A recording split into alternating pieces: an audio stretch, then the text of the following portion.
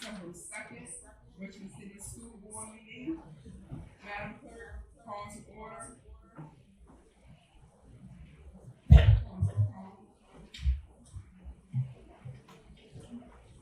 board members who are present, please respond. Mr. Barlow. Here. Ms. Gibson. Mr. Young. Here. Dr. Salim. Yes. Ms. Cosby. Yes. Ms. Burke. Here. Ms. Owens. Yes. Ms. Cole. Ms. Page. Yes. And then the last student, Naija Food. Mr. Cameron, so we have a short line.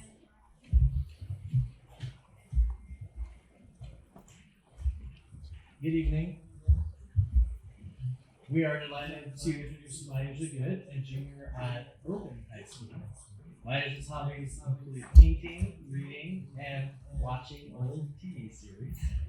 Naija is currently working on the issue of food deserts and helping communities get access to healthy foods.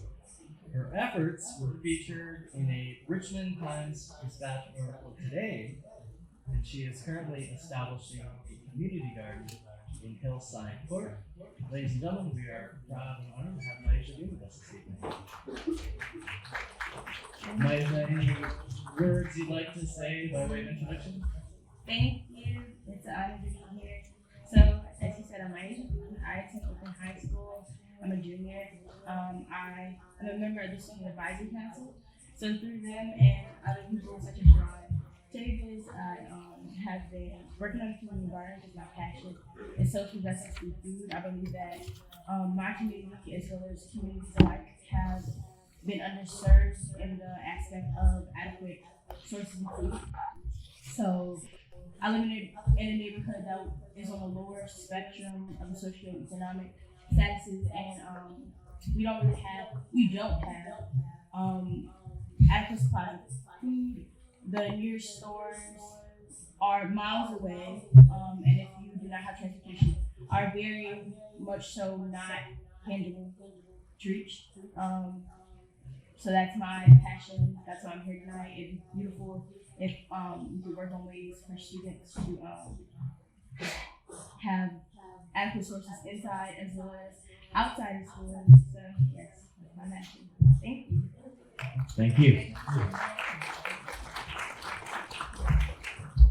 Members in the audience, please be reminded, if you want to show support, please show your support by waving your hands versus tapping your hands. Thank you for honoring this request. Is our interpreter present this evening?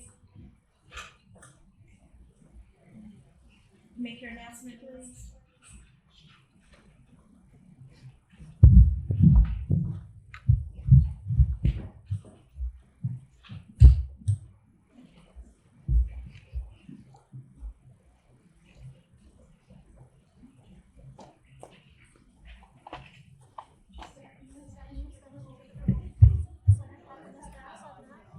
Say again. Go ahead. Go ahead. Good afternoon. A Spanish interpreter will be present this evening. Buenas tardes. Hay un intérprete al español presente esta tarde si alguien necesita uno.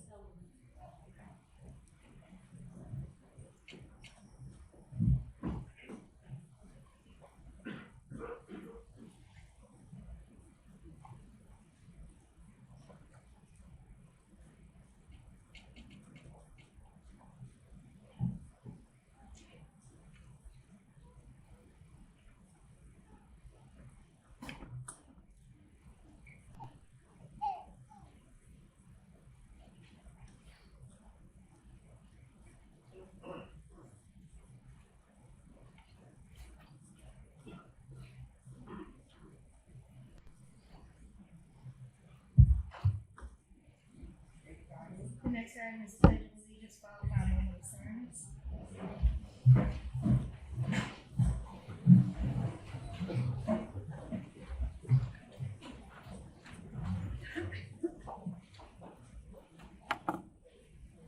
Ms. Naija, would you like to lead us in the pledge of allegiance? Yes. I pledge allegiance to the flag of the United States of America and to the republic for which it stands, one nation, under God, indivisible, with liberty and justice for all.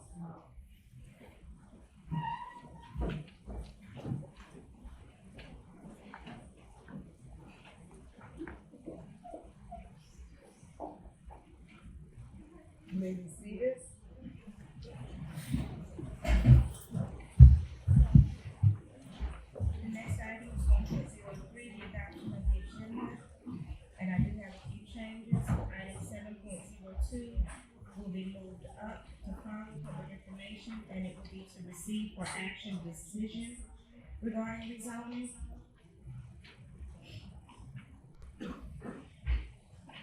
Item 11.02, receive for action recommended members to the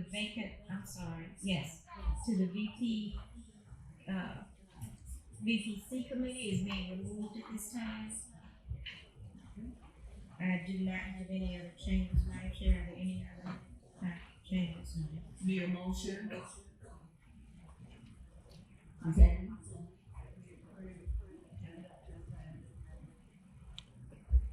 Second.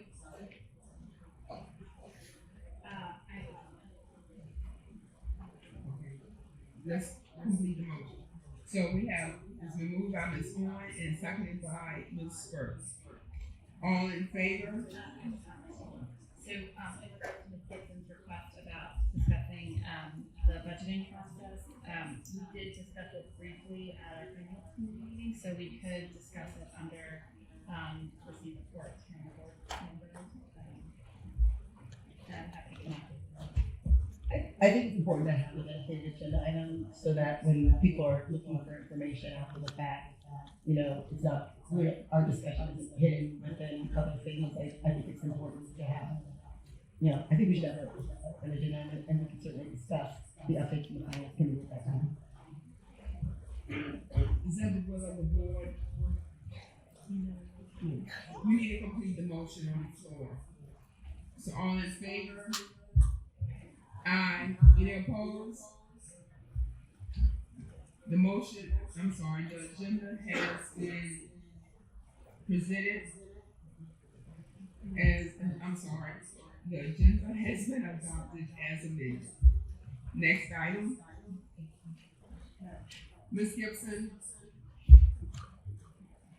I'd like to motion that to amend the agenda to include an item specific to budget planning for the 2020-2021 school year. I'll gladly second that.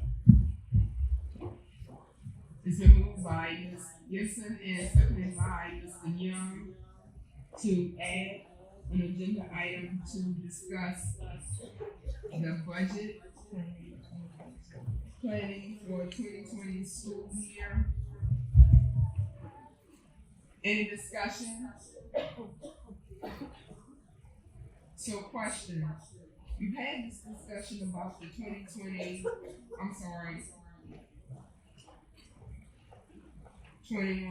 budget, but the finance, some clarity from the finance committee chairperson. Can you give some clarity, Ms. Dora? Sure.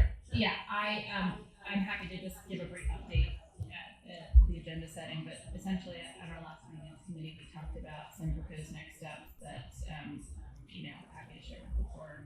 And that recommendation will come before the board at what time? Well, we discussed, talking about it at our strategic planning retreats the first Saturday in January. And have a formal discussion at the next board meeting.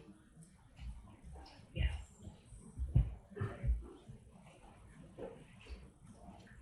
So are we clear on the clarity?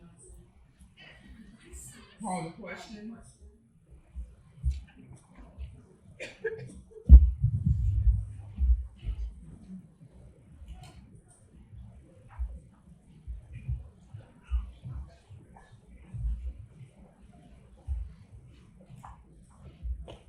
The motion was made by Ms. Gibson and seconded by Mr. Young to discuss budget planning for the 2020 school year. Mr. Barlow? Yes. Ms. Gibson? Yes. Aye. Dr. Sapini? Yes. Ms. Cosby? Ms. Burke? Ms. Owens? Ms. Dole? Ms. Page? Yes. Motion passes 9-0. Next item. The next item is to approve the minutes of the September 18, 2019 special school board meeting. Those minutes were distributed to you in advance and posted to board docs. I have not received any edits. I just ask that you approve them at this time. Need a motion? So moved. It's been moved by Mr. Barlow and seconded by Ms. Owen to approve the minutes of the September 18th special school board meeting. All in favor? Aye. Any opposed? The minutes have been approved as presented. Next item, Next item is 1.05, receive a comprehensive annual financial review.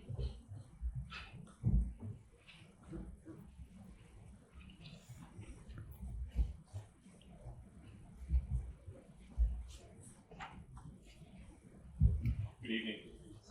Ms. Bragg is handing out a regional PowerPoint presentation I have in order to make myself stay on target and also be very quick and efficient. I know you have a very long agenda ahead of you. As I spoke to you when I discussed this activity fund report issuance, there are certain audit standards that require communications of those charter governance at the end of each audit. These are going to sound very familiar to what you heard from me say a little while ago with the activity funds, because the standards don't differentiate between a corporation or a government or a small fund and so forth. So my procedures have been completed for the CAFR audit, and I'm going to even switch over quickly here to go back past table comments and go straight to slide 4. I'm required to make you, or at least bring you up to remembering that you have hired my firm in order to do an audit of the financial statements. That requires the audit to be in accordance with generally accepted auditing standards, government auditing standards, the state specifications, which has some minor compliance requirements, but I do have to do those, and also your federal funds, which we call uniform guidance, which in the old days is called, as you see parentheses, single audit. The most important slide I have here, slide 6, is my audit results. Everything on here is positive. If you use the term unmodified, I mean basically clean opinion. And with regards to the financial statements, we found that they're fairly presented in all material respects in accordance with generally accepted accounting principles, which is exactly what you want from your auditor on your statements. We also would be required to let you know if I came across in my control testing and compliance testing, if I came across any items where there was a control, I'll call it a fracture or control didn't work the way we had anticipated it to, or if there's a compliance matter either with government auditing standards or the state. And in both of those occasions, as you see, I'm using the word here again unmodified, I have no items to report to you. Again, the report card you want to have from your auditors. Also, just make you aware that the federal requirements still require the audit of the federal money at the same time as the CAFR audit. And we're in the process of working on that federal work. It is due to be done by requirement by 3/30, March 30th. But we will not take that long to get that done. We're trying to get it all done by the Christmas break. With regards to slides 8, 9, and 10, I have some required communications, and they're both put in here because I'm not allowed to presume you would know this already. I'm presumed to positively inform these to you each year at the end of each audit. Not aware we come across any accounting changes that were made as a part of the processing, finance, and so forth during the year. We do have to look at estimates. Every set of financial statements, except the most simple set, will have some kind of estimate to estimate a revenue or expense and so forth. You have what I'll call the standard estimates, depreciable lives for your capital assets, pension and other post-employment actuarial estimates, and so forth. And we look at those to make sure they make sense, that they're comparable to each year, that you're not changing these estimates dramatically to, for lack of a better term, work your bottom line to a certain number. We found that they were consistent, comparable, they were reasonable in comparison to also to your peers throughout Virginia and so forth. Also, I had no adjustments that were proposed as part of my work that would need to be made to the general ledger to make it accurate. I'm required to let you know that there were no adjustments in that respect. Slide 9 looks a little ominous, but again, I'm required to not to positively refer to each year whether or not I had any disagreements, difficulties, consultation with other auditors, and so forth. I did not have any of those items with Richmond School Board. I will say that there are some instances where I've had to say that that's not the case at other clients. And I think it's a testament to Richmond School Board's finance personnel and so forth. The fact that they got me the general ledger, we were able to get all the information we need, no difficulty, and be able to get the report out. And also, I will mention to you, as you will see, as you have it on your board docs, the report was issued in time to make it into the city of Cafford. The city of Cafford was issued about a month before the state's deadline. So again, there's a testament to finance pulling together the information to be audited and presented in the comprehensive annual financial report. I'm required to make you aware that I get a representation letter from management that is required audit evidence. It's a letter from management to the auditor stating certain obvious things like they are your financial statements, they are your control system, that they've told me everything they need to know about any kind of litigation or any kind of other projects that have been looked at in the system and so forth. Management gave me that letter without any requests for changes of our standard representations. And again, I think that's a very positive aspect. The fact that they had no problem with asserting to us and representing to us the matters we needed to have represented to us under the audit standards. And then the last item here is probably important than anything else. As I said earlier in my student activity fund presentation, we're required to let you know if there's anything that came to our mind that would make us not independent.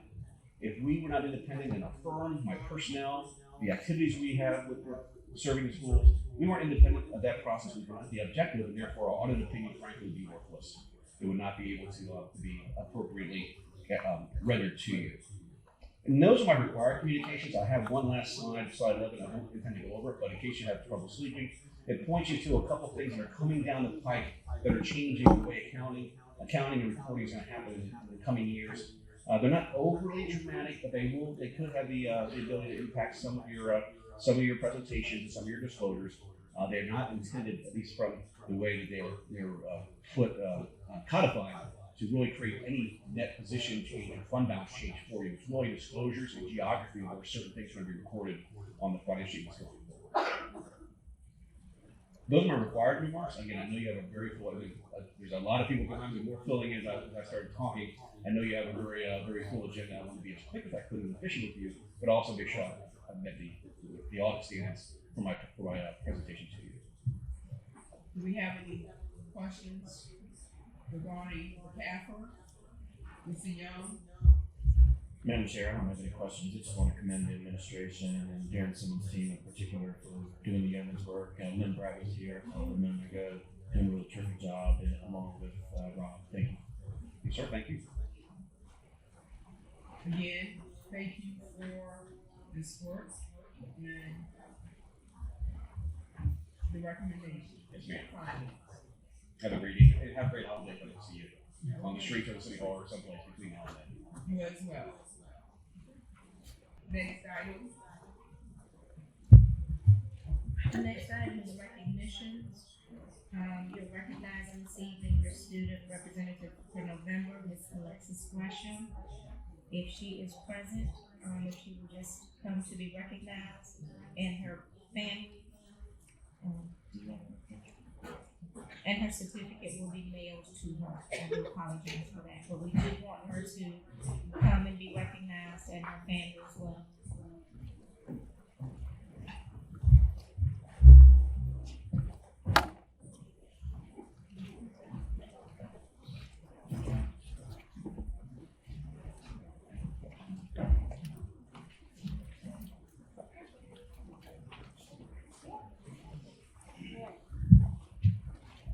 Moms are supposed to take pictures. On behalf of Richmond Public Schools, we just want to thank you so much for serving as our student representative on the Richmond School Board. Your comments and insights have been invaluable, and we are excited to see what comes next for you. We're grateful to you and your mom for her many years of service to RPS as well. And we just want to say thank you. Any concluding words you'd like to say about the experience? Thank you for the opportunity. You're very welcome. Let's give her a nice round of applause. I think we can clap for this.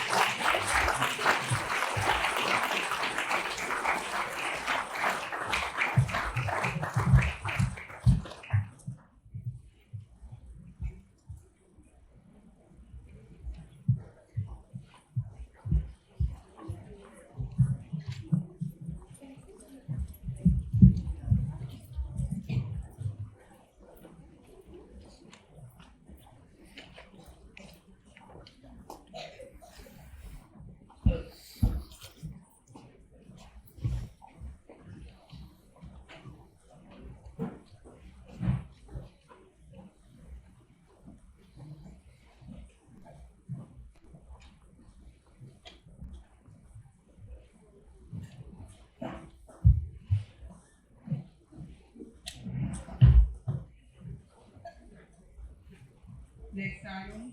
The next item is to recess your meeting and convene the public hearing. And Madam Chair, we do have two public hearings this evening. The first is to receive public comment on the renaming of ESH Green Elementary School. What is your pleasure? So call the names of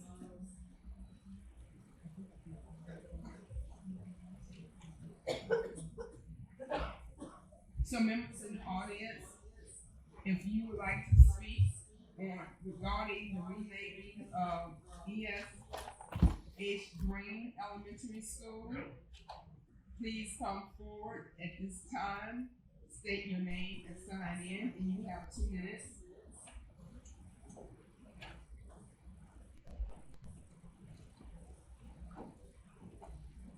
And following that, you will have, I don't want to confuse it. So right now, if there are comments regarding the renaming of E.S.H. Green, please come forward at this time. And you have 2 minutes to speak.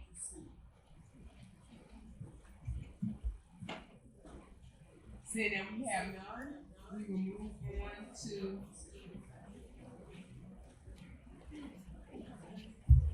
public.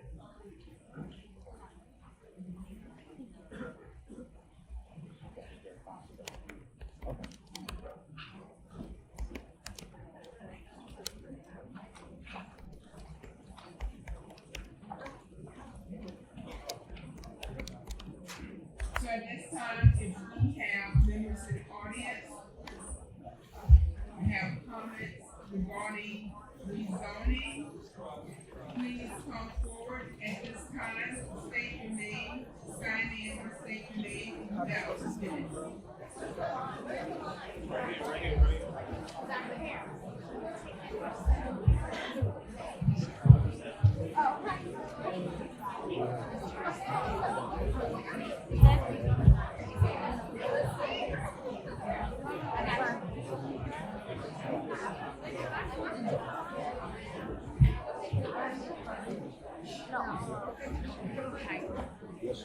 Hey, am I gonna mess you up if I'm right there on that corner? No, you can Good go. evening. Okay, appreciate it. My name is Shannon Lindholm, and I'm a William Fox parent. The novel Cry the Beloved Country says that the tragedy is not that things are broken. The tragedy is that they are not mended again. We know that the arc of the moral universe is long, but it bends toward justice. I see that today when 528 people have signed a petition saying that they want integration even if it means changing schools. 6 years ago, during a similar rezoning process, we increased segregation in our already intensely segregated school system. We like to call this the Sturtevant rezoning, but the truth is that 4 other school board members joined him in voting for it.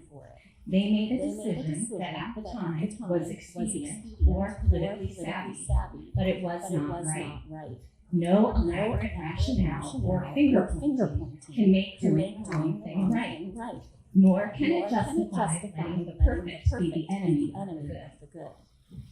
We are a small city facing centuries of racial injustice. We are nowhere near fully funded. There is not a perfect rezoning plan. There is not a perfect process. There is not a perfect means of garnering public feedback, nor a moral imperative that popularity should determine what is best for our most vulnerable children.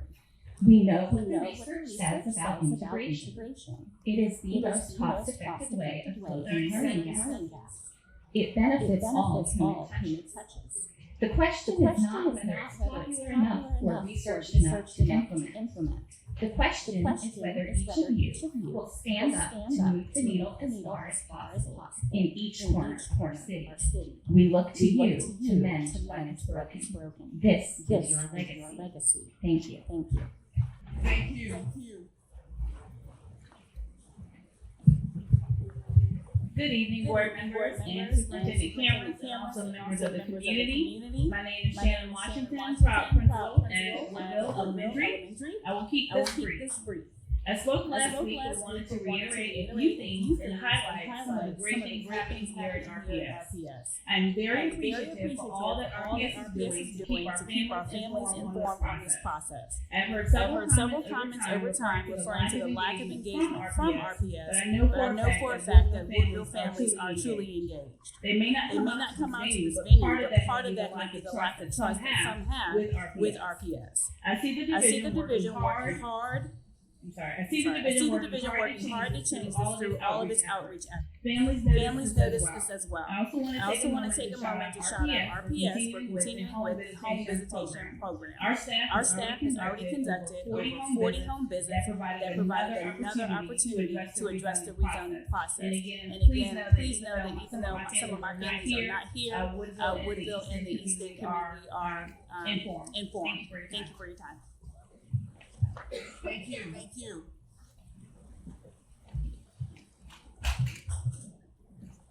Hello, my Hello, name my name is Tanya Bryant. I'm so thankful to be here today. I'm I'm a proud parent of a student that goes to Woodville Elementary School. It was important to come here tonight and share my gratitude for the parent and community liaison, Kanika McBride, who who has literally made time on weekends to come to my home, Creighton Court, to share with me about the rezoning process. In the East In the End, East End, their options were the same in most proposals. I shared my ideas and my concerns, and I'm glad they were heard. Please continue to meet us where we are. It wasn't easy getting here tonight, but that doesn't mean my voice hasn't been included throughout this process. I care about all the decisions that impact my child. I care. Thank you for the understanding and using creative ways to reach me and my community. It's very much appreciated. Thank you. Thank you. Good evening. My name is Shannon Gonzalez, and I just want to say thank you to the school board, the administration, and the Office of Community Engagement for all of the efforts that you all have done to make sure that the citizenry has been aware of the process and what has been going on. The committee members have worked tirelessly, have met numerous times and occasions to really be aware and really be informed of all of the information that we needed to make recommendations to you all as you move forward in the process to make recommendations and vote on one of those that we have presented to you all. As a parent of students who attend Lucille Brown as a teacher at George Mason Elementary School, I feel that this is probably the first time that RPS has done an extraordinary job of making sure that everyone is aware of what is going on. So I just want to thank you and urge you all not to prolong this, but to actually vote on one of the recommendations tonight. Thank you. Thank you.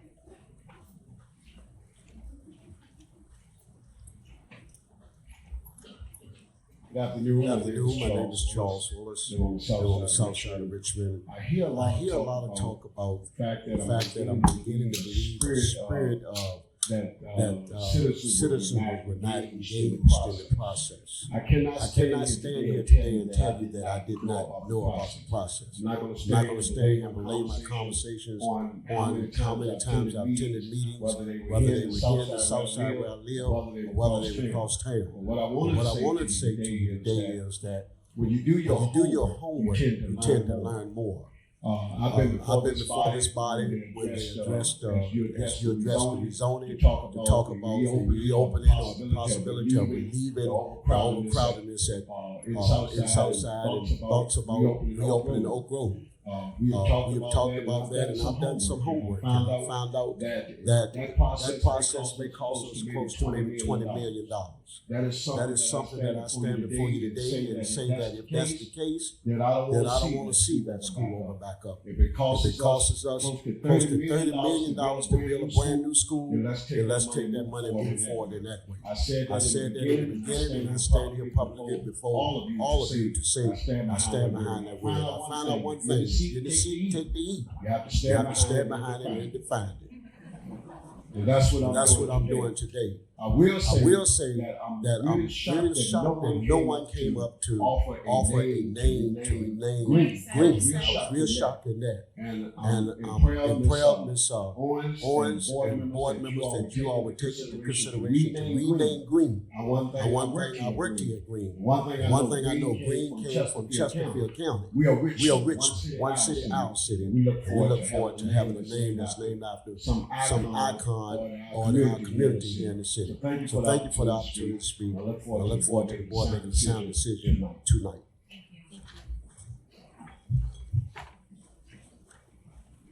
Good evening.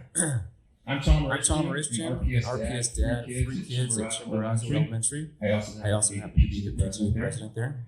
I've largely stayed out of the citywide conversation about rezoning, but I felt compelled to come tonight to share a story. The other day, my youngest daughter, Helen's kindergarten teacher, came running up to me in the hallway to share a story. Helen had spotted a quote on her classroom wall and wanted to share it with the class.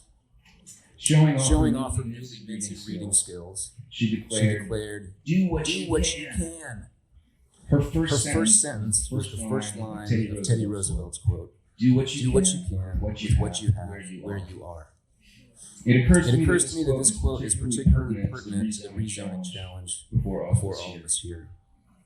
Deep down, I think we do all want equity for all students of RPS. We all know, all of us here in this room, that separate is inherently unequal. We all know that we're not privately entitled to share public resources like education. Yet we as citizens, as parents, as teachers, as PTA members, can only do what we can.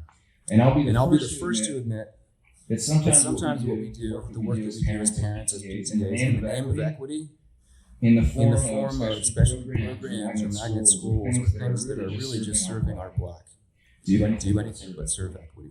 30 seconds. The Rezoning Advisory Committee, whom I deeply applaud, has done what they can, having spent countless hours framing options that prioritize equity. Not convenience, but equity. Now I ask that you, the school board, do what you can with what you have, where you are. Have the courage and choose real equity for RPS. Thank you. Thank you. Hi, my name is Kendall Lindsay, and I am a K-2 teacher at Mary Munford. I've been teaching for 10 years and started my teaching career in North Carolina. I was lucky enough to teach under the leadership of Carla Fresco and Cornelia Cox for 3 years. Fortunately for me, they set the bar very high for administration. I moved to Richmond and taught at John B. Carey for 3 years and cannot say enough wonderful things about the teachers, students, and parents. We had 3 principals in 3 years there, and I was faced with leveling each year, of which I had never heard. My initial reason for leaving and interviewing at Munford was leveling. As the school year came to an end, I could not have been more thankful to have accepted the position because of the lack of support I received the last half of the school year. I was not the only one who experienced this lack of support from the administration. Mr. Camrus is aware of these antics because he personally asked me about it due to the volume of emails he received when he first arrived. Mary Munford is a wonderful school because of the positive climate Mr. Music and Ms. Miller create. They are the dream team. They treat teachers as professionals and respect us. I could go on for days about how wonderful they are and all the positive things they do for our school community. I will leave you with this. Figure out a way to clone them because they are what every school deserves. There are no good schools without good principals. I tell you this because not only do I not think pairing is good for children for a lot of reasons, teachers are not being thought about throughout this process at all. I'll also tell you this because this is a stigma in Richmond that needs to be addressed. Not only was I bullied by a principal, it is happening all around the city and no one cares. Based off my experience, I do not want to be placed at a school with an administrator who might not treat me with respect. I know you might be thinking teachers are replaceable, but I assure you I am a good teacher. And you might not miss me, but my colleagues, parents, and students will. I know I signed a contract with Richmond Public Schools, not a certain school, but it is important for teachers to have a say in the school they teach. They are placed in a school that is good fit for them. I have not heard anything about how the teachers are going to be treated in the pairing plan. I'm a K-2 teacher, but will I be placed because those are the grades I have taught? Do the principals get to decide who stays and who goes? Is it seniority? One last thing, all I've heard about for the last 6 years is a unified lesson plan format for the city, and that has not been accomplished. How do you expect us to believe you're going to effectively pair 6 schools and rezone for 3 brand new school years in 6 months? Thank you. Everybody, if you can just remember, we use jazz hands in the auditorium. Thank you. Hello again, family. It's me again, Crystal Bacon. Again, I'm a teacher, a structural assistant at Mary Munford Elementary, and I mainly work with my lower grades, K and 1. But I'm here to be an echo again. I am against the pairing simply because I don't believe in splitting up the younger children from the older children. I really do believe they benefit from learning from each other and having that camaraderie and opportunity for leadership for the older kids and someone to look up to for the younger students. I see a lot of relationships between my kindergartners and 4th and 5th grade students, and they really, really do benefit from that. And also back to the sibling portion. I've got kids in kindergarten now who would not be able to survive without their older brother or sister in the same building. I've got one in particular who every day tells me something about her older brother because it's important for her to have him in the school and see him every day. But also to echo on what my colleague just said, we've got some model schools in Richmond, some amazing schools. And I've been to almost every single school and taught at least one class on the elementary level through the opportunities I had at Math Science Center. Use the models that we have. Mary Mumford is a great model, not just because of how the students are performing, but because the teachers are happy. I've been to a lot of schools where the teachers are miserable. Some outside of Richmond Public Schools that I traveled with MSIC that are miserable. And I feel so badly for them because I go to a school where I love my job. I work at a school with my mom and my dad.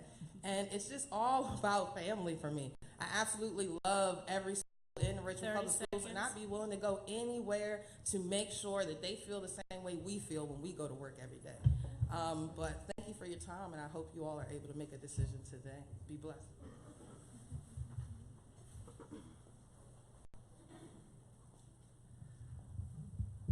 Good evening. My name is Chris Lombardi, and I've been a RPS teacher for 17 years. I said most of what I wanted to last week, but I did want to add one thing quickly.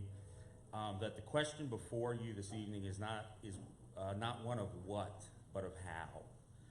The question what is diversity and equity. Everyone on either side of the argument agrees are good and necessary things. The question of how is implementation, and that is what you should reflect on most as you cast your votes this evening. Should you vote to pair schools, then how well could RPS realistically implement the changes? Given the evidence, RPS's compromised ability to effectively implement school pairings would ultimately do more harm than good. The administration's desire to do well is evident, but it's already taken on more than it can handle, and it's going to take time to fix the problems that have plagued RPS for years. I support a modified option Y as detailed by Ms. Dorr. Thank you.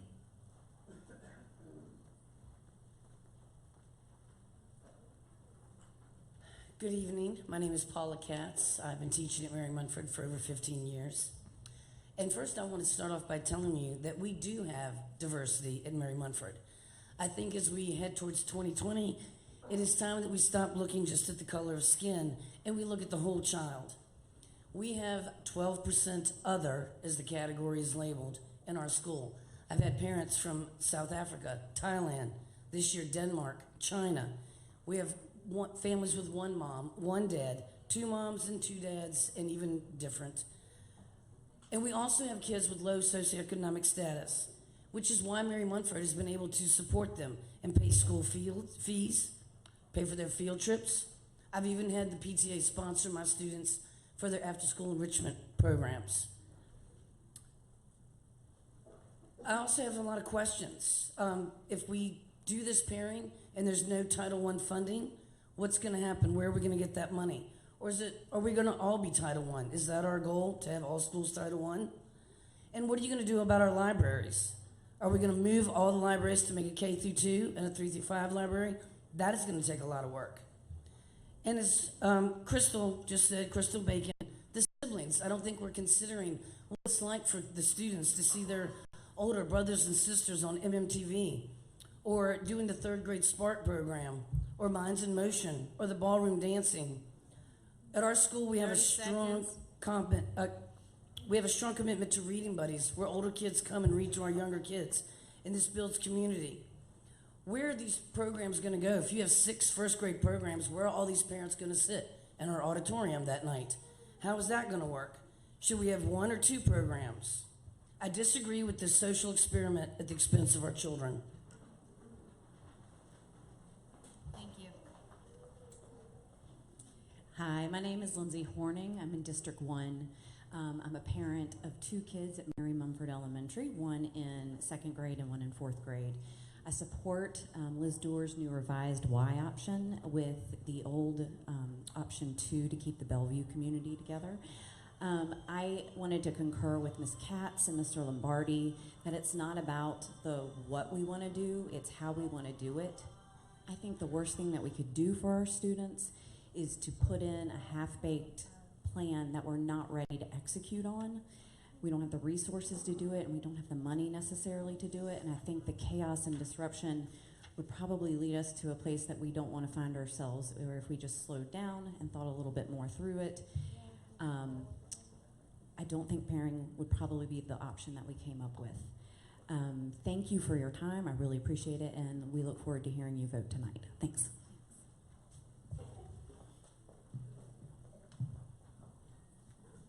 Hi, I'm Kim Gomez, a resident of the 1st District. So I just want to say I would love for you all to have the courage to go for X. It's the right thing to do. If you can't be bold enough to make X happen, then make Y matter. In the West End, there needs to be significant movement from families from those Mumford spots. And the students that would be coming from Gilpin Court need to have supports in place so they can be supported and affirmed in that new environment. This is about deconcentrating poverty. This is about affording access to opportunities for communities of color. This is for white people a chance to give up on whiteness and begin the transformation of claiming our humanity. For when we are separated from one another, we can remain blind to injustice. There are inequities that white people have built and that we continue to benefit from. And so in all of this, one piece of information or data has stuck with me, and it talks about life expectancy. And those kids who go to high poverty schools and live in high poverty neighborhoods are expected to live less long. And I thought about that piece of data, and then this weekend I had this image of a 6-year-old boy who lives in one of those high poverty neighborhoods and goes to a high poverty, highly segregated school. He's the same age as my son. And I can't unsee his face. And I hope you can't unsee it either, because you have the chance tonight. Your vote can have profound implications on that beautiful boy's life, and it can have profound implications for all of us. Education policy changes alone aren't gonna fix our racist society, but it's a darn good place to start. Thank you.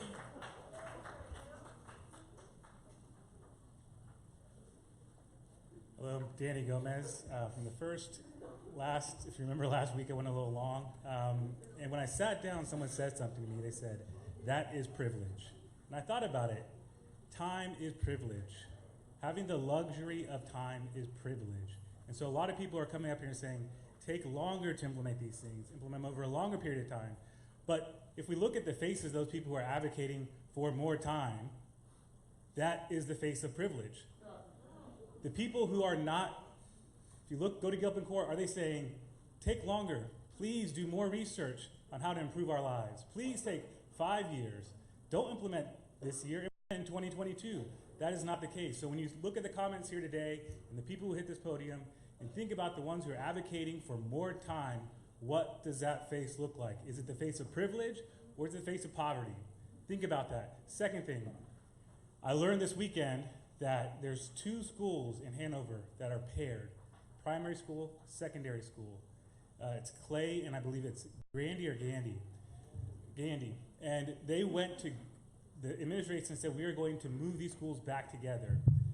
I believe this has been happening for over 30 years. Their response to that was, do not put these 2 communities back together. This has been a successful thing for us. There is not an experimentation of pairing. There's an example up the road from us that has been successful for many, many years. And so I urge you, as you think about these things, to push out the noise. Push out the noise that this is going to be an experiment, and do the right choice for the people who don't have the luxury of time. Thank you. Thank you.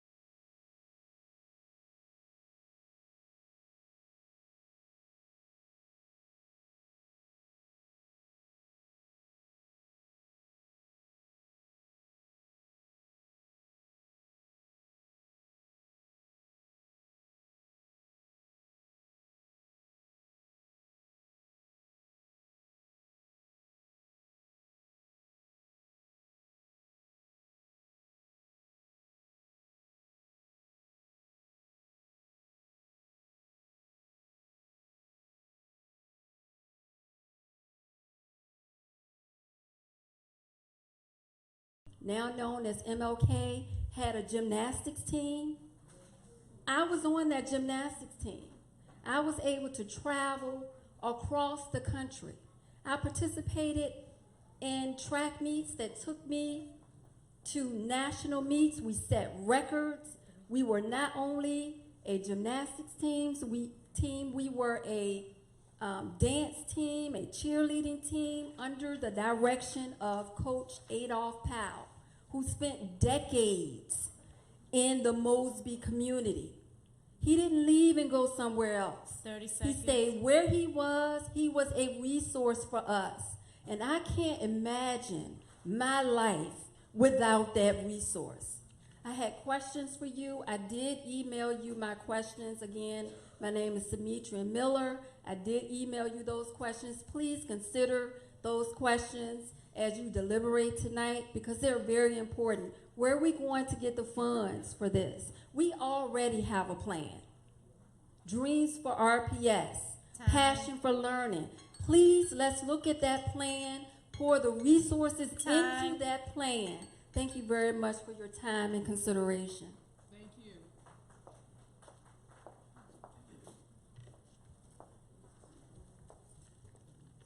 Good evening. My name is Keisha Ryan, and I am the principal at J.L. Francis Elementary School, located on Richmond's South Side. I come to you tonight as a leader, an advocate, a parent, and a RAC member. When asked to serve on this committee, I was honored. I had never served on a committee such as this and thought what I could contribute and glean from this process. And what a process. I want to address you today to assure you, if you had any doubts, that this committee has done its due diligence on behalf of the families and stakeholders of RPS. The makeup of the committee signaled the district's commitment to hearing from various voices and perspectives. The number of additional meetings, calls for cooperative rewrite, add in additional information, signals the commitment of the committee to honor the charge with which we were given. There have been countless emails and discussions about what would be in the best interest of RPS. And in the end, proposals had to be made. And not every issue was addressed, and not everyone will be happy.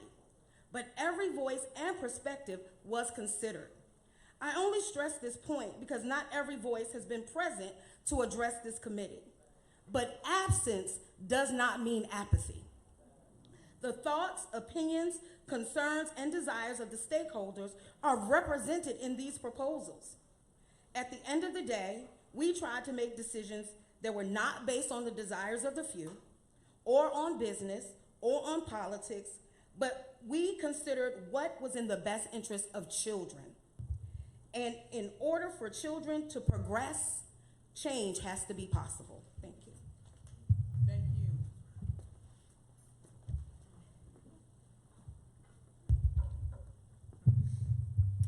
Hello, my name is Claire Resba. I'm a first district parent. I have 3 children. Throughout this process, we've been zoned into Mary Mumford, Fox, Cary, and Carver at various points.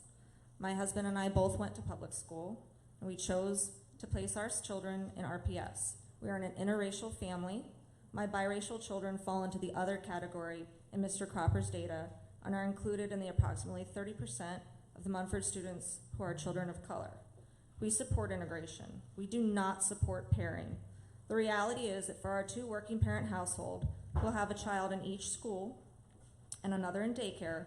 The logistics of pairing are really, really difficult, especially option X. I leave work at 5. It takes 20 to 25 minutes to get to from my job to Mumford. Mumford and Carver are 17 to 26 minutes apart at rush hour. I've attempted this drive now several times. I have not yet once been able to make it from my job to both schools in time before aftercare closes, let alone get the baby by 6. In the implementation plan that was presented, RPS allocated 0 to 100,000 for combined aftercare. The very fact that 0 is an option is concerning, and 100,000 is a gross underestimation in my opinion. For every stay-at-home mom who thinks pairing is no big deal and dismisses logistic concerns as a matter of trivial convenience or selfishness, there's another mother like me who's barely making it work. For every dad who helps out with pickups, 30 seconds. there's another family with a single parent juggling it all alone. We do not support pairing. This money is better spent on resources for struggling schools, weighted open enrollment, magnet and IB programs in the schools where communities desire them, and on recruitment efforts for the multitudes of middle-class families who already don't choose RPS. Thank you.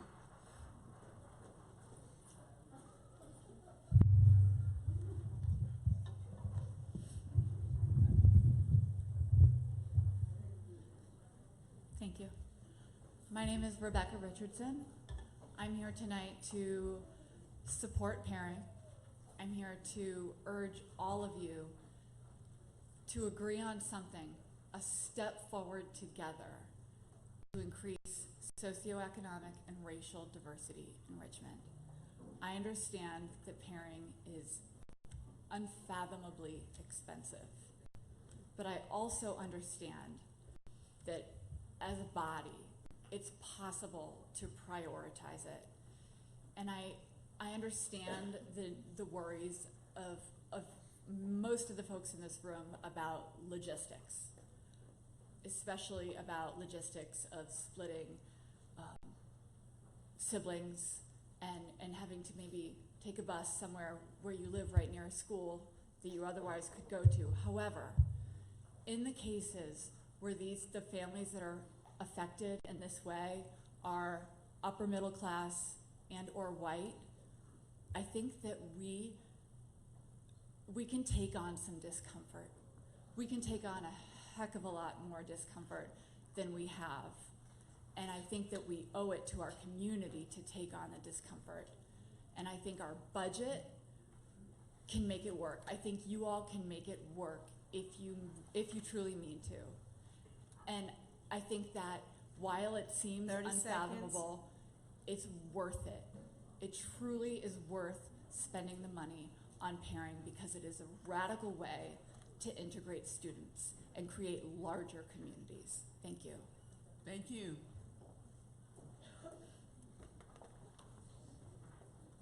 Good evening, Superintendent Cameras, members of the school board.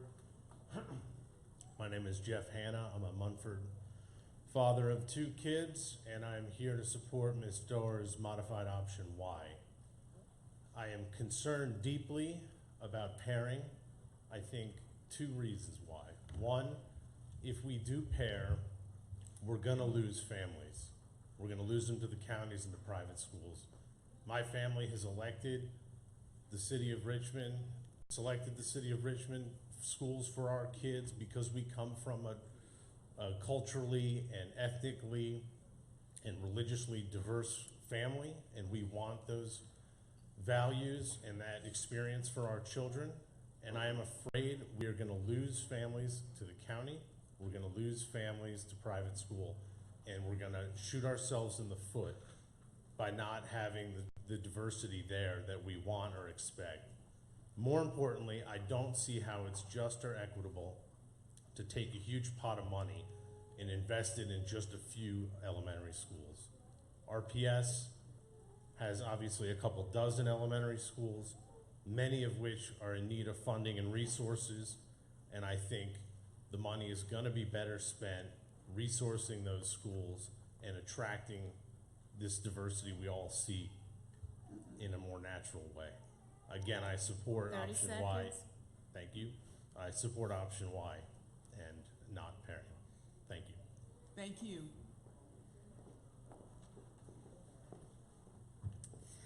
My name is Emma Lavity. I'm a teacher with teacher with RPS and previously worked in a paired school in a separate district. I know the idea behind the paired schools includes the plan that the schools will be united and will flow together almost like an extended school. In reality, this would be extremely tough to make happen, primarily because the only people who truly understand the school climate and the principals that work at each school are the teachers who work there. You'll never truly know the teaching conditions in a school until you talk to the teachers, who even then may not feel comfortable giving you their true opinion. One of my previous principals was extremely well liked downtown by other administrators, but I cannot tell you how many times I went home crying because I did not feel like I was supported or trusted by this person. For paired schools to work, you'd have to be positive that the school climate could match up and hold students to the same standard and expectations throughout their time there. I also believe that a K-5 school creates a community like no other, and that greatly benefits the students, teachers, and families. K-5 schools can have reading buddy, mentorship, and even tutoring programs during school between older and younger students. Younger students have older ones to look up to, while older students make sure to be models for the younger ones. Lastly, there are so many disconnects in instruction that could have been eliminated if we were just able to talk to the students' previous grade teachers and have an understanding of the instruction the students had previously. It won't work unless the teachers are able to constantly meet with students' previous teachers, which would only happen outside of school time. We spend too many unpaid hours of work outside of school time for that to even be possible. At my current school, if I'm concerned about a student, it's exceptionally easy to go to one of their old teachers and discuss it, or even any other adult at the school who has watched them grow up. We are talking about many different 30 transitions for seconds. young students, many of who only find stability at school. Throughout my 3 years at the paired school, every year the teachers and staff constantly push for a vote to unpair the schools and get that school community back. I understand that the purposes of these plans is to integrate and make education equal for all students. Those are excellent ideas, and we should of course find a way for that to happen, but pairing schools is not the solution. Thank you. Thank you. Hello, glad I don't do much public speaking in my life. My name is Matt Haga. I live in the 1st District. Thank you. You're all in an unenviable situation and you don't get the credit you deserve. This is a big deal with enormous implications for our kids. I can't think of anything more important. With that appreciation established, I'll also say that the road to hell is paved with good intentions. It's misguided to reduce a complicated issue to one thing. The pairing options put an undue burden on the kids of our city to right society's wrongs. Ultimately, I think the pairing options are short-sighted and won't have lasting implications on the education of our children. Lastly, the pairing options are simply too expensive and don't address the broader issues that exist across the city, especially in the South Side. So, thanks for your consideration. Thank you. Hello, everybody. I'm trying to ease it up. It's kind of tense in here. I am Derek Bates. It's like thick. I'm Derek Bates. I am a teacher at George Mason Elementary School as well as a mentor with the Brother United program. I'm just going to read this blurb that I typed up. I recently read something about the silence dialogue, and she talked about the culture of power. Now, the culture of power wasn't necessarily just like where you're coming from, but it's about having power. So as you all, oh no, it deleted, but I'm still gonna talk because I'm right here. Yeah, so pretty much she was talking about how the culture of power, you all have the power to make decisions for all the children in this district that don't necessarily have the power. I've heard so many people before me say that, you know, they chose to go to certain schools, they chose to send their children to certain schools, et cetera, et cetera. A lot of the children don't have that choice because they don't have that power. Keeping in mind that they do come from amazing cultures and amazing backgrounds. So just knowing that we have to support them and everything that we do, it's our responsibility to be sure to do that. Thank you so much. I'm sorry I knocked that over. Again,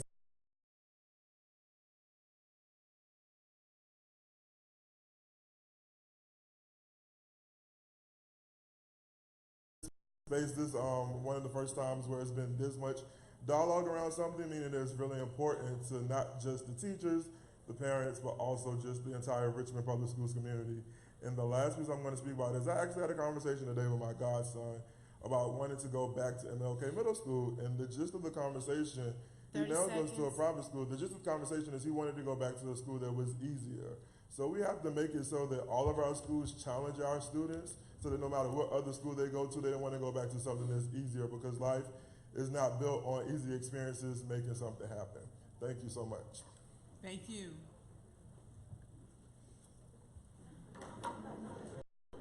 Good evening, my name is Deron Battle. I spoke last week. I'm a Richmond native, but specifically a Churchill native, where I also serve as a teacher at George Mason Elementary.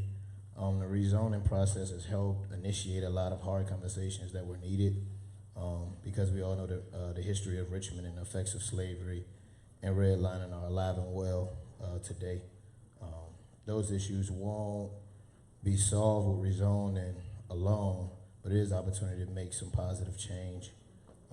You may already know what you want to do with the decision, but I pray that you make the best decision for all children, because it will directly affect all children of the city. And also, while I had a time, I want to recognize Brothers United Mentors, just because that decision, we're still going to have to service those kids. Where we're making these great bonds with these children. So the rezoning or whatever, we still have to be that solid piece for them if it's missing. Thank you. Thank you. Good evening, school board. My name is David Jones, president of the Jaw Foundation. First, I'd like to invite you all out to next Saturday, December 14th, to the 3rd annual Queen City Summit, where all our young ladies from RPS will be invited to one place where we can fellowship and interact with them. So I first want to do that. Second, when we started the nonprofit organization, I was told the biggest things we had to deal with in the city of Richmond was poverty and racism. To deal with poverty and racism is gonna get thick.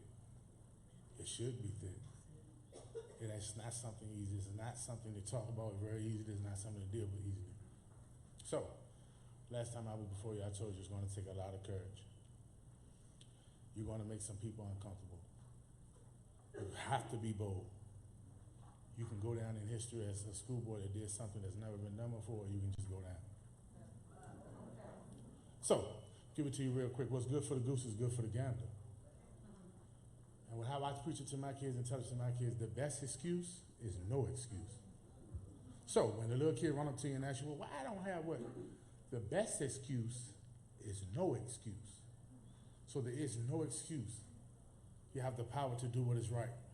So all these people come up before you and say all these great things and say the money, the money, the money. When you do what's right, the money comes.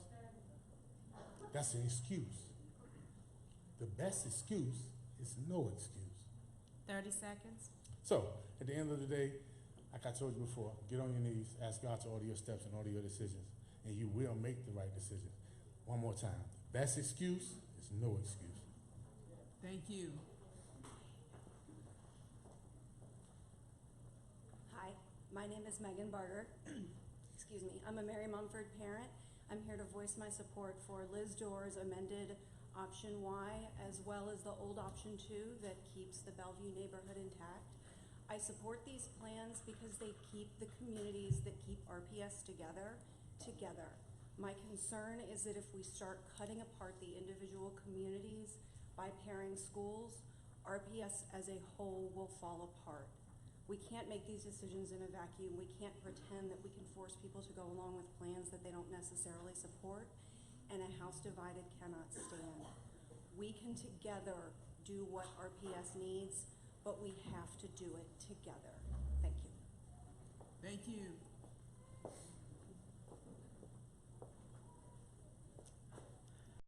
Good evening. My name is Andrew Oxenreiter, and I'm a proud father of a first grader at Mary Mumford Elementary School. This is my first time attending a school board meeting, and I'll keep this very, very brief. I just want to say that I do not support the multi-million-dollar pairing plans that have been put forth. They are simply not the equitable choice for the city. Thank you. Thank you.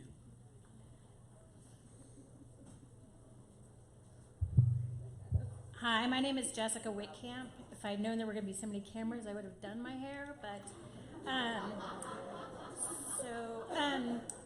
I have to read this because I'm not going to remember it.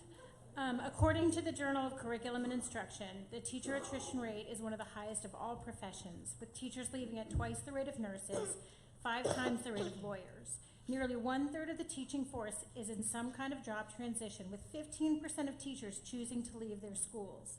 In urban districts like ours, the annual teacher attrition rate grows between 19 and 26%. Commonly cited reasons for urban teacher attrition include lack of adequate preparation, lack of adequate mentoring support, working conditions, low salary, and lack of influence in school decision making.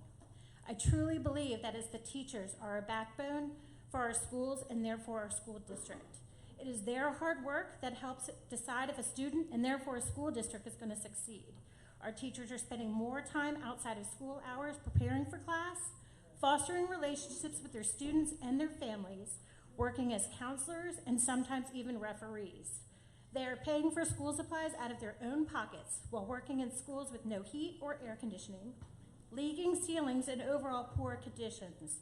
So now I ask you, How can we say that we're doing the best for all RPS students if we're willing to spend multi-million dollars in pairing? Please consider the teachers, the backbone of our school 30 district. seconds. Let's use these funds to empower our teachers, to provide them with the support and resources and working conditions they deserve. Please vote for no pairing. Thank you.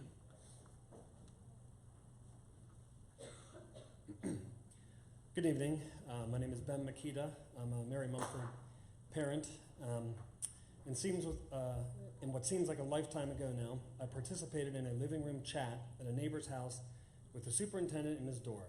I was honored to have been afforded the opportunity to directly discuss the problems facing RPS.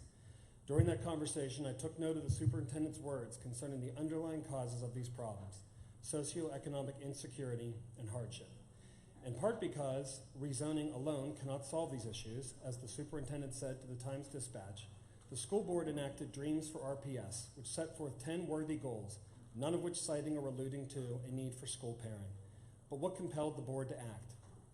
In part, the answer may be that the residents of Richmond overwhelmingly based their vote on educational concerns in the last mayoral election. At that time, polls showed that 87% of black residents named the quality of public schools and education as very important, while 73% of white residents did. Where else can you find that level of support for a single issue? We all seem to agree that our children deserve a top-notch education with exceptional resources, programs, and facilities. We are all supportive of public education and the diversity that Richmond offers. That's why we live here. The only difference is that a small contingent is demanding that school pairing be implemented. They failed to explain and demonstrate how school pairing solves any of the underlying causes of the very inequities that they've identified as being intolerable.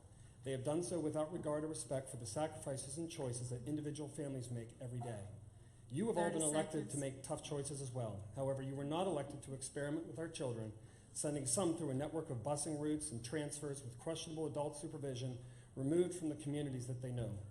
As for the selection of a rezoning option, I see two choices. As it's been said tonight, Ms. Dorr's modified option Y that keeps Bellevue together. Since that's a thoughtful plan with majority voter support that encapsulates the spirit and direction set forth by Dreams RPS. Or two, you can insist on imposing an unpopular and costly school pairing program that will only reduce public support. Thank you. Thank you. Good evening. My name is Jessica Levy-Lavelle, and I'm an RPS parent. I respectfully ask you to move RPS forward tonight by voting for a revised option Y. A revised option Y, as Vice Chairwoman Dorr has set forth, moves RPS forward. It unwinds the mistakes of the 2013 rezoning. It also sets up an M-to-M, majority-to-minority opportunity that would create meaningful change. And it has an eye on RPS's future. It creates magnets. It provides what the East End needs and responds to capacity needs in the South Side, with all of that gaining more attention going forward. The time has come and a broad consensus approach is clear. Please vote tonight in favor of a revised Y. I also want to thank Liz Dorr for her service, her hours of listening, and her compassion. So thank you, Liz. Thank you.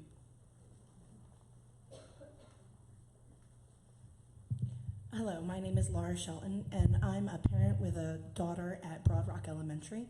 And my youngest will also be attending Broad Rock next year as a kindergartner.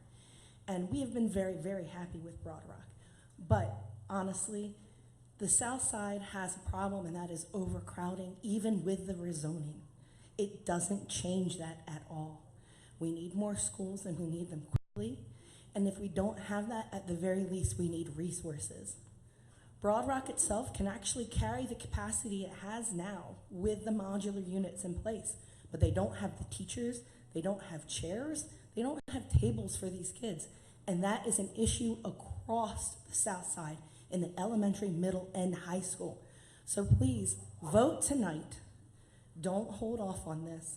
Let's make a decision and move forward, but it doesn't end tonight.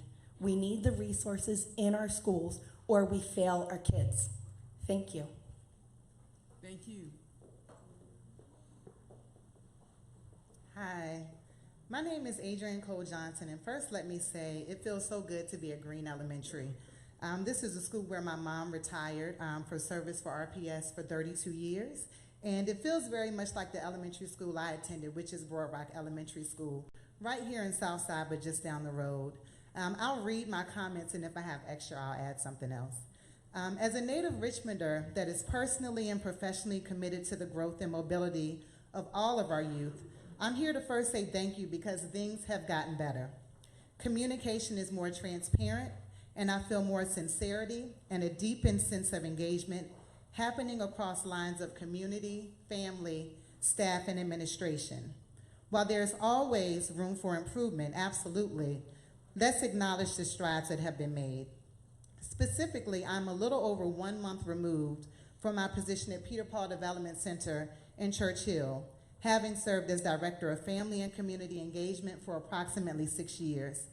In that role, I saw firsthand the necessity of inclusion and how important it is to truly engage the community, especially those community members that have been historically disadvantaged. We were able to work closely with some of our active parents by working directly with the Rezoning Advisory Committee members and the RPS Engagement Division to ensure that our East End neighbors were clear on the process for public comment. Not only was there a rezoning community meeting in the East End held at Peter Paul, where we had over 150 families and community members represented, but the designated RAC members took back the voices and presented it. Our parents were asked probing questions and were heavily engaged. This is growth. I'll jump down. What's most powerful about this is that parents that felt shut out and disregarded years ago when going through this process finally felt heard and seen. So again, for this, I say thank you. I appreciate you including our families, but more importantly, I appreciate your authentic engagement efforts throughout this process. Thank you.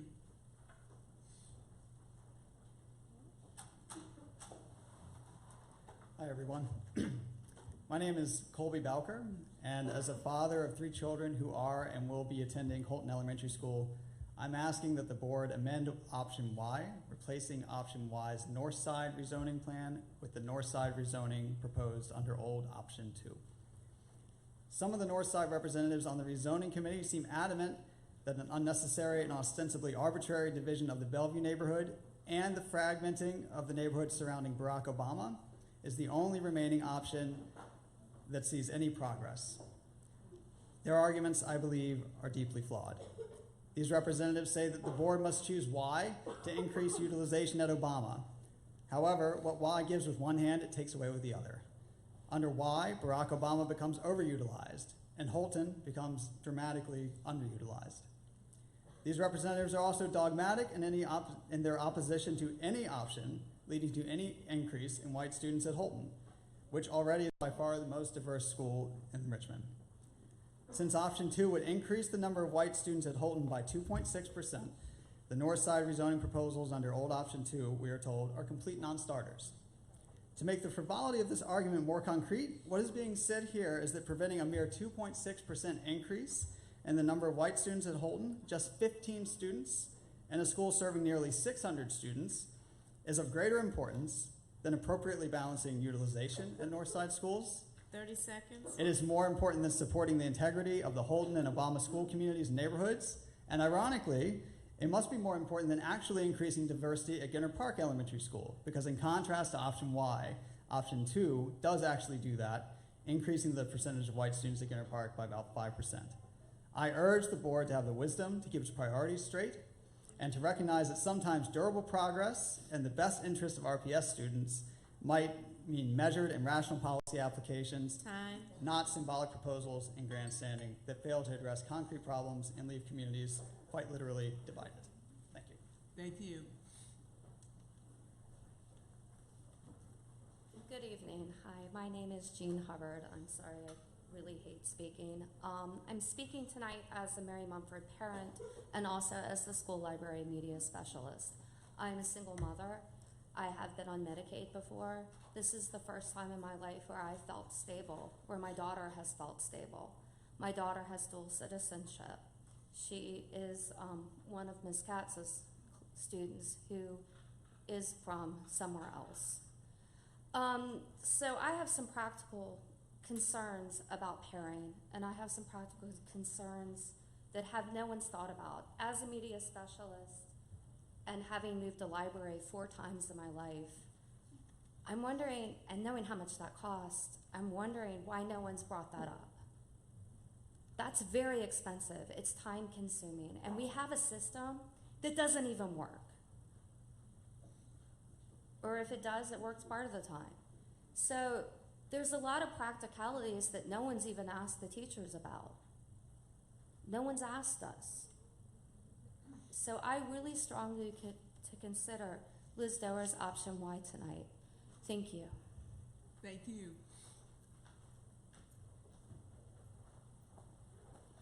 Good evening. My name is Sabrina Gross.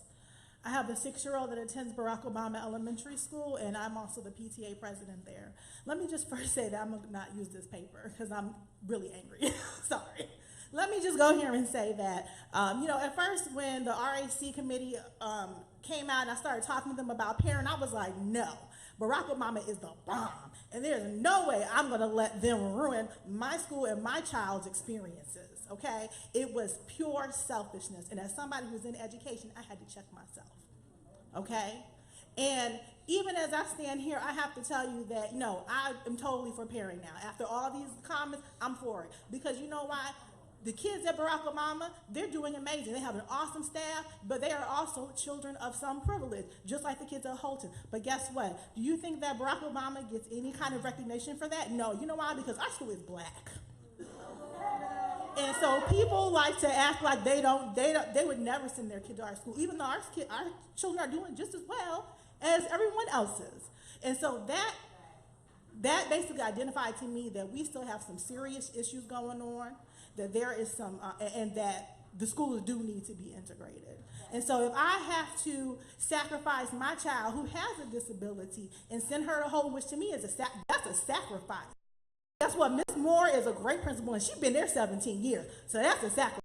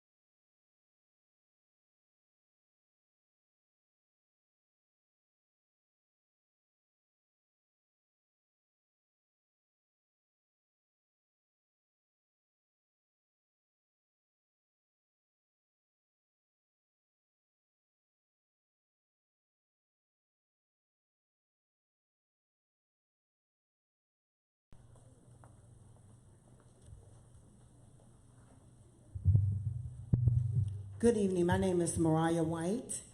And first of all, I would like to say, what is equity? Everyone is up here saying, what is equity? Equity is pairing. I just totally agree with all of that. Equity is giving your students the tools that they need to survive, to strive. And our kids in Richmond Public Schools, and I've been up here 9 years telling you about segregated classrooms. This ain't the first time that it has been done pairing in Richmond Public Schools. I am from Richmond, and I went to Richmond Public Schools. I have 2 sons that actually go to Cary. I am a mentor at George Washington Carver. So when someone tells me pairing, I want all of you up here in the school board to go to the school. Don't even let the principal know. I want some of the parents who say, well, we'll just go pairing. We have students there that are below the level, reading level, 2 levels below reading. They don't even have resources. And I'm not talking about money. I'm actually talking about they don't have reading specialists. You got a school over on the south side with 900 students. And we're talking about pairing? Why we're not talking about overcrowding? That seems to be a priority to me right there. And then we got 900 kids over there. Yes, some of them are below the reading level. And what do? They only have 1 reading specialist. What about math specialists? And then you want them to do well on the SOLs? I have never known that parent will make a difference on an even plane on whether you're black or you're white. That don't dictate on your learning. So somewhere up here, we need to focus on our learning, not the parent. Because I've been up here 9 years telling you about segregated classroom, and just because you're moving 70 kids over into Carver, who said that they're not going to be this 70 in each segregator? Are you going to put 2 kids in one class? You need a plan. You can't come like that with me, not here in Richmond. Thank you.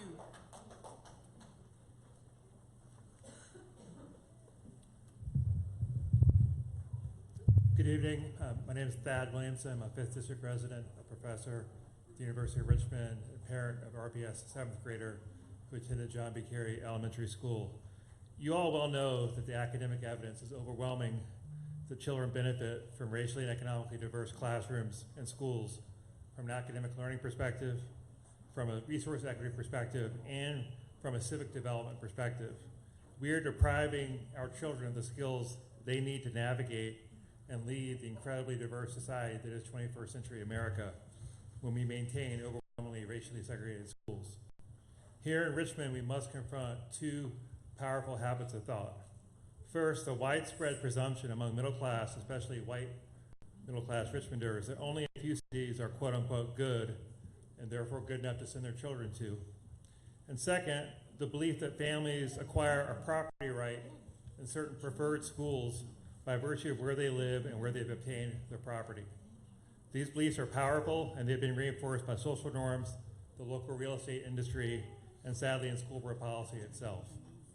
I remember when each of you were elected, all of you stood for the idea that all children, regardless of neighborhood environments, deserve access to high quality public education. None of you stood for the idea that we should maintain what is in effect a 2-track system of elementary education, one for privileged families who are able to cluster at Fox, Mary Mumford, and Leonard Holton, and one for everyone else. Yet that is a reality 30 seconds. You inherited when we took office. What's great is through the work you've done tonight, you have the opportunity to do something substantial about it.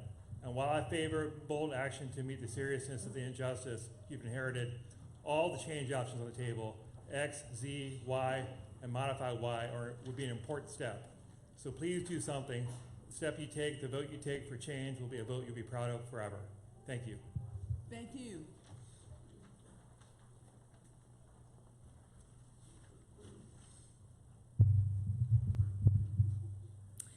Good evening. My name is Sharon Burton. I am a resident of the 7th District. First of all, let me acknowledge school board chair, vice chair, my school board representative, Ms. Burke, other board members, and Mr. Cameras. I have been a resident of the 7th District since 1987. I taught for Richmond Public Schools, mostly in the 7th District, for over 35 plus years. And I was proud to have been asked to be a member of the RAC community, or the RAC committee, to look at rezoning of schools. I have had several observations, comments, feelings, all of the adjectives that you can describe throughout this process.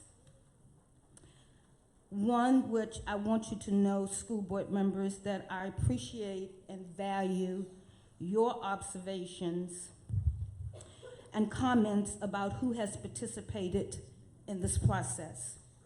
As we look at who has attended the community meetings, the regional meetings, it may appear that everyone is not represented, particularly people of color and perhaps those of other ethnic groups. There is empirical research and data that explains why you're not going to see many standing in lines, but that does not mean that they have not been heard. I have worked closely with the division leaders and reaching out to our parents, reaching out to all of our community stakeholders, watched as they organized teachers who had taught all day long and then went into a community to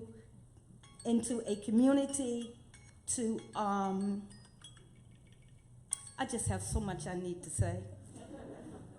A community that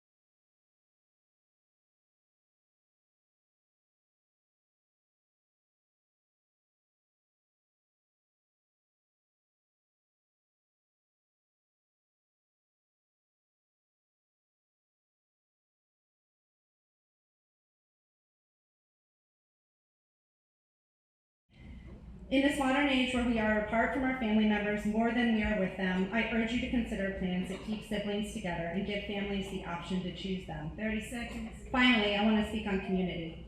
I'm from a small town, so moving to the city was a big change for me. One thing I've always said about Richmond is that it's a big city with a small town feel, and I love that. Within the big city of Richmond, members of a community, even those who don't currently have children in school, come together to build a great neighborhood school and to support those outside of their own community. Bellevue is one of those neighborhoods, and it would be a shame to divide it into. Please consider a version of why that would keep it together.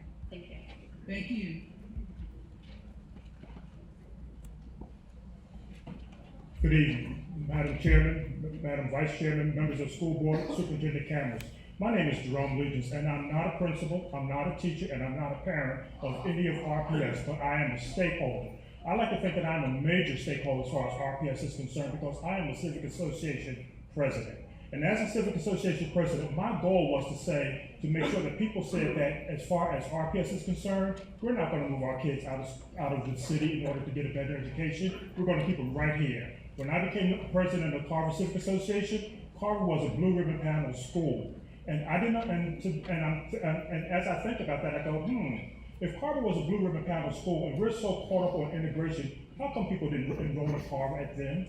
Okay, now Carver is a school where it does not have accreditation, but you don't see people knocking their doors down, which is why I constantly ask anyone who will listen to me, whether you're listening to me or not, I'm going to ask you for resources. And the reason I'm going to ask you for resources is because resources builds opportunities. It's going to build opportunities.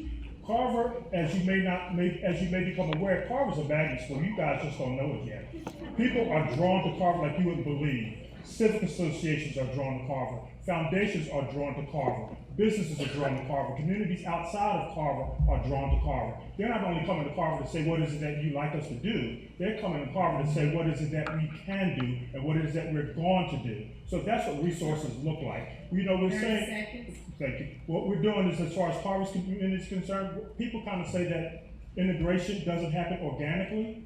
Yes, it does. Segregation also can happen organically if we give it the right impetus and enthusiasm and ideas. So what I'm asking you to do is to choose the plan that's going to do the least amount of harm to make sure that our kids get the most resources to prepare them for the future that we want them to have. Thank you very much. Thank you. Good evening. I'm Jenna Conway, and I'm a proud RPS parent. My son currently attends Linwood Holton, but I would be equally proud if he were to attend Genter Park, Barack Obama, or Carver. That's what this process has resulted in, sort of a newfound confidence that any school in the city, all these kids are our kids. Tonight, I'm not sure how you guys will vote, but I would ask you to take it a step further. One of the things, or some of the things I've heard over the course of these conversations and hearing, is a real desire to further integration across our community. North side, east side, west side, south side. We may not have one of these letter options that gets us there tonight, but we don't have to stop there. Other cities across this country, their boards adopt integration resolutions or integration policies. Let's start that tonight. The city of Stamford, Connecticut, 4 decades ago, as a school board, adopted a resolution that said integration is a priority. They each year measure for each of their elementary schools, each of their middle schools, and each of their high schools, how the sort of both racial breakdown, socioeconomic breakdown compares to the overall average, and they hold each other accountable for pursuing integration day in, day out. It doesn't just start at the school level. You can have a more diverse school, but you can still have track classes in which some of the classes are all black and some of the classes are all white. And so we need to take this a step further. We need you to put forth an integration resolution or an integration policy. We need to go beyond the letters A, B, C, X, Y, Z, modified Y, 1, 2, or 3. Put something on paper that lasts beyond this process that says we as the Richmond School Board are committed in perpetuity to more integration across our schools. Thank you. Thank you.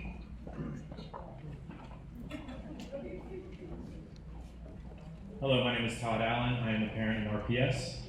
Thank you for this long journey. Looks like it's almost over. I would like to say I'm not sure it should be almost over, just because this proposal just came about this year. We have school board elections coming up next year, This seems like something that you would run on, not try to do right before elections, just my 2 cents. Then we could all know where we stand with a vote for the community. Now, I hear a lot of buzzwords on both sides. We're all amped up, it seems. There's a lot of energy, there's a lot of mixed emotions in the room and in every room I've been in regarding this.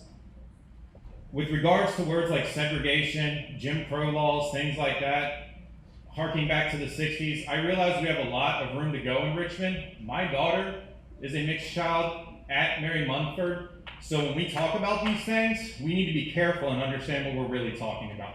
She would not have been allowed to go to Mary Munford under those laws. Nobody asked her race when she started going to that school. They simply wanted to know her address.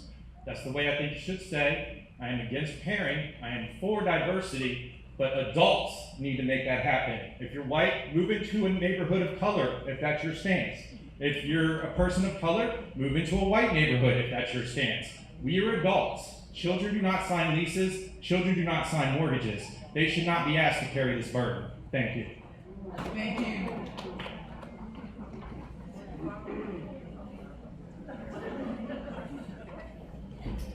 Good evening. My name is Matthew Bolster, and I'm the parent of 2 second graders at Linwood Bolton.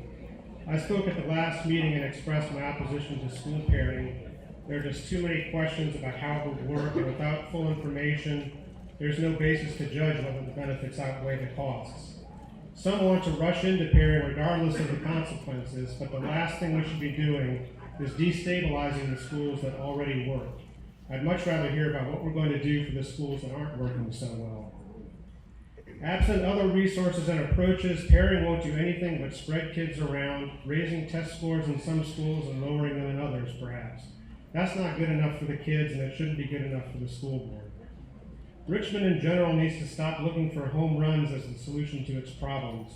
From urban renewal to 6th Street Marketplace to Navy Hill TIF to school pairing, that's the tendency we see. But improving this city is a long game.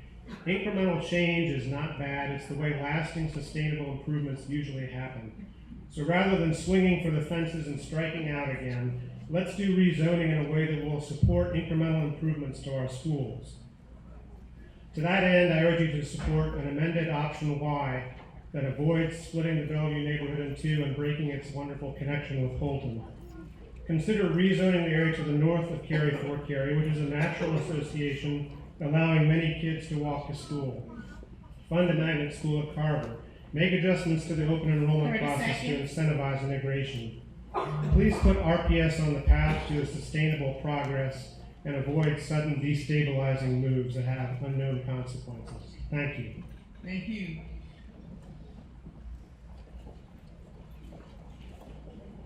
Good evening. My name is Marissa Mancini. I'm parent of a first grader at William Fox Elementary and 3-year-old who will someday attend a Richmond public school. I did speak last week, and I am here again just because I can't miss the opportunity to say this.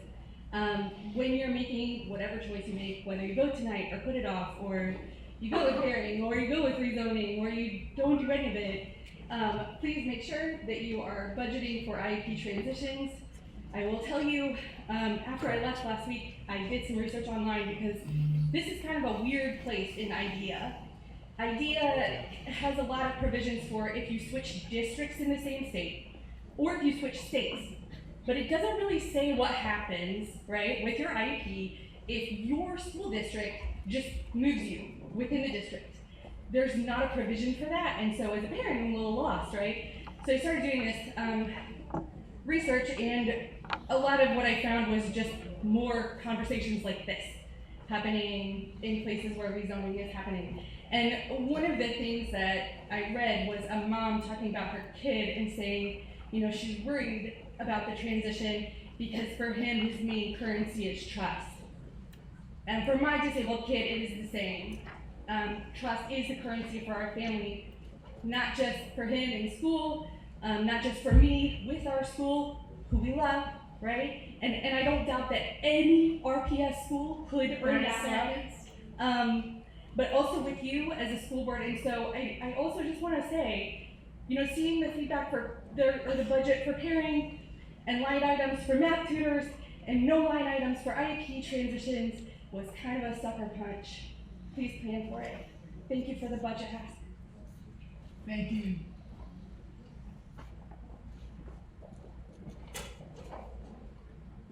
Hello, my name is Anne, and I went to J.L. Francis, which is a Richmond public school, and I also went to Elkhart when there was mold and a party didn't help some of it, and I also went to Huguenot, the old building where roaches were flying.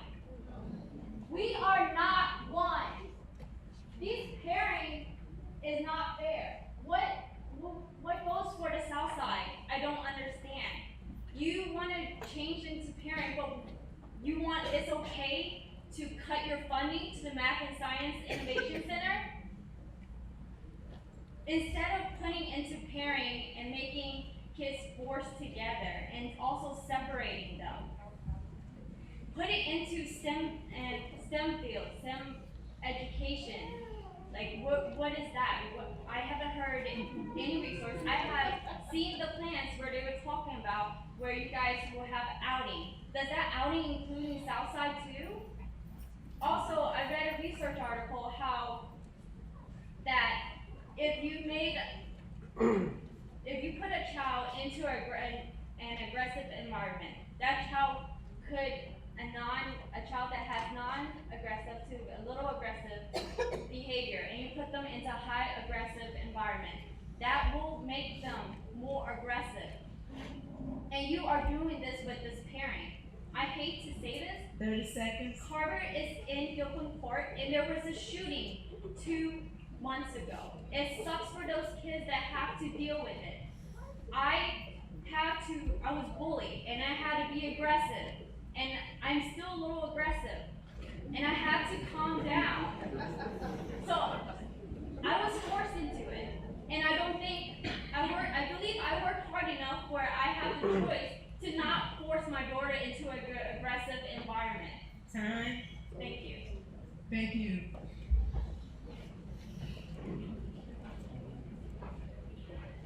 Thank you for your time, my name is Eric Sanch. There's obviously a lot of emotions in the room. I think there's some talk about school performance. Sir, please state your name. I did earlier with Eric Sanch. Thank you. What we really want to deal with is, I think, student performance, and I'm not sure how sending 5-year-olds and 7-year-olds and 10-year-olds on buses really improves student performance on racially biased standardized testing. We're spending money on standardized testing. We're talking about spending money on moving people around. We're talking about spending money on a lot of different things. We're also talking about opportunities, but standardized testing and moving people around is not opportunities. I think some of the people here who have spoken against some of these plans talk about inconvenience and talk about privilege. I think there's probably a lot of these people who have the convenience and the privilege to also be sending their children to after-school programs that they pay for because they can afford to pay for them. So they're like, sure, I'm all for sending my kids to this school or that school because I know I'm going to send my kids, I'm going to pay to send my kids to this other opportunities, other privilege that I can afford them. And that's not going to change for the vast majority of these people, of the people involved. And so you're trying to solve a systemic, societal problem through the physical location of young children and not actually increasing opportunity and not actually redistributing privilege, because the privilege is private. 30 seconds. And so I'm not really sure how that would improve student performance and the student experience, but it might make some people feel better. Thank you. Good evening, my name is Daniel Lavity. I'm a parent of a 6-month-old son, someone who I was hoping would one day be an RPS student. But I honestly can't say that I would feel comfortable after a parent, because I don't know if the ladies and gentlemen of the board have been down the hallway and into that restroom, but I can tell you that I wasn't even planning to speak. I just had to use the bathroom. And it's in disarray. It's disgusting. The toilets are broken. The sinks are broken. Instead of spending money to send kids to different locations, how about we fix what we already have? That's not too soon. Thank you. Hi there, my name is Christy Renicus. I'm a proud parent and a proud proponent of RPS, but I have to say this zoning project has disrupted my trust in the system. While I continue to believe that equity and diversity are righteous goals, pairing is the wrong tactic by which to achieve them. There's a multitude of reasons why this process has been discouraging, but my ultimate concern is that pairing focuses on merging what little diversity currently exists within RPS instead of inspiring families across RVA to choose Richmond Public Schools for their children's education. In 2010, Kimberly Bridges explained, if we could increase the population of using Richmond Public Schools, we would increase diversity. I say, if we build innovative schools using evidence and best practices, then families will want to choose RPS. Just look at Benford. In my outreach experience, in my previous life, school leaders and educators know exactly what they need to thrive. Let's talk to them, and then let's work as a community to fill those gaps and build that vision together. It will not be sexy, it will not be speedy, it will not be easy, but it will build understanding, trust, and ultimately authentic relationships across diverse communities. Just look at what's happening between Carver and Mumford right now. The connections created, working together to meet goals, that will last well beyond this decision. I ask you, please, let's support students with wraparound services so they don't just pass an SOL, but they find a deep passion for learning. Let's budget for a robust volunteer program, a meaningful community building calendar, a talented fundraising team. Let's prioritize school choice so that families can send their kids to schools that suit their diversity preferences or curricula focus.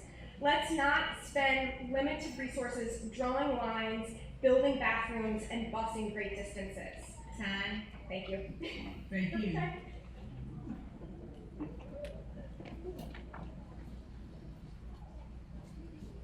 Good evening, my name is Panthea Whiting, to Superintendent Cameras and all school board representatives.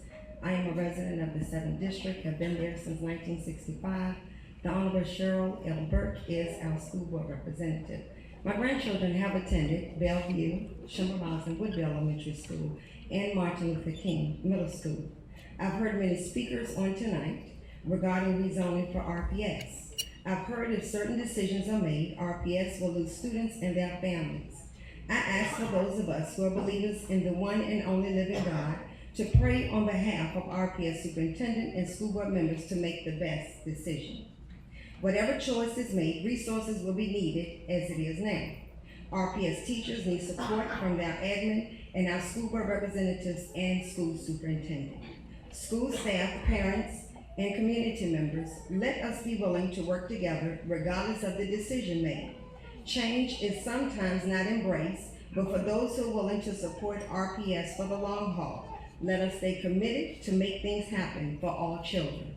Thank you. Thank you.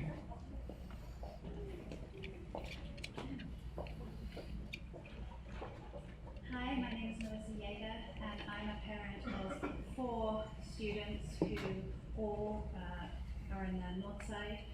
Currently I have 3 students at Holton and 1 2-year-old at home with me, and at some point over the next 16 years, I will have children at 3 different schools, no matter what happens. And you know what? That's okay. I can handle that. I want to speak in favor of Northside pairing because of the community it will create. A community that will start at one of the K-2 schools, move to Holton and come together, and then stay together, moving on to Henderson and then Marshall. And I want to talk about building that community because we keep hearing about putting resources first. History tells us that resources follow privilege, not the other way around. There's nothing magic about putting white kids in schools populated by black and brown students. But there is magic about putting privilege in underprivileged schools, whether it's racial privilege or socioeconomic privilege, and so often those go together. If we put that privilege in the schools, we will ensure that resources follow. Look at the energy that has come to these meetings. We are all fully able to inconvenience ourselves to come and speak here. We're able to organize childcare, to skip other 30 things, seconds. to put ourselves on the line. Let's pull that energy together. Let's invest in our future. Let's spend the money because our children are worth it. Thank you. Good evening, Madam Chair, members of the school board. My name is Hakeem Cooper.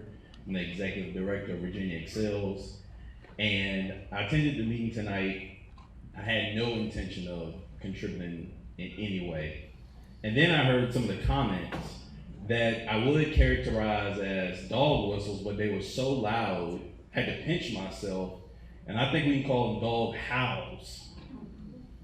Things like, my kids will be more aggressive when they go to school with those folks, or a social experiment. I'm from Prince Edward County, and I don't know if you all know the story, but they closed the schools there using the same rhetoric that we're using here tonight. And so, over the past few months, I've heard people say, oh, they won't do anything, they're gonna kick the can down the road. But I once heard an old quote that said, the only thing necessary for the triumph of evil is for good men and women to do nothing. And so we can all agree that the schools are not equal right now. They're not the same. That's why some people behind me are fighting so adamantly to protect their own privilege. And so I'm gonna challenge you all to do something. And the truth of the matter is, this can only be the beginning. There's a lot of work to do in Richmond Public Schools, and it starts with you all doing it. So please do something. Thank you. Thank you. Meredith Thompson, and I'm a parent of a 4th grader. I would like to state support for Liz Doerr's suggested option Y with one edit. Option 2 for the north side, or as Ms. Cosby called it, option 2020, which addresses diversity in the north side of the city without fracturing the Bellevue neighborhood. Mrs. Cosby and Ms. Page are correct that splitting neighborhoods has happened to persons of color in the past. We should want to learn from those errors in judgment and not perpetuate them on others now. It's inaccurate that option 2 makes Holton wider by any statistically significant standard. Additionally, open enrollment would further diversify Holton. Cropper's comments on November 8th regarding the north side. Rezoning may not get you what you want.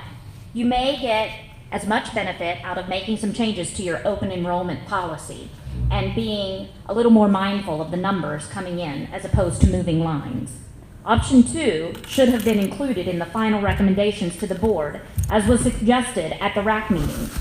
But again, as I spoke at the last meeting, there were certain RAC members that ignored public sentiment and even Cropper's recommendations, even spoke for the 3rd public comment tonight.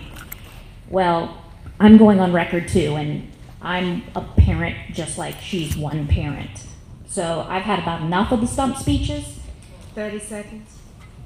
It does seem insane that 2 of the 4 plans that came out of the rezoning committee included pairing, which everyone has realized is a completely unviable option due to cost and implementation concerns. That leaves you with 2 plans, one of which would have meant you wasted $150,000 on Cropper, or Y. So while you claimed that the board would receive 3 to 5 options, you really received 1 viable option. Ms. Gibson was correct that we all have been told over and over again that the board would be able to pick and choose from the plans. Then Cropper's not here tonight. To say this process has been flawed is an understatement. Time. Almost to the point of it being intentionally dubious. This combination of Liz Doerr's amended Y with the option 2 or Ms. Cosby's option 2020 for the north side is the most rational and fiscally responsible proposal. Thank you. Thank you. It's not working. Good afternoon. My name is Katina Harris, and I'm an RPS employee, parent, mother of 5 RPS students, and soon to be my granddaughter will be attending RPS sports. I'm here in support of diversity. I think people need to get uncomfortable with themselves. A lot of people here are used to the status quo. I've been in Richmond 46 years. I've been in zoning twice. I'm still standing. My grandbaby is mixed. My grandmother was mixed. It has nothing to do with whether or not you're mixed or if the child is mixed. All of our students are smart. All of our schools are good. There is no bad school. Accreditation doesn't make a school good or bad. My children have attended Armstrong, MLK, Chimborazo, Carver, Benford, Thomas Jefferson, John Marshall, and Franklin. I went to John F. Kennedy and I graduated from George Wythe. I went to Mosby. I was in that same dance group. I did gymnastics. I traveled the world with that coach. But that coach was a human resource, many of which we don't have today. We stayed after school. We got tutoring. As of right now, we don't have it today. We need to be mindful that 30 seconds. we need to do what's best for the most children, not just for one sector of Richmond, for all of Richmond. If we're truly going to be one Richmond, we need to act as such. Because to me, love is an action. Thank you. Thank you.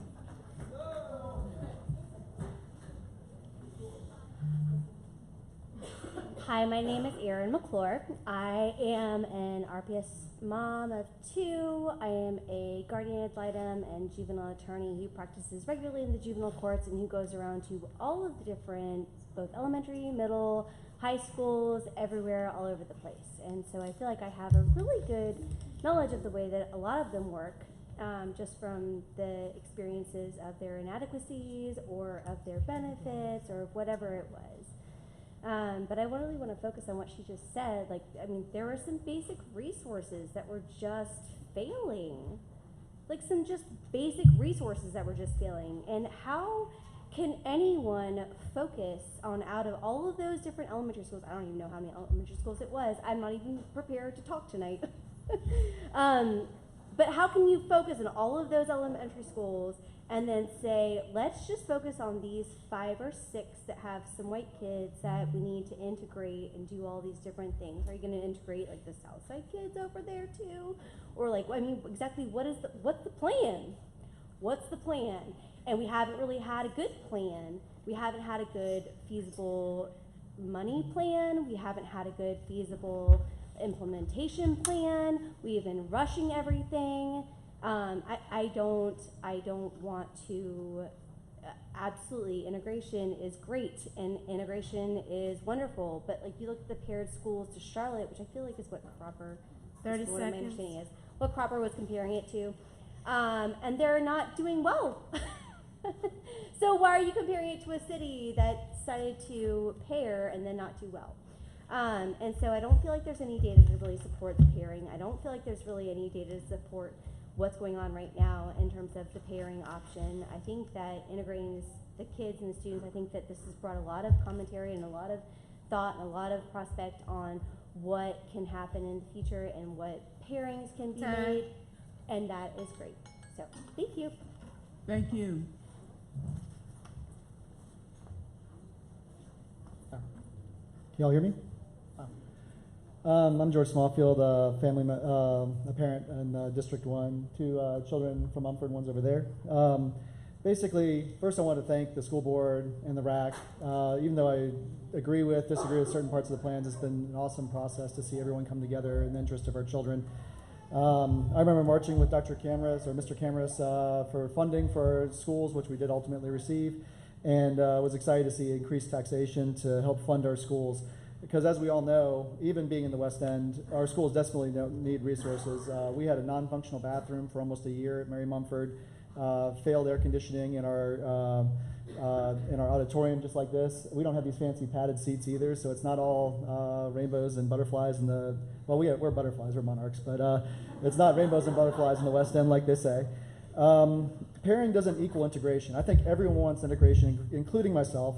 If you could give me a good school with purple children, I'd send my 2 kids there tomorrow. I mean, that's just how it is. And I think that if anyone has looked at these plans, has anyone tried to ride public transit from Carver neighborhood to Mumford? There's no public bus line there. I'm privileged to have a car. Not everyone is. And if you don't have a vehicle, that'd be very difficult. And if there's no plans from the city to change bus lines, there's not really a viable way to get there without transferring and walking long distance. And I have a bad leg to do that right now. I think successfully integrating schools in Virginia has been done by other mechanisms. None of the successfully integrated schools in Virginia use pairing. I think we need to use resources to bring kids into Mumford. As we've said earlier, resources follow the privileged. If you use resources to draw people into our city, we will end up with more resources for all of our children, rather than trying to divvy out, like spending $2.3 million or whatever it is on busing kids from here to there in a small segment of the city. Thank you. Thank you. Good evening. My name is Scott Garnett. I've spoken in front of you numerous times, and I've talked about I am not for pairing, but I am for figuring out how we can organically make these schools integrated through magnet schools and such. But I also have a fundamental problem with the way I see it.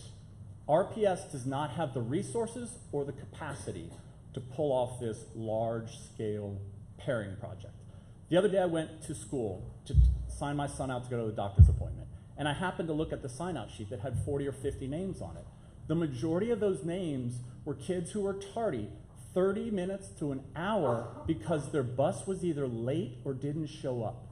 If that happens on a regular basis, those kids are missing 10, 15, 20 hours of education over the year. We're failing them on the basics. I asked my son how school was. He said, it was okay. We just lost 2 veteran teachers because one was shoved into a closet by a student, one was punched in the face. We're not doing the basics for the teachers and the administrators. We need to go to the basics to all of these schools, make sure we're providing what they need, not pairing, not pushing kids all around districts. We need to give them the basics. It's kind of ironic. We're sitting here today. Last year, we gave resources, $150 million to build new schools. We were going to build originally 5. We didn't get enough money. Then there was, we're going to build 4. Well, now we're building 3. We rushed the projects. We have now gone over by almost $40 million for political gain. So the kids of Fairfield or the kids of Woodville, the kindergartners through the 5th grade, they're never going to see a brand new school because we rushed this project. We could have taken our time, done the basics, and we now have 4 schools for the kids. Ironically, a gentleman took my thunder. I went to the bathroom. There are 2 trash bags over the toilets in this bathroom as we speak. Thank you.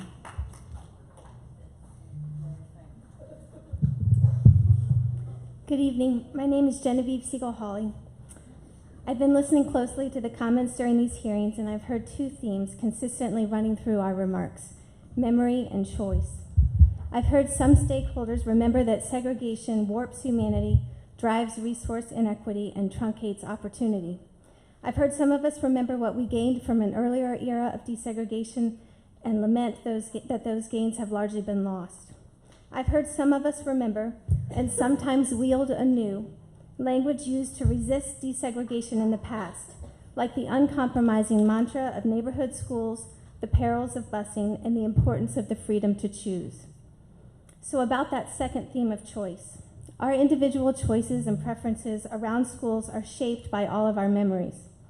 Past separation allows fear of the unknown to fester, passing through generations who choose to maintain the separation because of the fear. During the earlier era of desegregation, the courts stood as leaders after long delays, often requiring officials to dismantle separate and unequal systems seemingly overnight. Our through-the-looking-glass system of federal courts today is, with few exceptions, not going to provide that same leadership anytime soon. The choice to desegregate is now largely in the hands of local school boards, you, us. We need you to choose well with the weight of our history behind us and questions about our future as a multiracial society in front of us. Choose well, even if it only represents a beginning. The beginning is a good place to start. to quote The Sound of Music. And then we as a community have to keep choosing integration as a way forward, forging new and better memories and choices along the way. Thank you. Good evening. I have talking points for y'all that delineate the motions that I'm going to mention. My name's Kim Bridges. I've been an RPS supporter for 19 years, since the day I registered my son late with Mr. Music at Mary Munford Elementary in 2000. Thank you, Ms. Harris, Dr. Harris.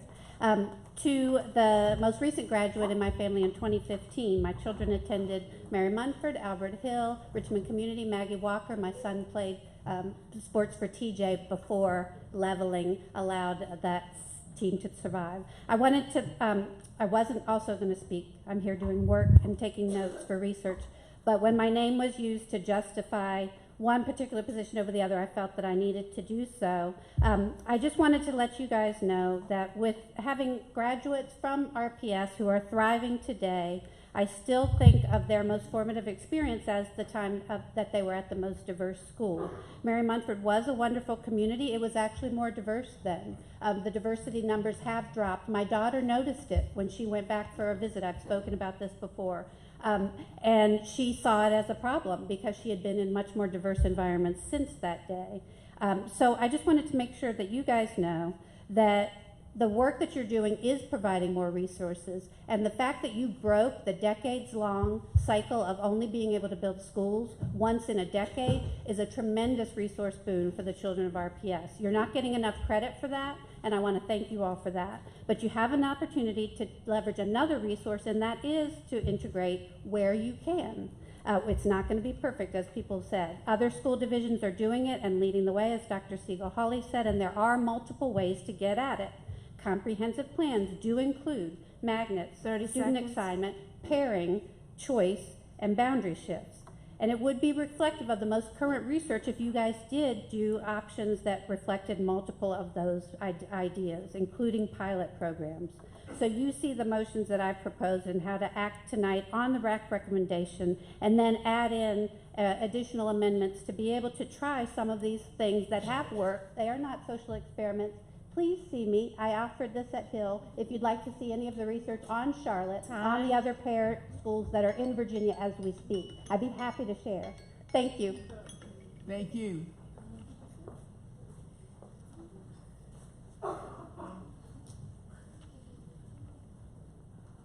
Hi, members of the school board. I'm Becca Duvall. You've heard me a lot, asking a lot of questions and sharing a lot of data.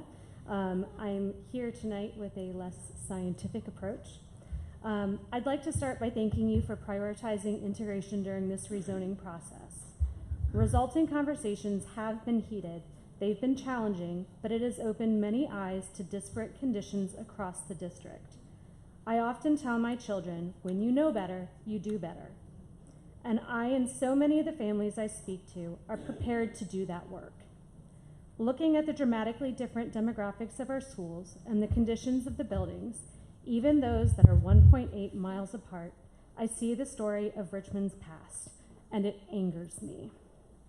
I'm here to ask you to lead us in integration, to equitably zone our schools, and then to make those integrated environments safe for all of our students. Integrate their teachers and their staff.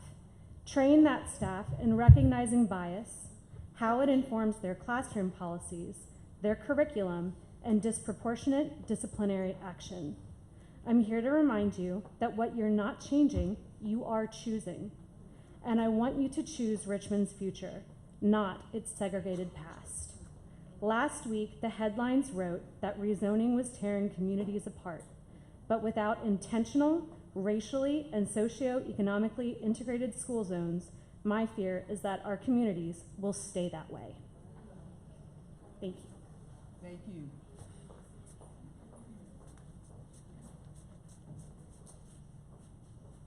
Hi, my name is Teresa Wizardi. I spoke last meeting as a single mom with 2 biracial girls. My oldest is at UPenn, an Ivy League college, studying civil rights to give back to her community. We lived in a poor neighborhood, and our zone school was failing in 3 of the SOL test subjects. I learned about No Child Left Behind from upper-class parents. It was not a perfect program, but we used it to get her into Fox. She was bused to Fox. From there, she went into IB, Governor's School, and Ivy League. Again, she is an example of what a poor kid can do with equal opportunity. Unfortunately, in the former capital of the Confederacy, race is still almost synonymous with socioeconomic status. I just earned a master's in public health. Equity is a public health issue.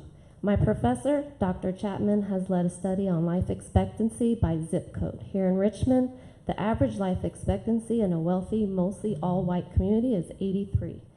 By a grave contrast, Gilpin Court's average life expectancy is only 63, a 20-year difference. These are real numbers, real data, but mostly and most importantly, real people, and you can make a real difference with integration and pairing. The effects of racism, like segregation and the history of redlining, have profound and generational effects. It's time to end this cycle. 20 years, it's a matter of life and death for the children whose parents have no choice or privilege to move to the richest, most well-funded schools.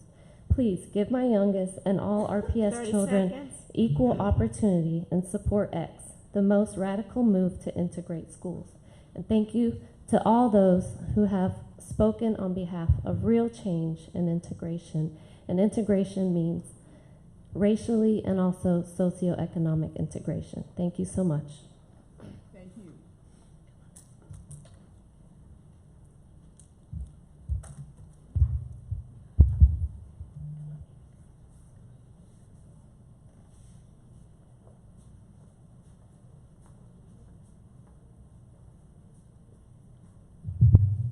Good evening, Madam Chairman, Superintendent Cameras, and the school board. My name is Dawson Boyer, and I just wanted to come up tonight. I wasn't planning on speaking either, but just wanted to take note that many of the people here who are anti-pairing, and the vast majority of them, are not anti-integration. Anti-pairing, but pro-integration, in a thoughtful way that's equitable to all children. My family is integrated. I have African-American cousins. My own children are not all white. And I understand the process of integrating not always being able to just happen. Everyone has to make a personal choice to seek relationships outside of their norm, and that happens, and we see it happen every day. Spending millions of dollars to transport children around the city, while the vast majority of the most at high-risk children, whether at risk or not, are late to school or straight up miss school due to transportation woes. And then when they do get to school, they lack the basic necessities to occupy a bathroom because they don't work, their classroom ceilings leak, and they lack even more resources in the school from an academic standpoint. We cannot expect our children to have an educational experience that's positive if we cannot provide them with resources that are conducive to learning. Many of the middle-class African-American friends I have moved to the county because the schools are actually work for their children. Those schools have working bathrooms, math specialists, 30 seconds. other types of specialists like speech therapists. They have tutors. They have facilities that are conducive to learning. If we want to continue to grow Richmond's student population, we have to spend our dollars in a thoughtful way in the schools, not on the buses shipping them around the city. Thank you. Thank you. Good evening, school board and Superintendent Cameras. My name is Matt Nilsson. Integration is important, resources are important, and moving RPS forward is important. Under Liz Doerr's commendable leadership, we now have a way in revised option Y to move forward in a thoughtful and meaningful, deliverable way on the faith all of us have in RPS and its future. Thank you for your tireless work. I respectfully ask that you vote tonight for revised option Y. Thank you. Thank you.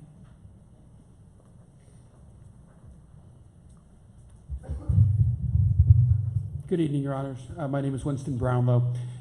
From a lot of the comments here tonight, you would think that this was a generational fight between the evil forces of segregation and the righteous forces of integration. They ask you to be bold, to be brave, to side with them on the right side of history. The problem is the facts don't support the benefits of pairing. At the end of the day, there are only 3 schools, elementary schools, in this district that are not intensely segregated. under federal guidelines. And those are the very 3 schools that the proponents of pairing propose to tinker with. Your Honors, I ask you, these are already integrated schools. They are essentially asking you to desegregate the only aspects of this district that is already integrated. And they ask you to do so in a manner that you know, even the superintendent himself has said, will drive at least 15% of the population out of those schools. He's said that. And we know it's going to be more than that.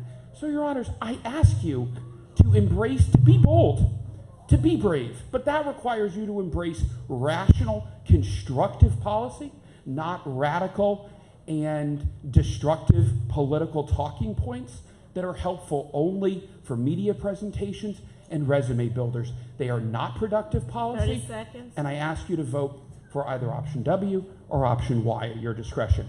Thank you, Your Honors. Have a good night. Thank you. Again, I would like to thank everyone for coming out tonight and providing comments and feedback regarding rezoning. So this will adjourn our public hearing on rezoning. And then we're going to reconvene the board meeting and recess for 5 minutes.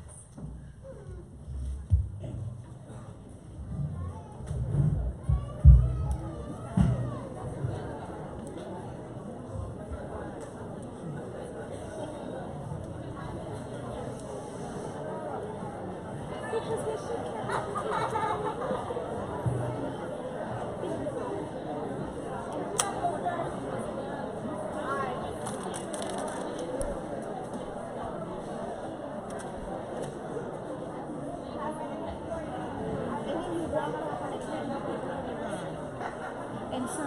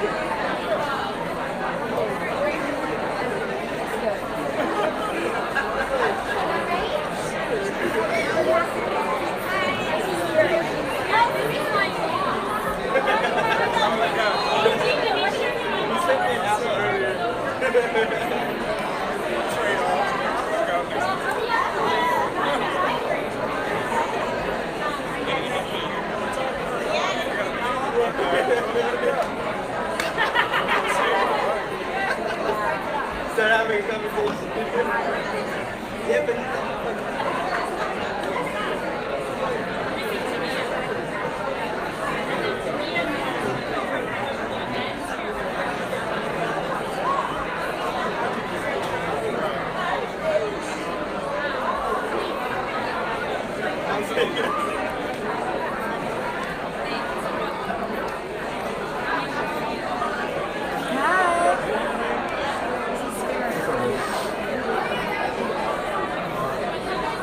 We're going to be talking tonight about that.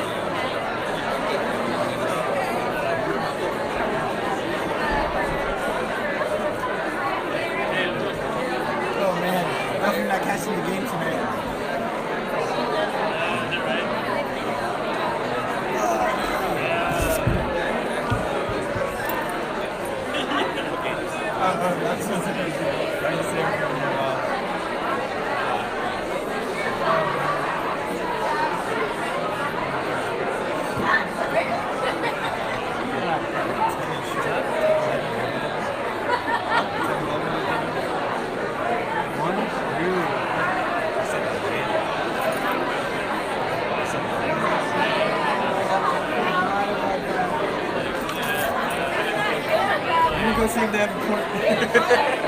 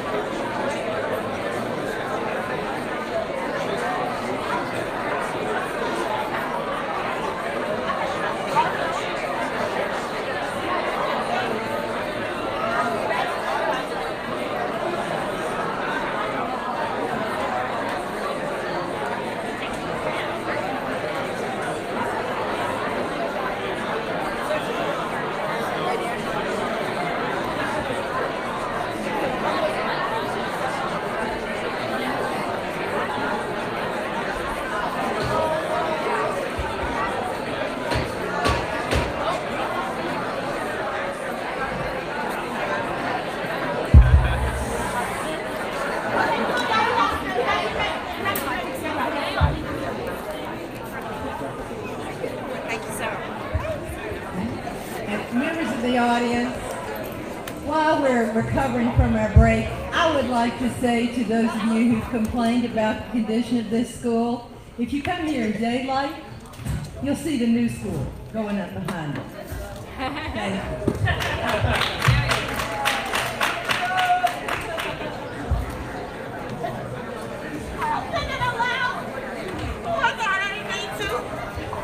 It will open next fall, in the fall of 2020. Brand new school, right behind this one. We got a big old crane up there. Looks like downtown.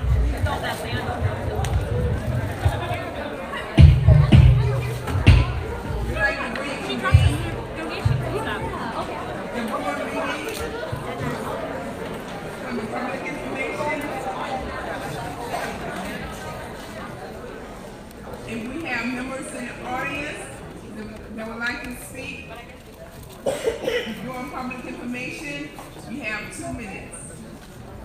Please come forward now, state your name and sign in.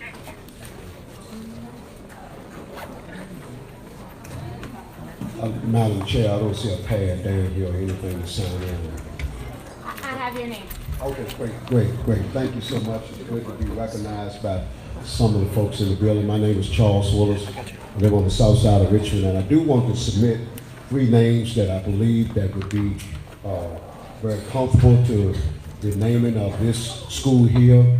I do want to say that I'm very familiar with every aspect of this school. During my first years of working for Richmond Public Schools, I served as custodian here.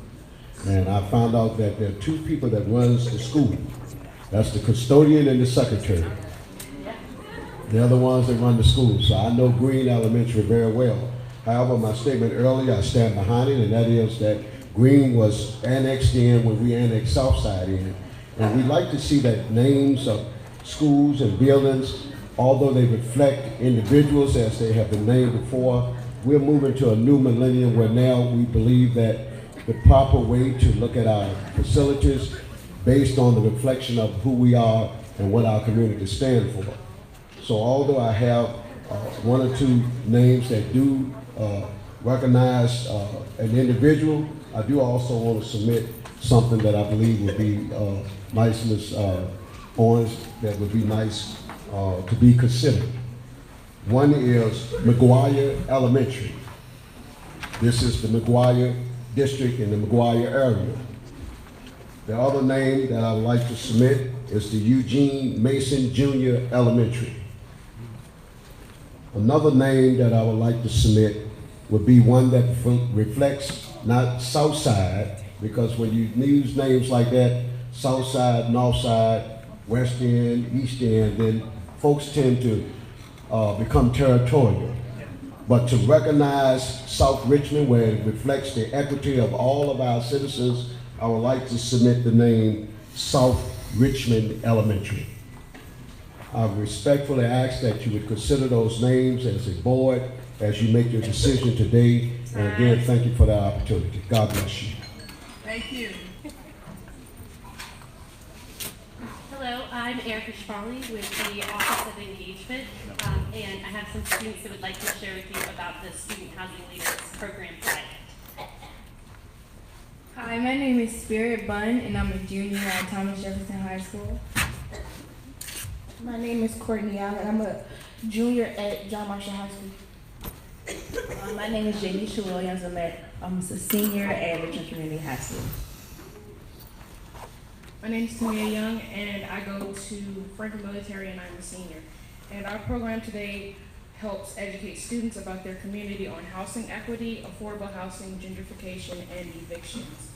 Because knowing your rights as a leader is very important, especially at an adolescent age. I would like to invite you to our showcase this Thursday, December 5th at 6 o'clock at 6 Pick, where we will be presenting our presentations on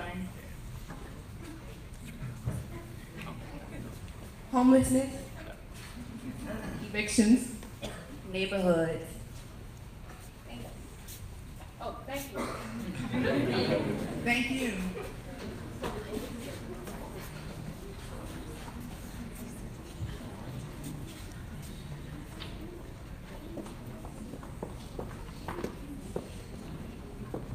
Good evening, Madam Chair, Superintendent Board. My name is Adam Martino. This is my wife, Leslie, and we are parents of RPS children. We have 3, high school, middle, elementary. We have the privilege of pastoring United Church. We meet in a Richmond public school facility, and we just wanted to thank you guys for all that you do. We appreciate the opportunity to come alongside and partner and make a difference. Our church is in the community where we've lived for 15 years, and rather than go or try to seek another means, we wanted to stay and help bring change. And our heart has always been to come alongside RPS. As a matter of fact, our faith community has given tens of thousands of dollars to the school in which we meet because we want to see it be made better. Not only that, with partnership from superintendent and the leadership team, we've had the privilege the last 3 years to rally a little over 1,000 people to do work alongside RPS Shines and Bathroom Blitz and really make a difference. We had a middle schooler who wouldn't go to the bathroom because she was so intimidated, but that didn't cause us to not send our son into the same school. But what it actually did was push us to be part of initiative and part of change to help clean up those bathrooms, help paint them and make them better. And we're committed. We're committed to RPS. We're committed to you guys, probably in the greatest way that we could offer, and that's through the power of prayer. So thank you guys very much. We're so excited. Anna Shank and her husband are doing great work, partnering faith-based communities and the church. So we're celebrating you guys. Thank you very much. Thank you. Thanks, Adam. As Adam said, my name is Anna Shank. I am the co-director of a nonprofit called For Richmond. We are a growing network of about 125 churches around the whole metro area that are working together to address community needs. This past year, we've been mobilizing churches around addressing foster care through partnerships with the Department of Social Services in each locality. And as we move into 2020, we are adding a strategic initiative to increase partnerships with Title I schools starting in Richmond City. We're working with churches like United Church, who are already in schools, and we're also adding others. I'm really thankful for Dr. Shanae Harris and Grady Hart, who helped us in October host about 45 pastors and other leaders to begin exploring how we can better support 4 key areas outlined in the Dreams for RPS strategic plan. I wanted to let you know that we're going to be holding a follow-up meeting with the Office of Community Engagement in January to create some shared goals and plans for 2020. If you know of congregations in your respective school board districts, we would love to have them join us for this conversation and this exploration of church partnership. We'll be meeting on Thursday, January 9th from noon until 1:30 p.m. at U-Turn Sports. That's at 2101 Mayville Avenue. Lunch will be provided, and you can email for more information or to RSVP at info@forrichmond.org. I'm really grateful as an RPS parent and as a member of the faith community to have the Office of Community Engagement. This is a much needed resource here in Richmond that we didn't have before, and I look forward to partnering with them to continue to ensure that we create more equitable schools for every child in Richmond. Thank you so much. Thank you.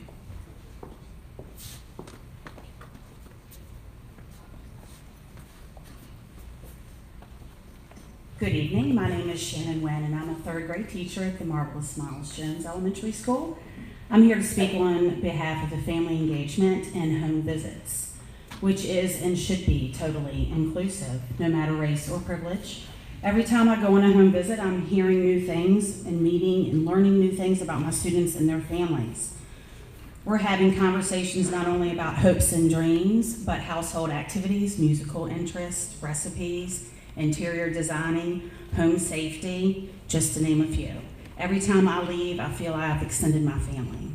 Through these home visits, we can also provide resources with other community service agencies like firefighters, for example.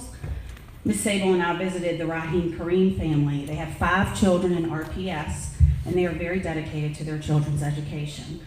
We noticed while we were there that their smoke detector was broken. I asked Ms. Rahim if she had another one or if she had plans to put one in. If not, I'd be glad to contact a firefighter friend. She asked me if I could please contact them, and I was able to call and arrange for the fire department to come, and they installed smoke detectors for the family, brought the fire truck. The whole family was very excited. Also from that visit, I was able to arrange for the Miles Jones Handbell Choir to perform for the residents at the Sunrise Retirement Home, where Miss Riding works. On another one of my visits to an ESL family, with the help of an interpreter, we were able to help the mom get the proper cough medicine for the student. 30 seconds. These are just a few other ways that RPS can support our families through this great program. Thank you for not only supporting us in school, but within the community. Thank you. Thank you.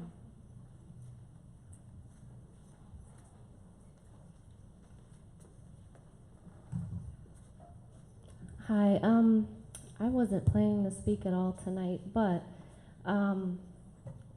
considering that you all gave the audience a chance to rename Green, I just wanted to put out a few names. I know we probably have a lack of female names in our community, so here are a few names that I think are beautiful and would like for you to consider. Shirley Chisholm, Toni Morrison, Gwendolyn Brooks, and Angela Davis. I think they would all make nice names for elementary schools. Thank you so much. Thank you.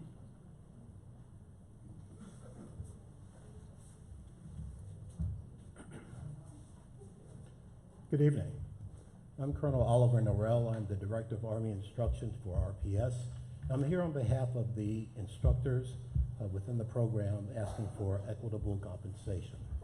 The motto of the JROTC program is to motivate young people to be better citizens. We do this through classroom instruction, service projects, setting the example for our cadets, and providing after-school activities. Currently, the RPS JROTC program has approximately 800 cadets in 5 high schools: Armstrong, Marshall, Franklin, Huguenot, and Wythe. And we have 13 classroom instructors. We also have 1 instructor who handles the military supply and equipment, and yours truly. All the instructors have served a minimum of 20 years in the Army and have held leadership positions prior to retirement. Some of us have served 30 years or more. Additionally, 5 of us have advanced degrees. Our instructor's time within RPS varies from 8 months to 24 years. An instructor's minimum pay is determined by the U.S. Army Cadet Command. The actual computation of this pay is complicated, but I will give you an example. If an instructor's minimum pay is set by Cadet Command at $60,000, and he or she is receiving $30,000 in retirement pay, that $60,000 is reduced by that $30,000, which leaves $30,000 basically pay for teaching. Now, the way it's set is that Cadet Command, the Cadet Command will pay that half of that, and therefore it's only $15,000 for the school, for the instructor. Basically, you're receiving 15 instructor salaries right now at about $2,500 per instructor per month.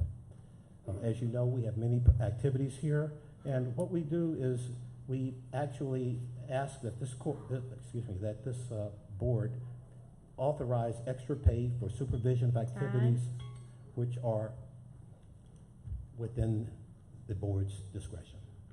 Thank you. Thank you. Seeing that we don't have any other members in the audience that would like to come forward at this time, this will conclude our public information period.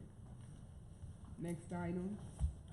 The next item is 5.02, receive for action a decision regarding rezoning. Ms. Owen? I would like to make a proposal. I guess I need to make it in the form of a motion.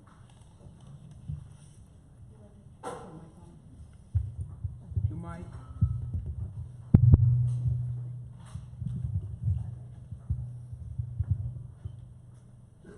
Have I got it now? Yes. Okay.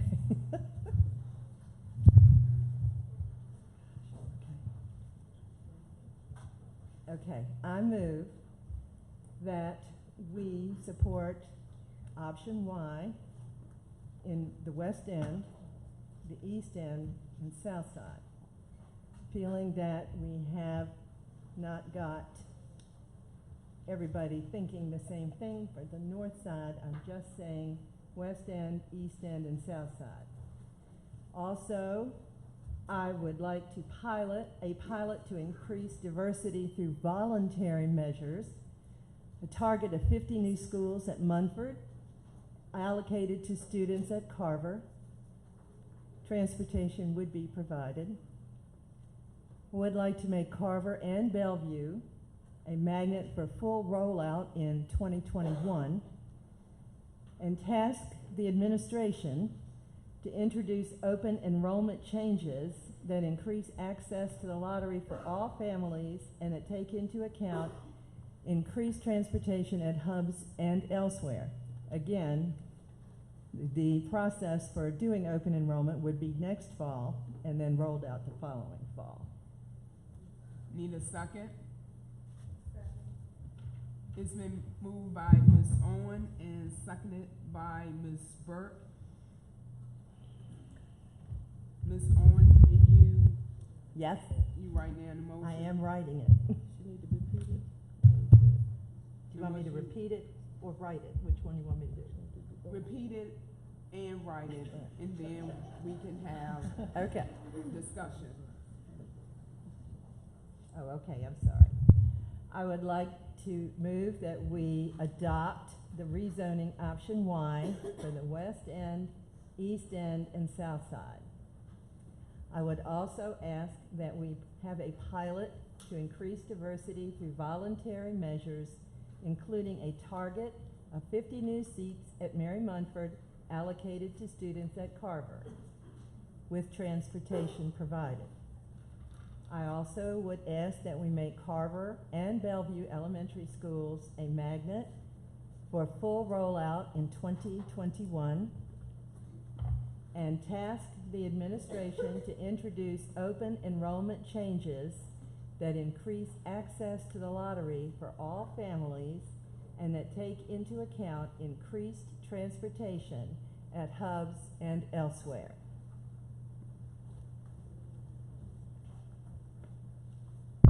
So Ms. Owen, as you write that down, we will take questions. Mr. Barlow. Thank you, Madam Chair. Or the Ms. Gibson. At this point, I've got a quick point of clarification for Ms. Owen with respect to how we've described these zones. So when you, the portion that's left out for this option Y proposal is the portion related to the 3 schools that, okay, so just for clarification purposes, that's Obama, Ginner Park, and Holton? Okay. Ms. Dorr.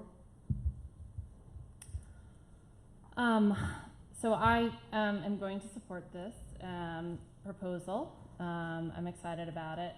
I want to set the record straight on a couple of things, though.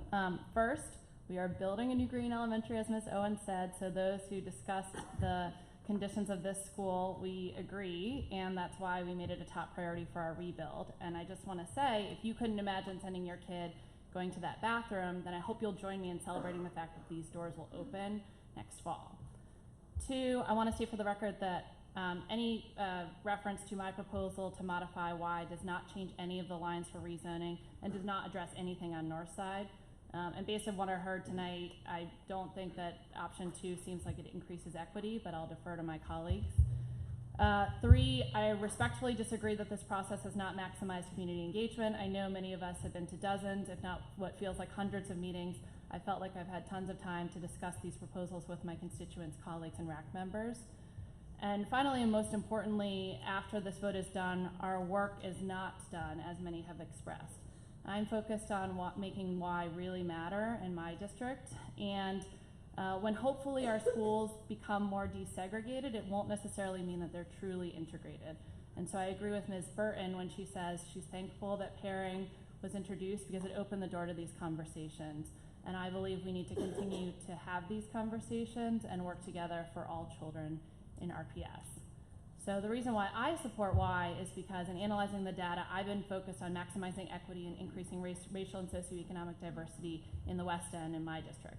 Option Y plus other publicly promoted policies to use many of the tools in the toolbox that we discussed tonight, including weighted lottery, magnets, and traditional rezoning increases socio and economic diversity. Specifically, we increase equity at Fox and Cary by undoing the 2013 rezoning decision.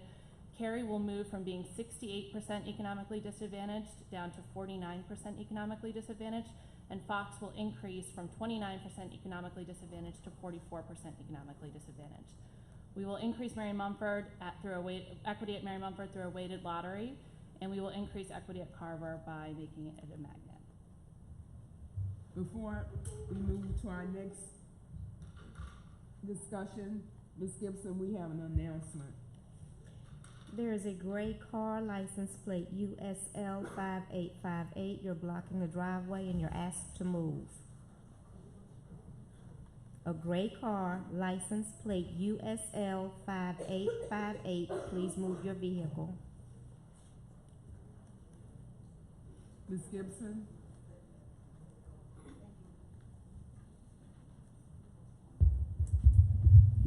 Thank you, Madam Chair.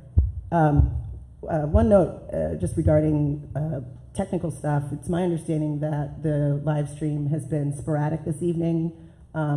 If there is a way to have that addressed, if we are not able to have that addressed, I want to make sure that we get more detailed minutes from this meeting. It's of critical importance that this meeting is documented, and since we have the live stream and the video, I know that our minutes are not as detailed. So I just want to make sure that we have the proper documentation for this meeting.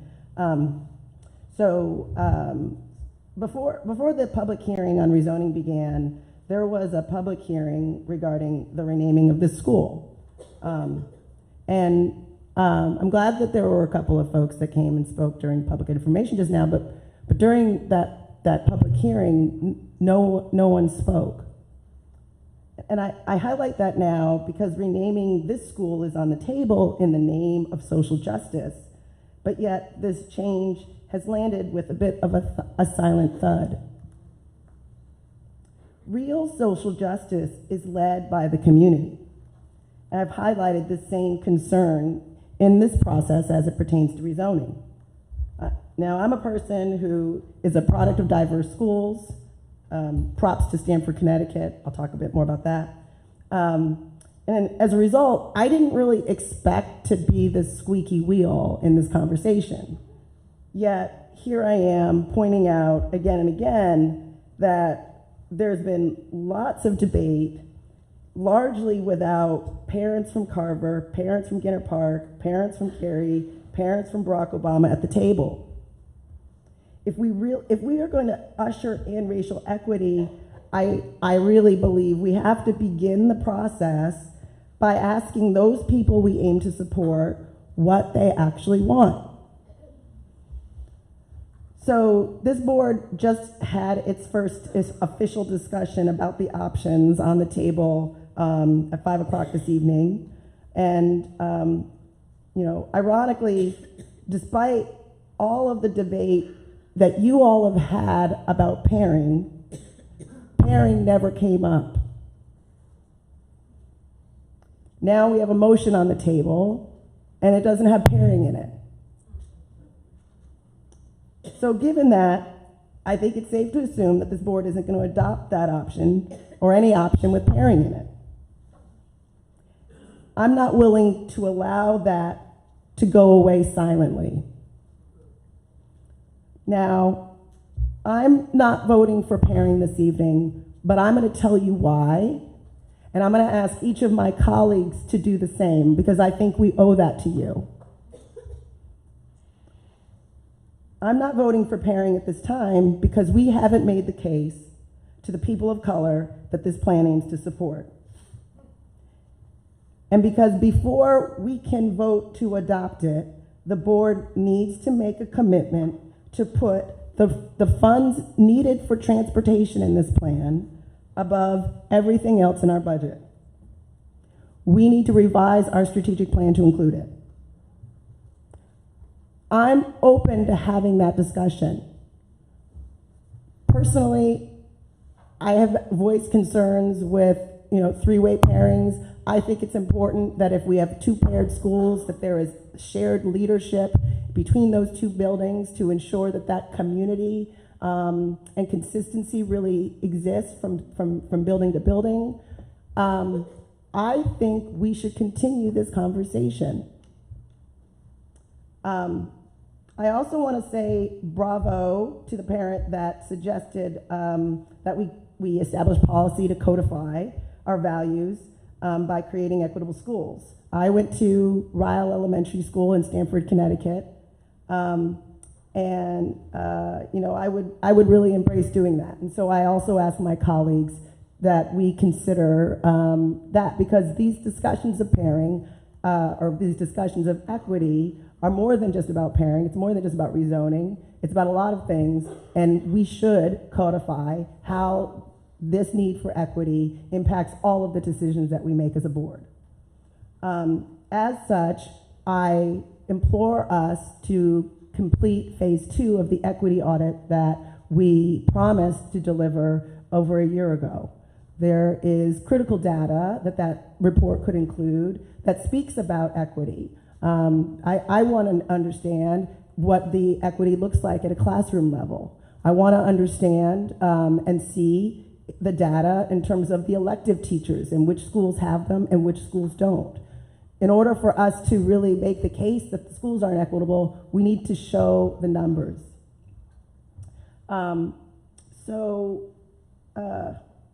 As for the option on the table, I will be honest, I'm not completely sure how to react to it because I'm just now hearing this option. I think that, to be frank, that there's things in that plan that sound good, but I'm not quite sure how they work yet. You know, if there's nothing bad in that plan, but I guess I want to make sure that we explore those things. So, you know, we've said that there's going to be transportation for those 50 students. I want to see the numbers. You know, if we're going to put together and agree on a magnet program, I want to see those numbers too. I want to do this the real way. And I guess that's what I've been saying, or been trying to say again and again and again from the beginning. Whether it's open enrollment, whether it's a magnet school, whether it's rezoning, let's do it the real way. Let's make it authentic, and let's ensure that the change that we implement is real and sustainable. Thank you. Mr. Young. Thank you, Madam Chair. It's highly unusual, and my colleagues know this, for me to put together a written statement because of the gravity of this vote. I'd rather speak clearly and with clarity on the subject, so I'll do that, but be brief. Our students, along with our teachers, deserve big, bold, and transformative change. Anything less than that is at best window dressing, and at worst, checking a box at the risk of shortchanging an opportunity to do something radical for equity. I, for one, do not understand why we limit our students to their zip code. I do not support determining a child's school by asking for their address. This is why I introduced a proposal that prioritizes choice by leveraging open enrollment, and that is why I do not support any of the options before us this evening. The aforementioned options constitute a top-down, politicians know best idea. I instead support augmenting choice and allowing families to decide rather than 9 politicians. Thank you.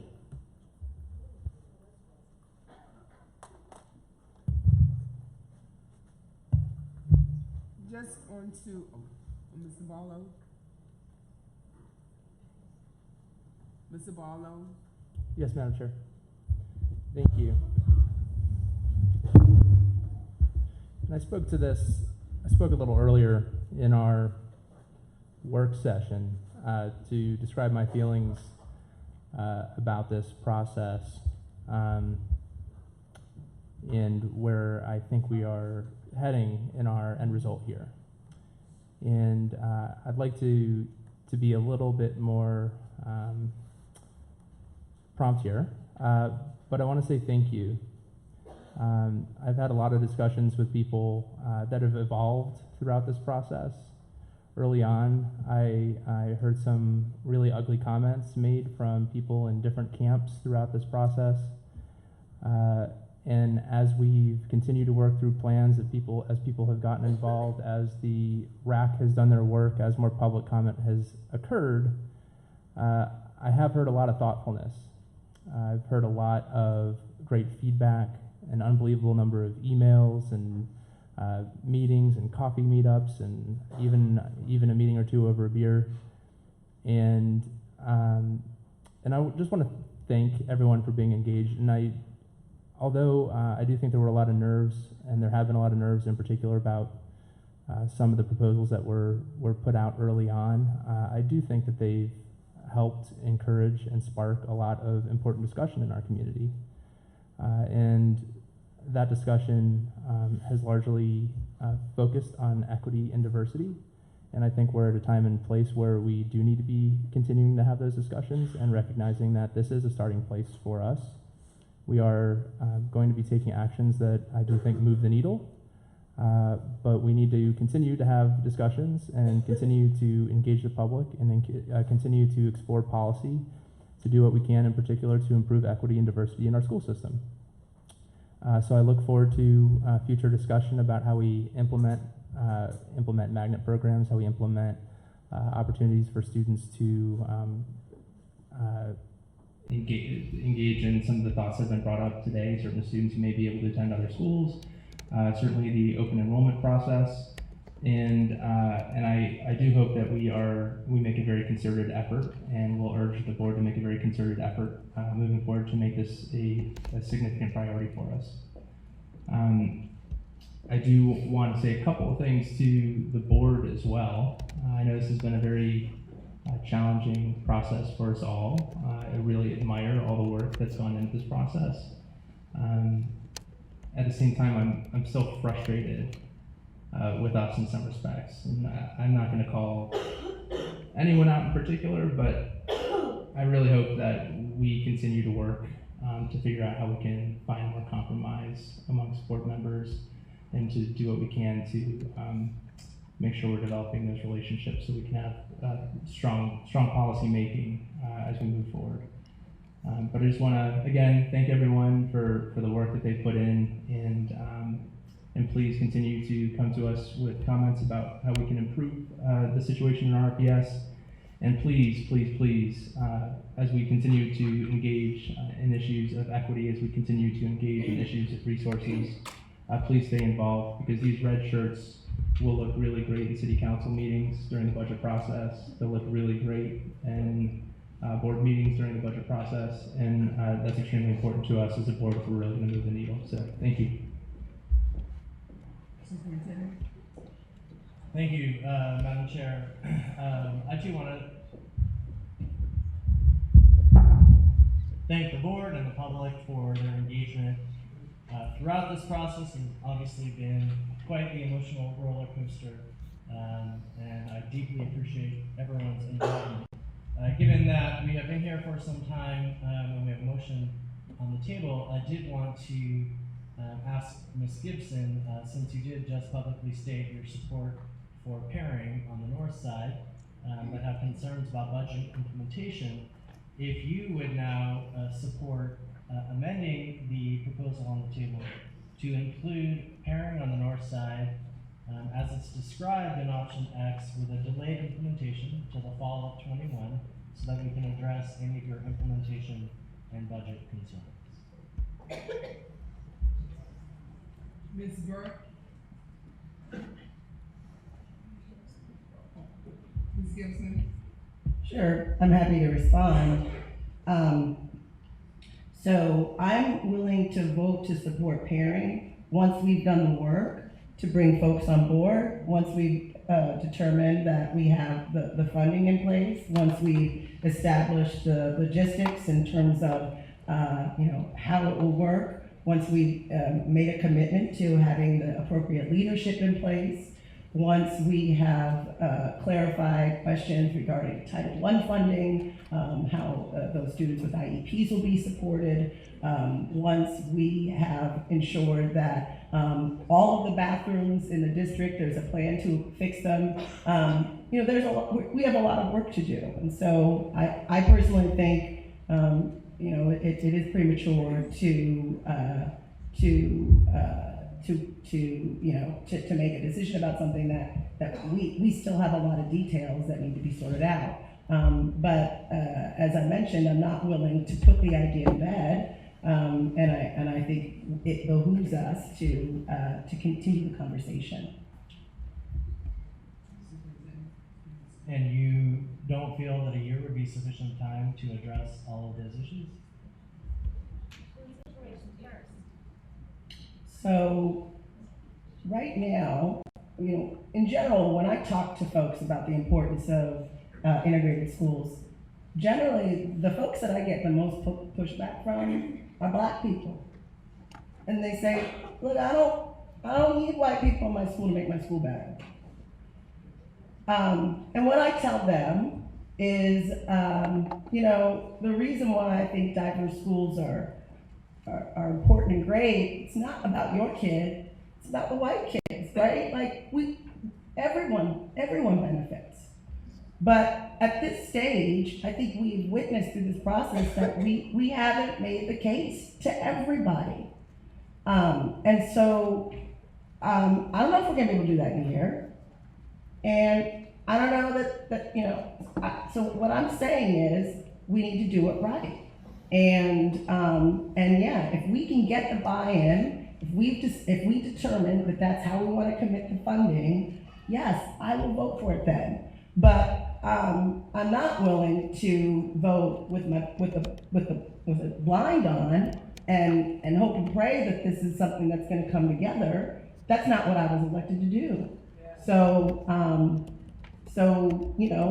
let's show the people, let's convince the people that this is a plan that will work, and then I'd be glad to vote for it and move that forward. I would be thrilled to do that.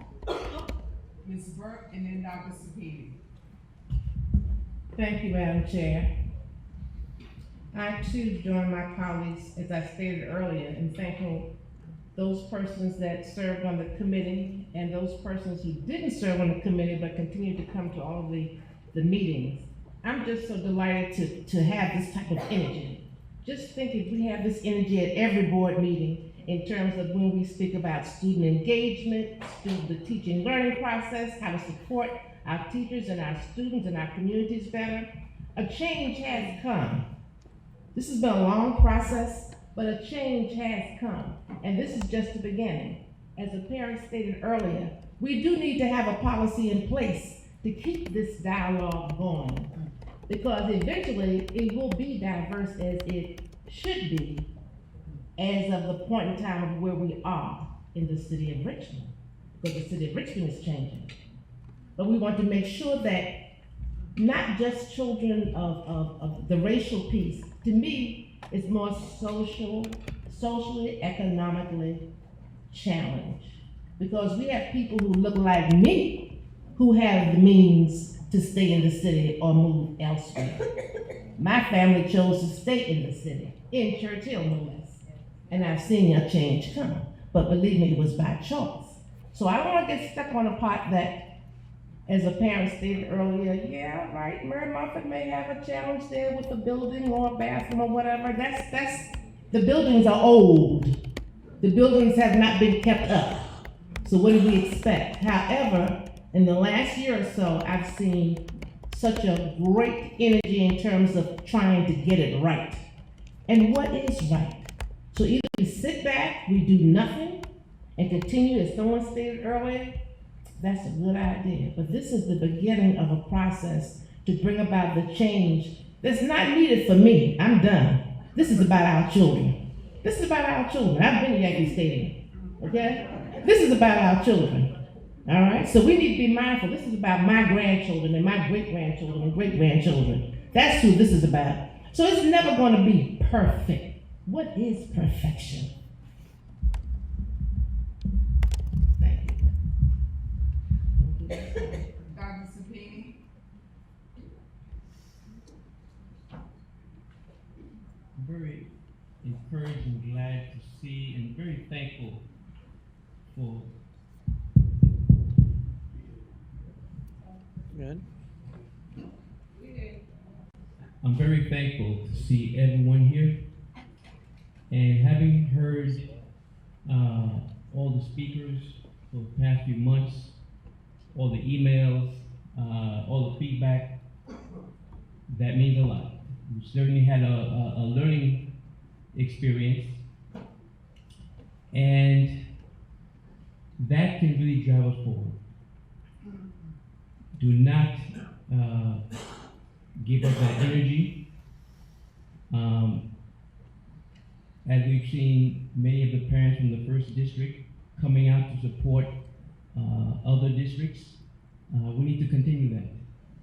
I'm very thankful for that, having built some relationships with some of those folks. But also I want to share that no one particular group of people have cornered the market on wanting the best for their children. Every parent wants the best for their child. It's a matter of what they can do, what they're willing to do, and even knowing how to do it. And so what happens? We put our trust in those that are supposed to know.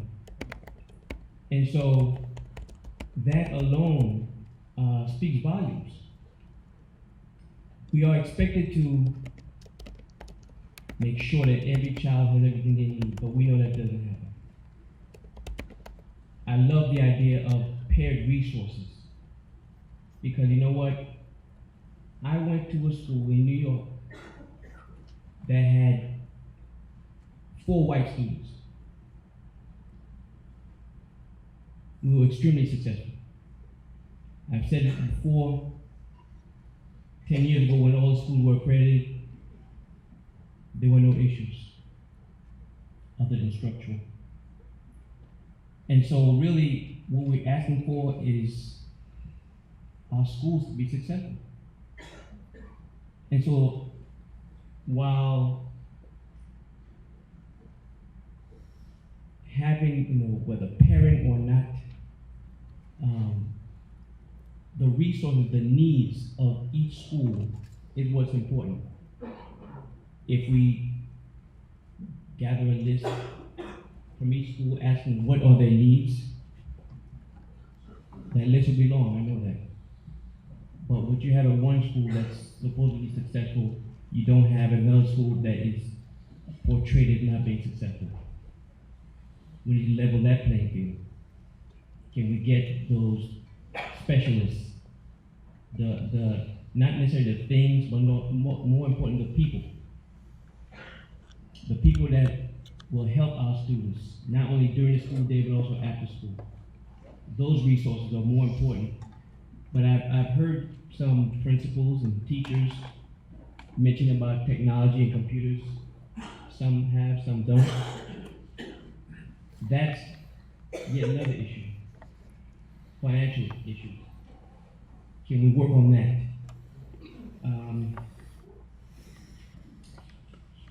And I wasn't going to share this, but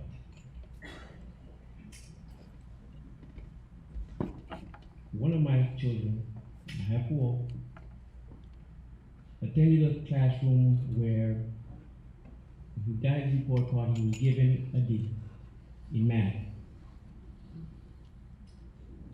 I know that's impossible because my children, especially math, they're whiz. And so when my wife and I went to speak to the teacher to show us the documentation, she said, "Oh, I'm sorry, I made a mistake, he got an A." If I hadn't gone there so she can show me, where would my child be? I later on found out that that particular teacher, if you didn't go to Mumford or Fox, and you look like me, you can figure out the rest. That teacher's not there anymore, but while we have great teachers, both black and white, I think sometimes you have some teachers that look at us differently, both black and white.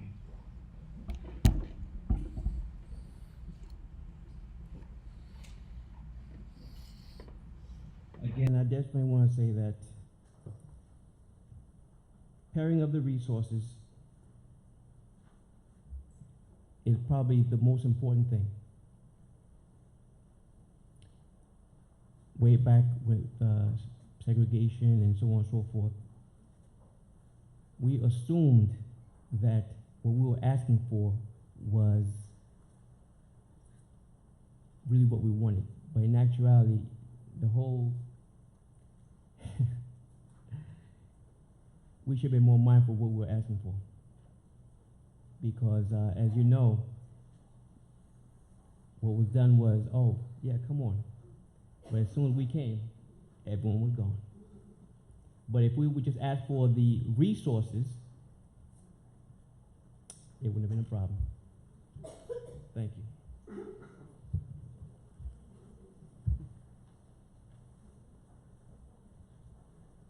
Ms. Cosby? Thank you. I'm going to address two things. One, we heard on several occasions, well, first, I want to say thank you to the RAC and all of the hard work and all of the thoughtfulness that's gone into this process that I know is seen rushed at times, well, throughout probably. Thank you to the community, and thank you to the honesty. You know, but the community has been pretty honest and straightforward, and we need that honest dialogue. And I'm going to be extremely honest. So we've heard on many occasions, people have said resources follow the privilege. And when we first started on the school board and we talked about equity, it was my thought that that wouldn't be the case in point, that we wouldn't have that mindset, that resources will follow the need. Resources would follow the need, not resources follow the privilege. And I will be, as I said, I'm going to be honest, when pairing first came up, it kind of blindsided me because we weren't talking about pairing before, then boom, we were talking about it. And we were talking about it in spaces that they weren't spaces like at MLK. They weren't in spaces like at Armstrong. They weren't in spaces where there's concentrated poverty. And so, in being honest, it felt a bit disingenuous to me. And I understand what people are saying is a first step. I get that. And then also, as my colleague mentioned, I think I'm one of those parents. Well, I mean, my son is 22, I mean, but just persons in the community that thought, why do the resources always have to follow the privilege? Why do we have that mindset? Why do we have the mindset that we can't enhance our neighborhood schools? Because every neighborhood school should have the same as everywhere, whether you're in Mumford or whether you're at Fairfield or whether you're at MLK or whether you're at Overby or whether you're at Carver. And also it was a little frustrating that action hasn't been taken. I have to commend, and I'm gonna get John's last name wrong, from Carver, Jerome, Jerome, I got your first name wrong, and then who has been an advocate for a magnet school at Carver for the longest time. But it's not until people who don't look like him start saying it that then we take it seriously and say, oh, okay, let's do that. Okay, let's do that because we really don't want parents, so let's just do something else. I mean, for real. And so I agree with my colleague here, Dr. Sapini, in terms of really asking for what we need from Plessy versus Ferguson to Brown versus the Board of Education to, you know, we've always had these questions about separate but equal. And in the history books, separate and the white community has always had more. Resources have always had more. In the white community, we always had more. And I'm hopeful that with this board that we think differently. That resources don't follow the privilege, but follow the need. So that all of our schools are equitable, no matter where. And it's not a matter of, oh, we must pair. Now, the idea of pairing is very nice. I get that. It sounds good. But I think there are a lot of nuances that we have to look at. And I also don't like the subtle message that we send to our black and brown babies. I tell you, I went to a HBCU conference, and my heart broke a little bit because there was a senior that got up who attended a HBCU, and she was very honest, and I have to give her credit for that. And it was courageous. And she asked a question at that conference. So I attended HBCU, so what do I tell people who think that my education is not the same value as a PWI?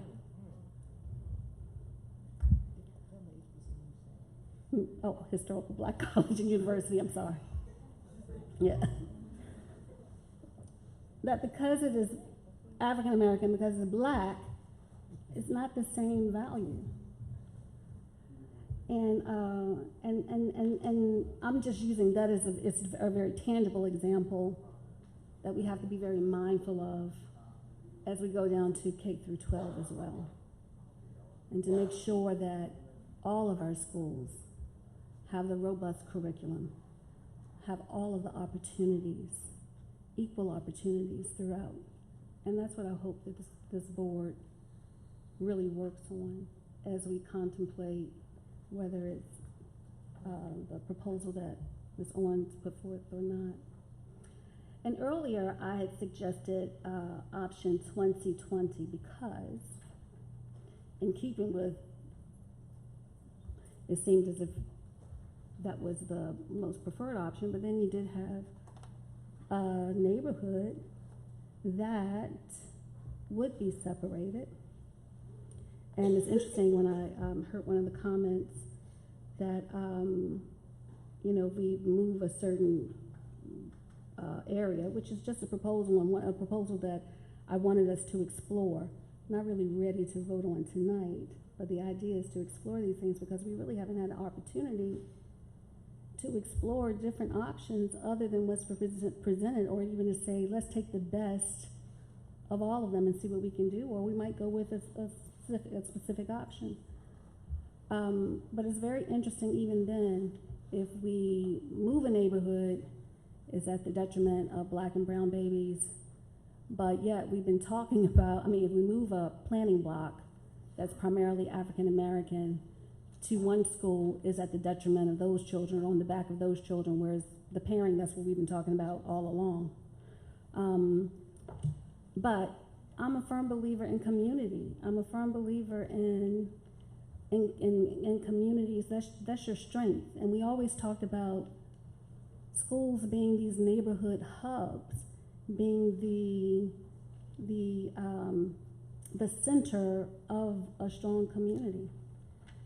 And I think we're kind of getting away from that. I mean, if that as a board is what we're doing, okay, but we having strong neighborhood schools, strong communities, when you grow up, that's your extended family. As you're growing up as a child, that's your extended family.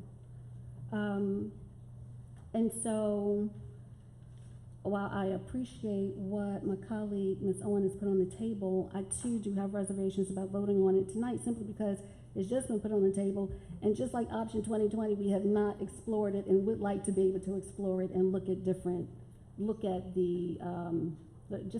analyze it a little bit more. What does it look like? And have more discussion about it. Because on the surface, it sounds lovely. But I am concerned, what will we do with North Side that is empty? And we have not addressed it, and so would like to know when we will address it as a board, if we can have those conversations. So I just say, one, I'm not prepared to vote on the specific proposal that's been put forward.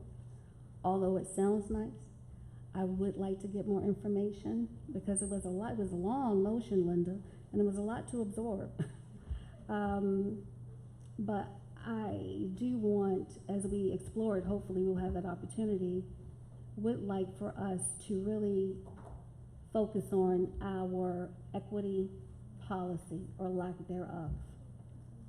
And in addition to what Ms. Owen has put on the table, focus on a equity policy and to build that out. Thank you. Ms. Gibson. Thank you, Madam Chair. I just want to say how much I appreciate you, Ms. Cosby, and you, Mr. Sapini. You may not be able to tell this, but I mean, I really enjoy working with everyone on the board. I mean, we have a good time in our committees and everything.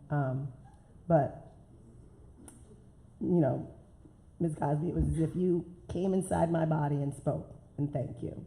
You too, Mr. Sapino. What I wanted to ask, though, is specific to the motion on the table. So I wanted to get clarity that the magnet programs on the table in this motion are for Carver and Bellevue. Is that the case? Correct. And so my question with Bellevue is why that school? Because of all the schools on the East End, that school is an accredited school, and Fairfield, I would say, has significant need. The scores at Fairfield may have been had drops comparable to the dips that we've seen at Carver. And so my question is, why Bellevue? And given that I think that that's a valid question to ask, I just want to make sure that we don't rush into something without being intentional and having a community discussion, because all of the schools would like to have the support of something special in them. And so we had a public comment this evening about rezoning, and people spoke about pairing. And now we are set to not vote on pairing and then adopt these magnet programs that the community hasn't had the opportunity to come and make their case on, why they might want a magnet school at a different school. And Fairfield is one that comes to mind in terms of the East End. So I would be prepared to vote for the motion on the table without the additional, add-on pieces that I believe require a bit more thought to actually figure out how they work. So that's basically my thought.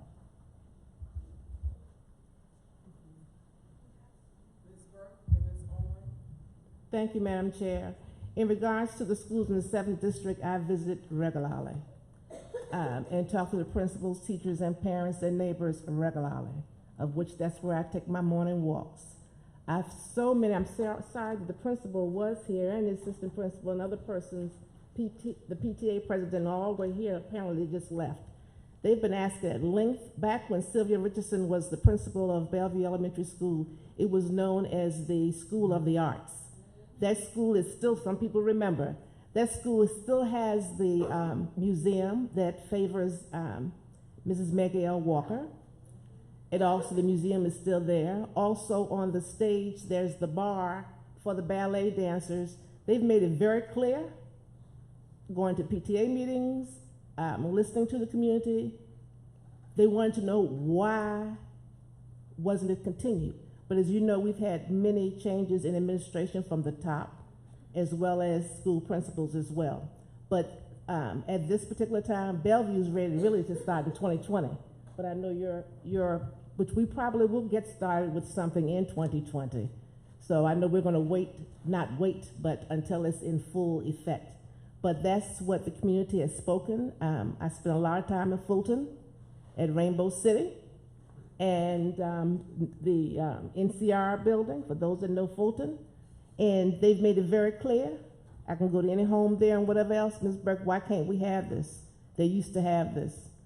Why can't we do it again? So during that time, it was Bellevue Model Elementary School. So we can continue with that model as a magnet school. We just didn't call it magnet schools back then. The equipment is already there. Let's dust it off, make it better, bring it up to this century, and let's do it. So I'm speaking on behalf of not what makes Cheryl Burke feel good, but what the parents and the children and the teachers and the administration have made very clear.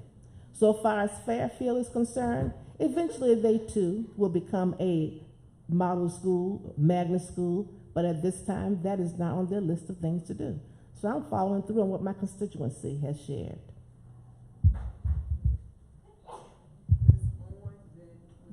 Let's see if I can get this to work. The reason came out of the committee's work, besides Ms. Burke's strong support.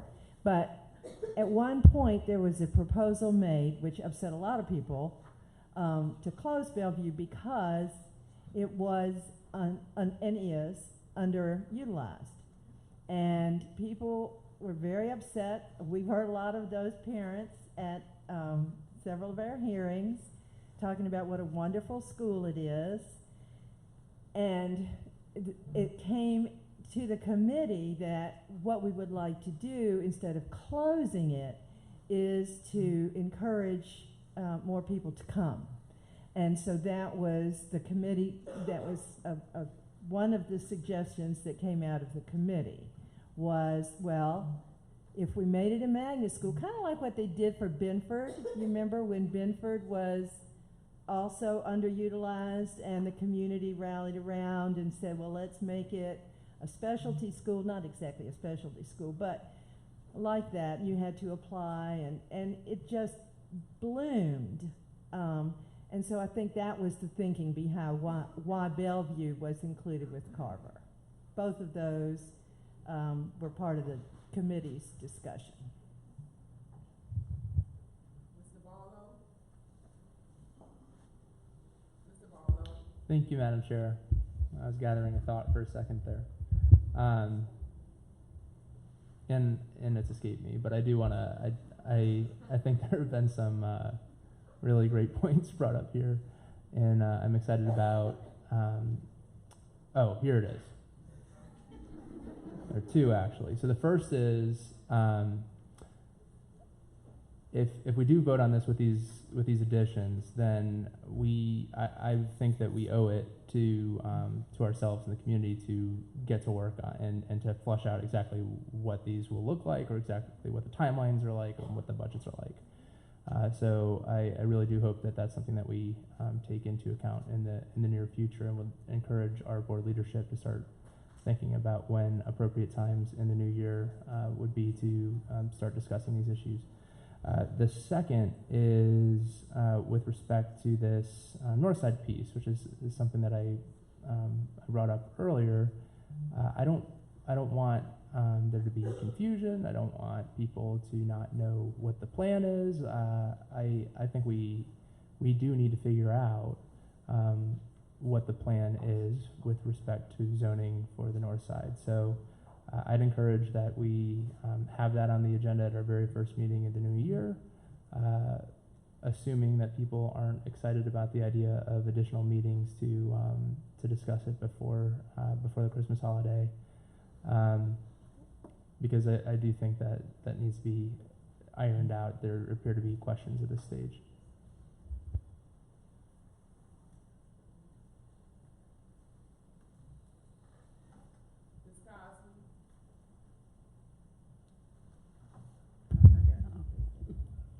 Thank you, Mr. Barlow, for that as well. And so, Ms. Owen, when you gave for your motion, were you thinking of,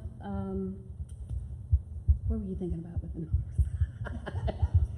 numbers? that's not part of the motion, but, so what were your I was thoughts? thinking that this was, Ms. Owen? I'm sorry, oh my God, there's a fight with the mic again. I was thinking that this was something that was less controversial than what was the north side with your new idea, and you know, that maybe we needed a little more time to think about that, and so maybe we could separate that out and give it a little extra massage. But this seemed to me to be pretty much what I mean, it is. I mean, we've had option Y for a while, and so we're not really changing anything that wasn't in that one already, except for those additions, and they were also part of the most of that was part of the recommendations that the committee could, you know, the committee could not really make a recommendation, but they made suggestions, and this was sort of part of all that. So that was the reason. Was I thought maybe this one would be palatable. Superintendent? I do want to note, as an administrative matter, if the board does not take any action this evening on the north side, it is not clear to me how to load the open enrollment system, which is supposed to go live on December 15th. So I would encourage the board, after this motion is resolved, to take up the question of the north side and make some decisions this evening so that we can provide guidance to families so that they would know what the zones are for next year.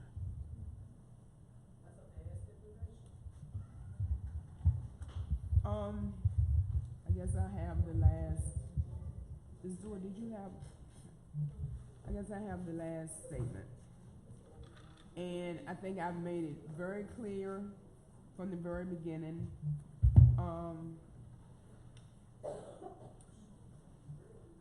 This has been a huge undertaking, and it has been very emotional, very political. But we must remember, it's about the children. It's not about the grown-ups. It's about doing what's in the best interest of our children. My children have graduated from RPS, wonderful experience. And we should want that same experience for each and every child. Put all of our personal issues aside and do what's best for every child in this city, regardless of your zip code, regardless of your socioeconomic status. We have to make decisions that are in the best interest of our children, and not doing anything is unacceptable. We have tasked the Rezoning Advisory Committee. We provided goals as a board. We have had countless meetings. Tonight made our 58th meeting involving rezoning. So now making a decision, I think, is a cop-out. And is disrespecting the work that we have requested of our community to be engaged in this process. And this has been a very engaged process. And I think someone stated, just because a certain community or a certain group may not show up, but there have been opportunities for everyone to express their opinion, their concerns, provide feedback. So dispel that myth but we must do what's in the best interest of every child in the city of Richmond. And we know our history, and our history is ugly. And if we continue to perpetuate the same patterns or the same mistakes that our past we have encountered, we'll just continue. We'll continue the status quo. We have addressed overcrowdedness in the South Side. Is it complete? No, it's not. But it's a start. We know equity means different, has a different meaning for certain different people. But equity is increasing transportation. That's one means of incorporating equity. But we have to start somewhere. We have to start the work. And after this motion, I would suggest this board to make a decision about North Side. Because again, here we go, making one community more important than another community. Families are waiting on us to make a decision. And tonight is the opportunity to do that. We have asked the Rezoning Advisory Committee to provide recommendations, and that's what they have done. And it is time for us to move forward. Call the question. The motion was made by Ms. Owen, seconded by Ms. Burke, to approve option Y in the West End, East End, and South Side. Pilot to increase diversity through voluntary measures with a target of 50 new seats at Mary Munford allocated to students at Carver. Make Carver Elementary School and Bellevue Elementary School magnet schools for full rollout in the fall of 2021. Task the administration to introduce open enrollment changes that increase access to lottery for all families and that take into account increased transportation at hubs and elsewhere. Mr. Barlow? Yes. Ms. Gibson? I just want to make it abundantly clear, I'm voting against this, but I just want the record to show that I am not against the aspects of the rezoning itself. I do have hesitation voting for I'm sorry. Sorry for the interruption, but this is a yes or no. I know it, and I'm hoarse and I sound awful, but I just want to make sure it's clear that I'm not voting against the rezoning. I have hesitation about these add-ons. Thank you. Mr. Young? No. She said no. Ms. Cosby? No. Ms. Burke? Yes. Ms. Owen? Yes. Dr. Sapini? No. Ms. Dorr? Yes. Ms. Page? Yes. Motion passes 5-4.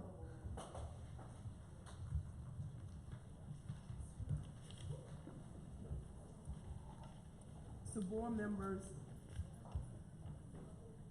we do have other items on the agenda tonight.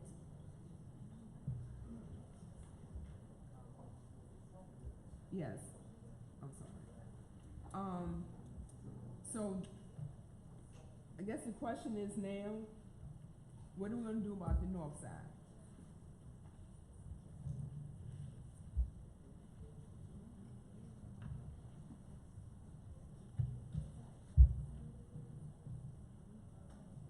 There was a discussion regarding pairing on the north side. So we need to, and I think Ms. Cosby had a option that she brought forward tonight. So there are items on the table that we can discuss? Ms. Dorr? Or Ms. Cosby? No, I was just going to ask the question in terms of timing. I mean, I would hate for this to go into the new year. Can we have another meeting as soon as possible to get information, looking at the various options? I mean, a true working session.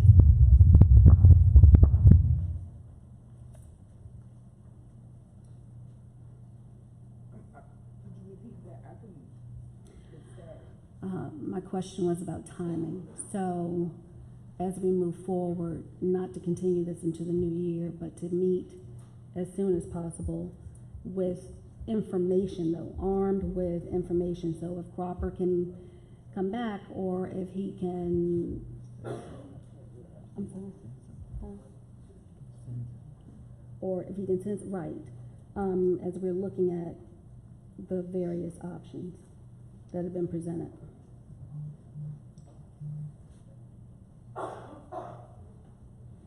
So from administration's perspective, Superintendent Cameron? I guess I'm confused as to why, after multiple months and nearly 60 meetings, we don't have enough information to make a decision about one section of the city. It seems to me that we do. Certainly, if it's the will of the board to delay action on the north side, the administration will follow that leadership. I cannot speak to Mr. Cropper's availability over the next 10 days, 10 business days. I do think if we do not take action this evening on the north side, we will need to push back the opening of open enrollment.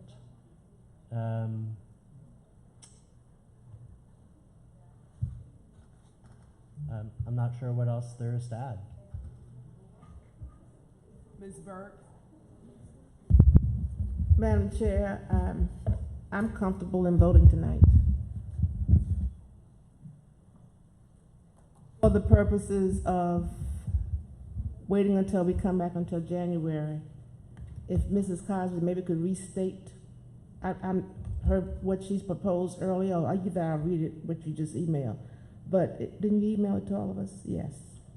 Oh, regarding, yeah. Regarding the 2020. What? Yeah, I mean, that was, I'm sorry. okay, I'm sorry.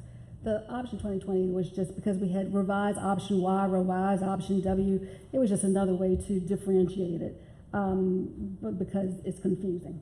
But if we're just talking about the north side, no, I mean, it's just, we're looking at pairing, we're looking at including possibly keeping the Bellevue community together, and maybe looking at option 2, or if option 2 doesn't work, if we can move some lines.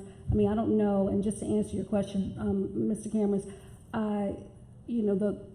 we received recommendations from the RAC, and they were recommendations. And if there are other suggestions that have come up based on community feedback or what have you, I think we owe it to possibly explore additional options or choices or what have you. And I don't see anything wrong with that. So I'm just saying, don't go into the next year if we can explore that and make a decision very quickly. Well, if we were going to do that, well, then we would have just included that into the motion. So I thought we didn't include it in the motion because we need it. Ms. Owen? As soon as possible. I'm just I saying was as soon as just possible. asking if there was a suggestion for another meeting, because we would need to do it really quickly. So I just wondered if you had a thought about that. Mr. Barlow? Thank you, Madam Chair. I'd really like this process to be over, so we can start focusing on implementation. But I'm also very conscious of the fact that there are still some outstanding questions here. There seems to be some hesitation here. so might I recommend that it seems that Ms. Cosby brought up the idea of moving a planning block back to Holton in the option 2020. I like option 2020, it's got a ring to it. So maybe we could say we have just Cropper draw up 3 or 4 options for the north side. One, the existing options, plus, I guess X already isn't. So the existing options plus Ms. Cosby's options plus if there's anything else that people want to add, just get it to Cropper and then say, we're going to choose from one of these plans and we're going to put this whole thing down, for lack of a better word. My hope is that we get an additional map drawn up by Cropper in short order, so we can just get this done. Also, I do think there's one other small perk potentially to an additional meeting, which is the amount of stuff we have on the agenda tonight, and the fact that I can't be here till 3. And I don't think you guys want to either.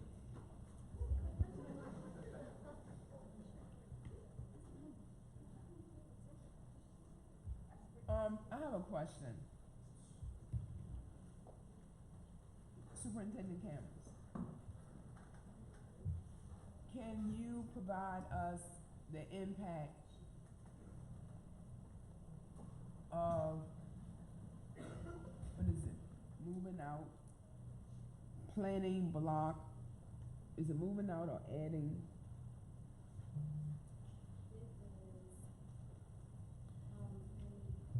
Back to planning block 115, adding it back to Holton. So adding the Possibly. planning block. Or is there any other suggestions? That's just one thing, because I know, right, the primary goal is to not break up communities. And I know we had a RAC member who said, hey, but if you look at option 2, there are other communities that are being broken up, so let's look at those lines as a consideration as well.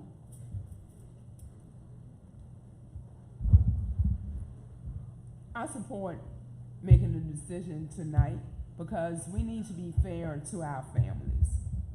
And the administration needs time for planning to make sure we get this right. So I would like to know the possible impact of these possible changes to the north side. Is that something that you can speak to? No, I cannot speak intelligently to some of the discussion tonight because I'm not exactly sure what it is. So I would need more detail on that. We have been working off of the 4 proposals that the RAC recommended in the last few weeks. Where those have been public, we have not received from any board members requests to model anything else.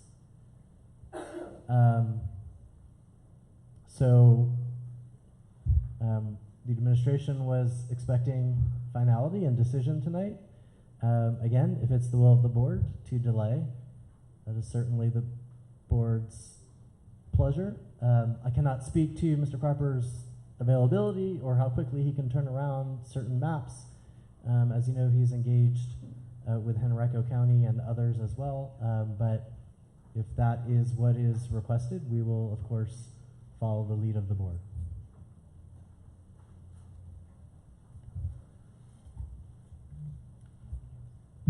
Ms. Gibson? Thank you, Madam Chair. I do want to say for the record, I expressed concern with with option Y and dividing the neighborhood in half at the rezoning committee. So I had shared public concern, and there were several options that were provided from the community that I think if we are going to be looking at some other options, those could be shared with Cropper to put on the table. I am I would be disappointed if we don't have closure in the north side. So, I'm not eager to have, this one section of town singled out and kind of left hanging. So, I would implore that we get finalization as soon as possible. Yeah, it's, I ultimately, I want to have a plan that is, based on policy that is, that is best practice. And I think if we need to do this work by creating such division, it's not sustainable. So my hope going into this is that we address the gerrymandering that's in the district.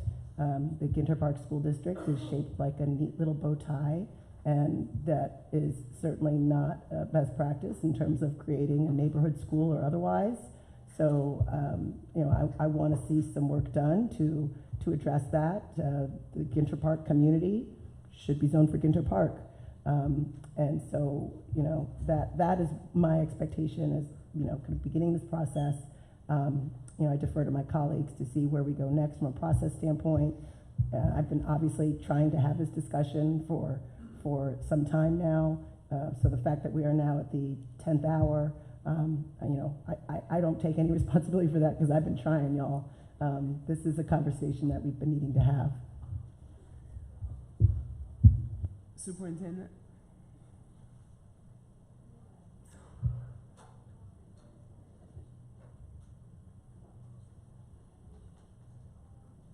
I would like to know, for the sake of moving the conversation forward, Ms. Gibson, is there a plan for the north side that you do support?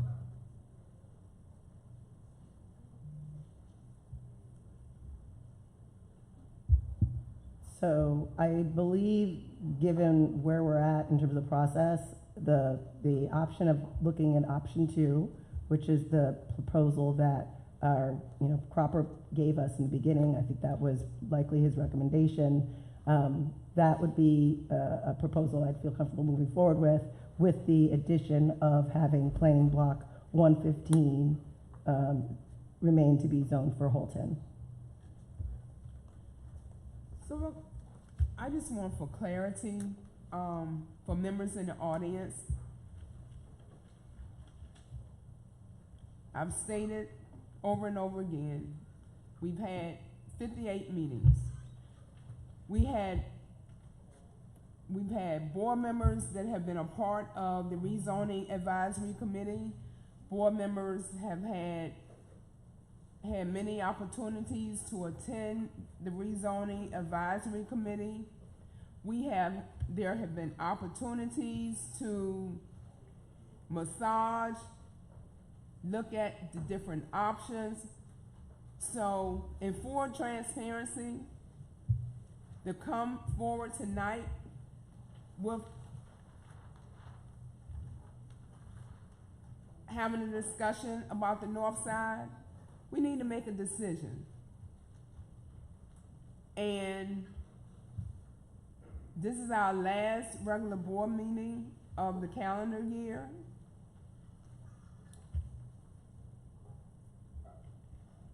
So my question again, so Ms. Gibson, you stated option 2.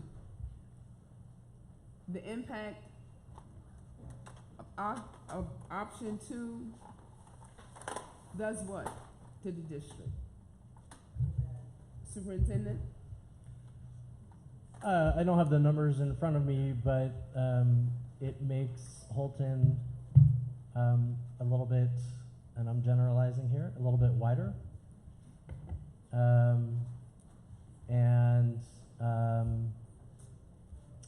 I believe, as I recall, moves a neighborhood east of Chamberlain that is largely African American out of Holton and into either Ginter Park or Obama. So my sense is it is antithetical to the very principles that we set forth at the beginning of this process.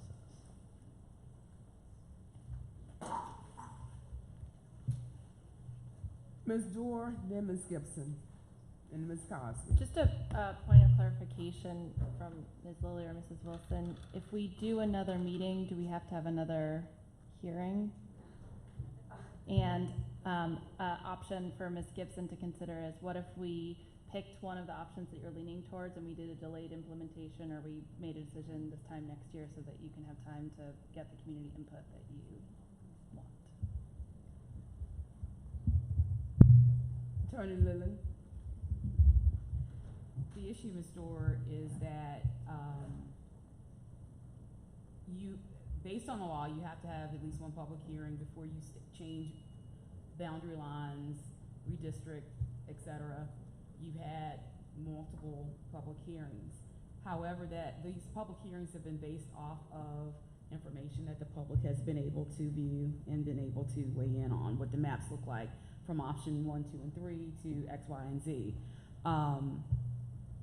I guess the caution and the concern, I guess, with moving forward with options that are widely that don't represent either of what's been already published, is that, you know, it flies in the face of what the public hearing purpose is. The public is not aware of what, you know, necessarily that you're voting on, and I think you would, for the purposes of what you had your public hearings for, have another one if the maps are wildly different than what's already been published. Now, is there a law that says if you change maps X, Y, or Z? But I would argue that if it's something, again, off of what has been published, options that have not been given to the public, there's concern there for fallout, if you will, from the public not being aware of what the board is voting on. So for clarity, you would have to, if you wanted to have another public hearing, you would have 10 days notice in the newspaper for that. And I don't know if there's another meeting that's going to be this year, then that just means we need to move quickly and get that notice. The clerk would have to get the notice in the newspaper relatively quickly, and we would simply narrow the schools that are affected.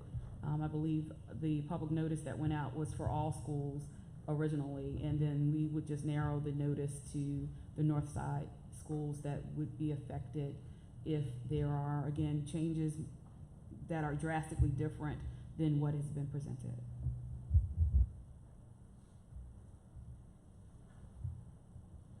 So with that being said, so we have to have 10 days to notice the public hearing if there are drastic changes to the boundary lines.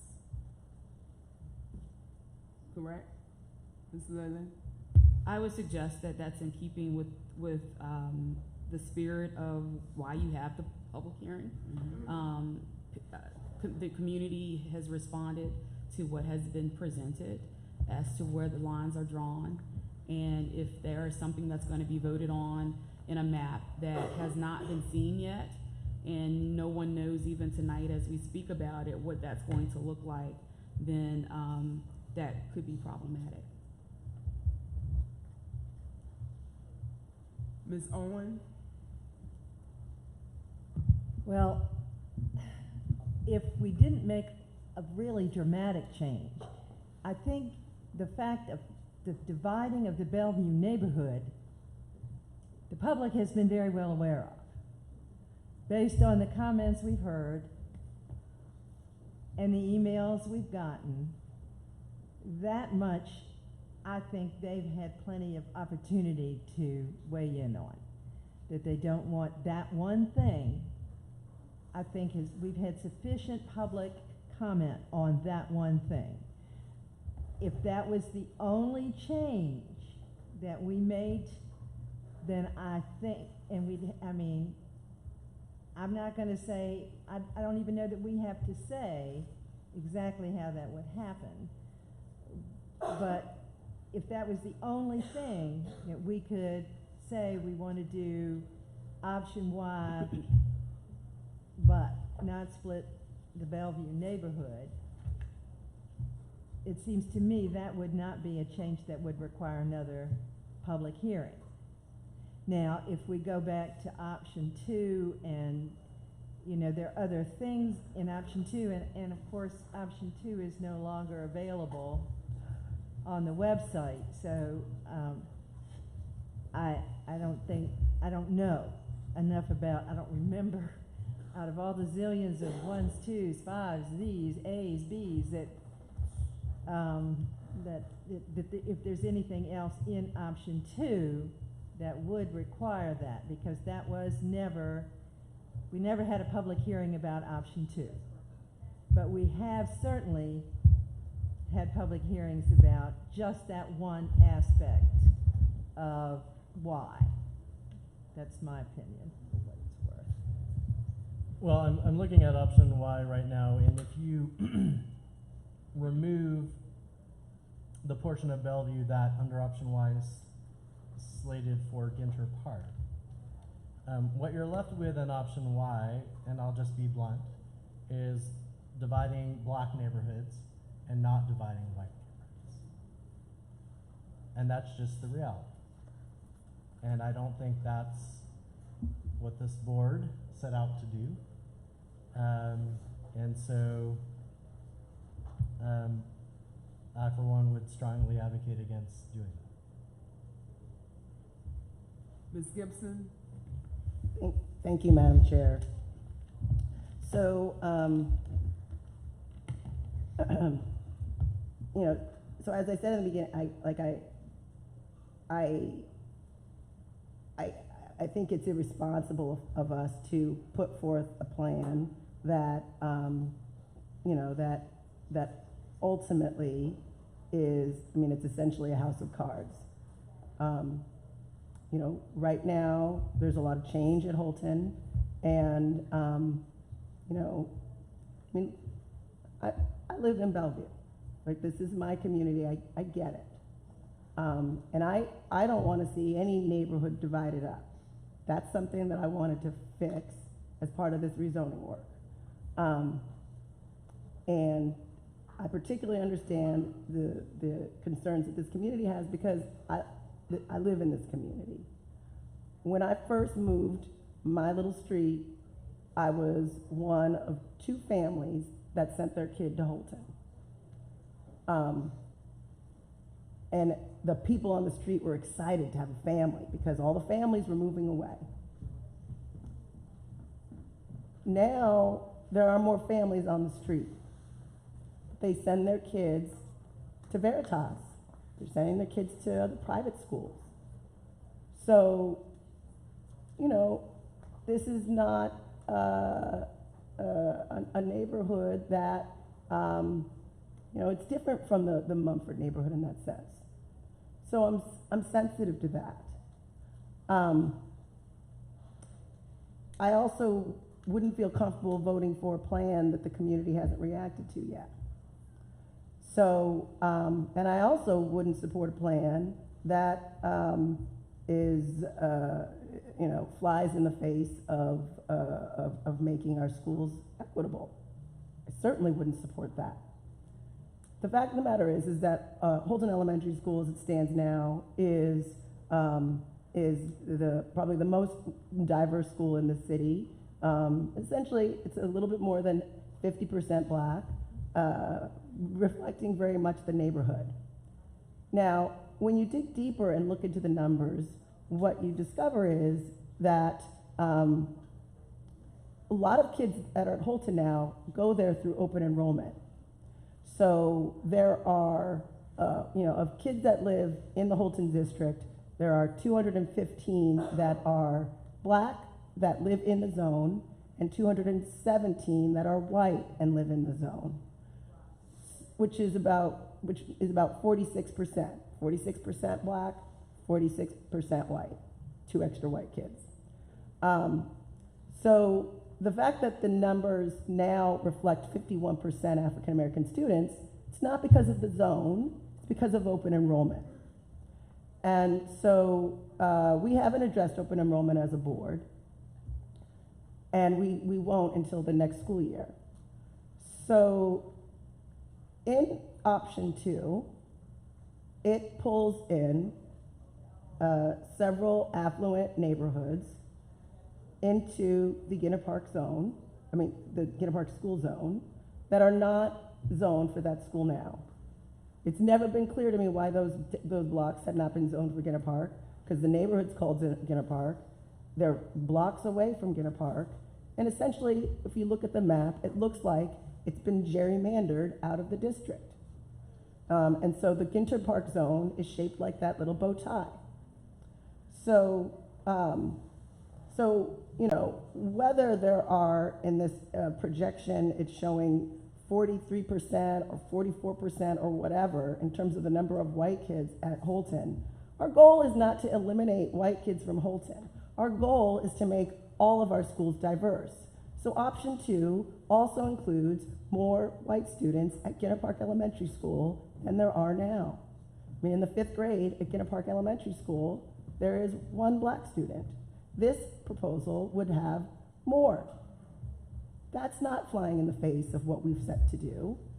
But what it does do is allow our neighborhoods to be also close to the school. You know, we've also in our strategic, our rezoning plan, there are a number of goals that we've set out, including making transportation more equitable in terms of, you know, preserving neighborhoods.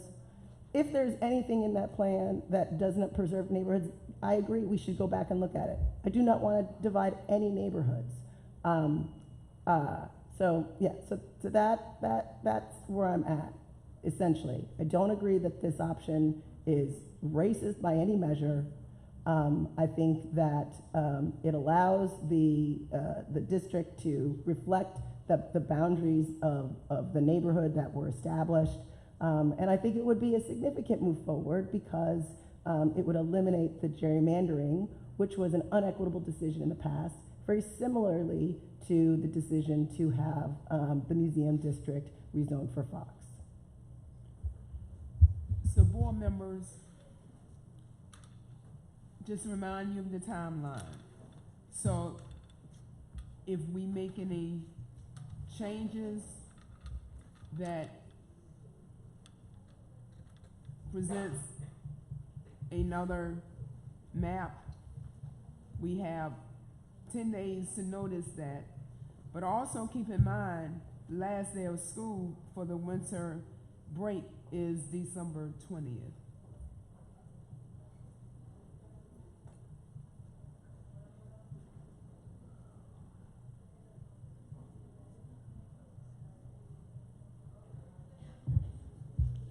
So again, we have received a lot of emails, public comments about changes to the north side based on the existing proposals.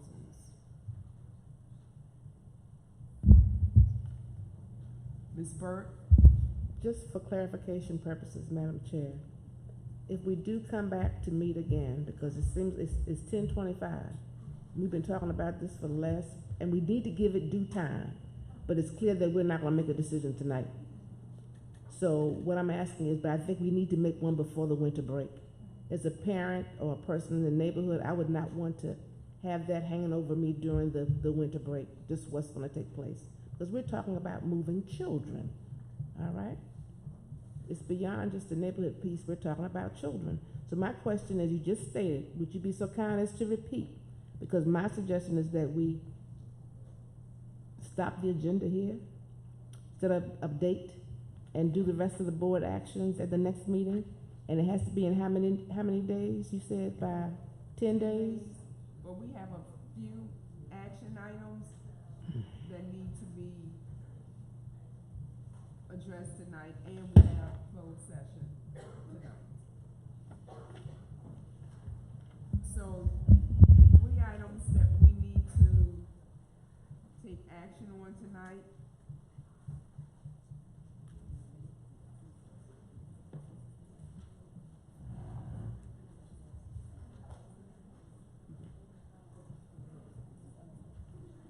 All right, so just make sure, don't muddy the waters. So for the purpose of rezoning, do I have board consensus to establish another meeting, and when before December 20th, the last day of the winter break? And also keeping in mind that we have to notice the public hearing, a 10-day public hearing notice. So, Ms. Owen? I have a question. So, do we have to give 10 days with the proposals spelled out? In other words, do they have to have 10 days of looking at the proposal before we can have the public hearing? That's not specifically spelled out, but that was your practice in this instance. Okay. I think that, you know, all along the proposals have been made available to the So public. we'd have to have a proposal in the next couple days so that we could publish them. And after we publish them, we have to wait 10 days and have a public hearing. Can we have the public hearing and the vote on it the same day, like we did? Okay, so I'm just confirming, I'm sorry. Okay, just confirming with the clerk. I think we need to go, if the intent is to have a meeting before the winter break, I think you need to go ahead and have the clerk publish notice that you will be having a public hearing during whatever that date of the meeting is. And as soon as you can, refer them to, you know, the rezoning. I think that's what we did for I can't remember. Anyway, publish the information as soon as possible. Because what's gonna happen is, I just don't, so your public hearing notice would be date, time, and place, and the schools that potentially could be affected with the decision. Ideally, it would be with both, but I don't know if you're going to have that done, or what even those options look like. So I think it's imperative for board members to be very clear. This is a little outside of this, and stating what they want to have considered. So, Attorney Lilly, and board members, you can chime in on this. If we schedule a meeting for December 16th, yes, so the public notice has to go in the paper this week.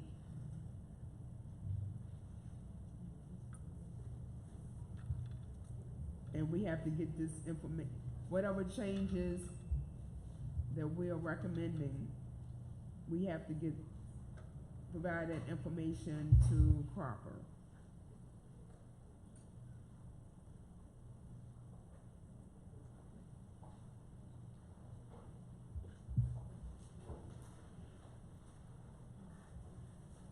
So, Mr. Barlow. Thank you, Madam Chair. So for any colleagues who are going to be proposing changes, can we get a commitment of sorts that we'll get changes proposed, ideally tonight, but otherwise as soon as possible, so we can keep this on track? So certainly if it's the board's decision this evening to not vote on the north side tonight, I would implore board members to provide any alternate options beyond X, Y, Z, W by 5 p.m. tomorrow, so that we can forward them to Mr. Cropper. I cannot speak to how long it will take him to turn them around. He was not expecting to do any additional work for Richmond Public Schools at this point, but we will re-engage with him and see what might be possible.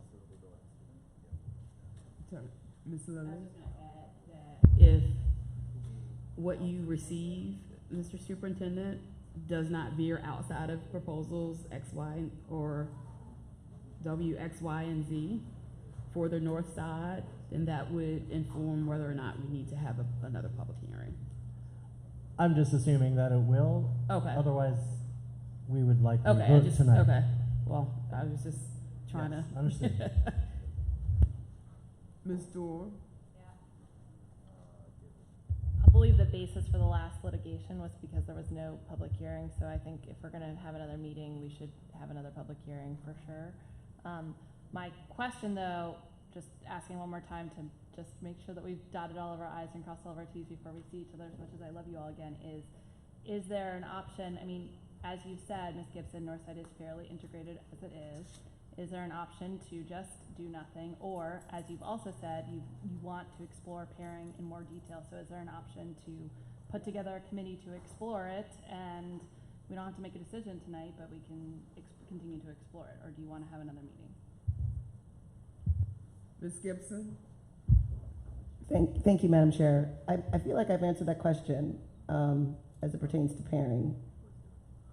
And so I think, I think our board collectively needs to do the work to continue to look at what the implementation would be like, determine if we have enough money in our budget to address the transportation needs that we currently have in the district. I'd like to throw out there, I think we need to give our drivers a raise to ensure we're able to hire enough. Certainly we need to figure out to make sure that they're getting paid on time. So I think we need to look at all that stuff. I don't know that that's a committee. I think it's a larger discussion, and I think given the fact that we have given so much time to this topic, that we should continue to explore it. As for the option of not doing anything, I think that we can do some work, as I mentioned. I mean, the way that the districts are now aren't drawn equitably, and so I think that we can improve that. So again, board members, if we have some modifications to the existing maps, we need to submit them by 5 p.m. to the administration, and are we amenable to having the meeting for that purpose only, to vote on a proposal for the north side on December 16th, so that we have enough time for the public, the notice? Mr. Barlow. Thank you, Madam Chair. I'm a little wary about saying for that purpose only, given the experience that we had at the last meeting. If there is anything that we can move from this agenda or that we may want to discuss at the next meeting, I'd like to make sure that we have the ability to add other things to the agenda as necessary, because I think we can also more equitably distribute the content that we're discussing over the course of these 2 meetings. So again, it's the will of the board, but again, we have 3 items that we need to take action on tonight.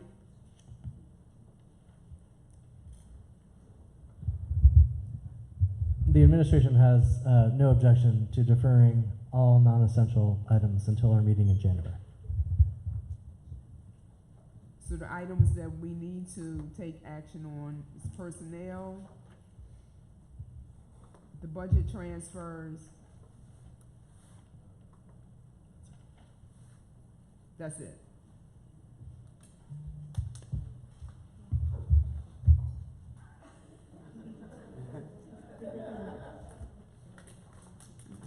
So those are the 2 items that we have to take action on tonight. So if the board is amenable to deferring the other items to potentially December 16th.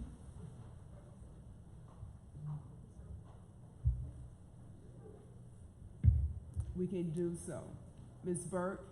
All right, for clarification purposes again, the superintendent just stated January to do what? Mayor, to do the dreams for RPS updates. Basically 601, 602, 801, 901, 902. Yes. All right, so Madam Chair, may I? So my question is, technically on December the 16th, we will only address the 3rd district piece and that's it. Because we're addressing the other 2 loose ends this evening. Then in January, the superintendent stated that the other items would be addressed then. So on December the 16th, we will just address, that's what I'm asking, the rezoning piece consideration for 3rd district, and that will be it. Yes. Okay, all right. Did you get that, Madam Clerk? Okay. Thank you.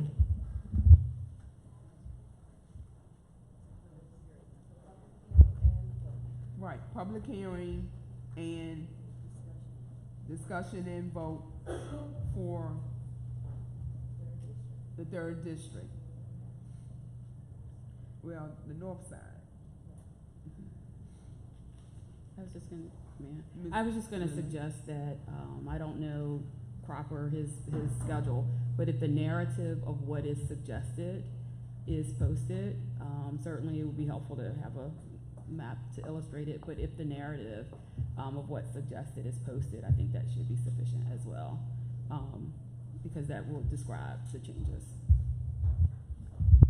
Yes, once we get any proposals by 5 o'clock tomorrow, we can turn those around and hopefully get something up on the website this week so folks can begin to look at least at a narrative, and then I'll update the board and the public as to when Cropper would be able to turn around maps. Okay. Ms. Dorr? If we could tentatively circle 6 p.m. at Ginner Park, passing along from here. What? Do we? Alright. Whatever.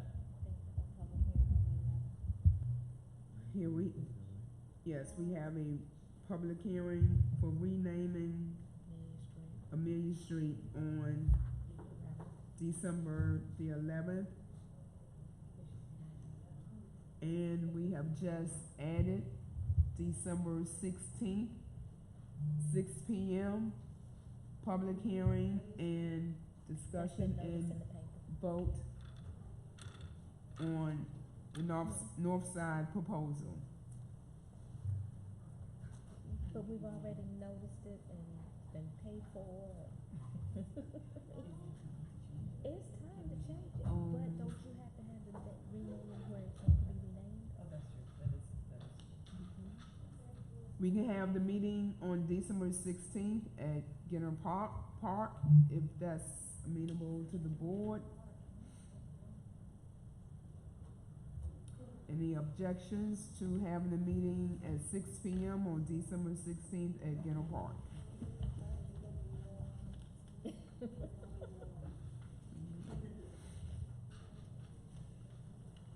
Okay, so next item. So the next item is item 7.01, receive for action and personnel actions.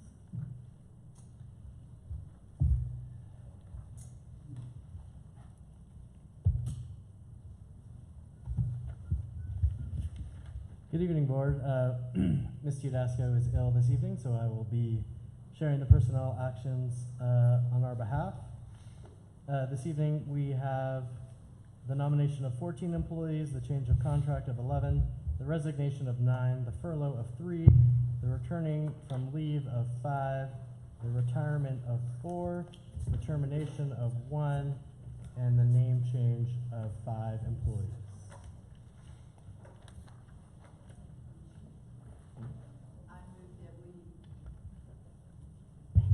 I move that we approve the personnel actions as presented. It's been moved by Ms. Owen and seconded by Ms. Burke to approve the HR action as personnel action as presented.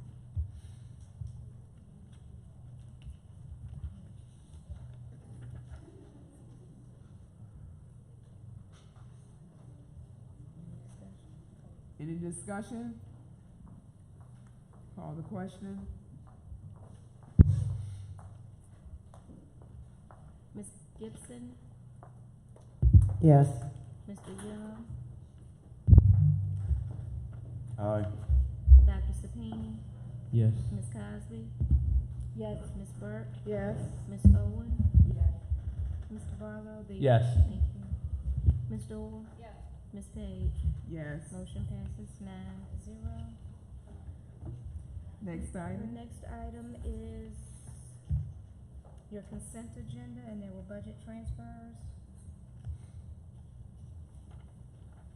Need a motion to approve consent? Ms. Burke, Madam Chair, I move that we accept the budget transfer request as documented. Second. it's been moved by Ms. Burke and seconded by Ms. Cosby. Any discussion? Mr. Young? I'm sorry, Madam Chair, clarification that the budget transfers, so, thank you. Call the question. Mr. Barlow? Yes. Ms. Gibson? Yes. Mr. Young? Aye. Dr. Sapini? Yes. Ms. Cosby? Ms. Burke? Ms. Owen? Ms. Dorr? Ms. Page? Yes. Motion passes 9-0.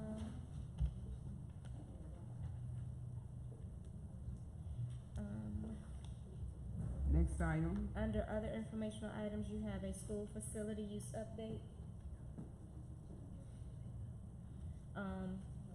School facility use update that was posted to board docs. Is there any new business or any announcements? Mr. Barlow?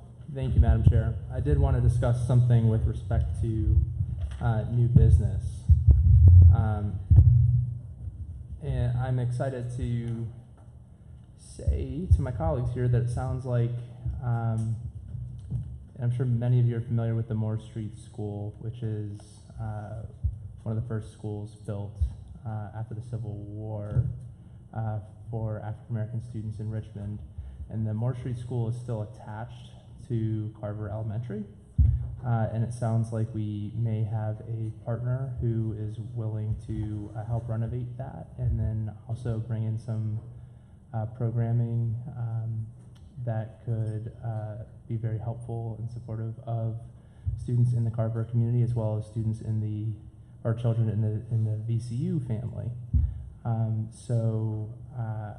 I wanted to put that on your radar because we're going to continue to have discussion about that, and I'm hopeful that we can come up with a great solution for both RPS, soon to be RPS students, as well as our community partner.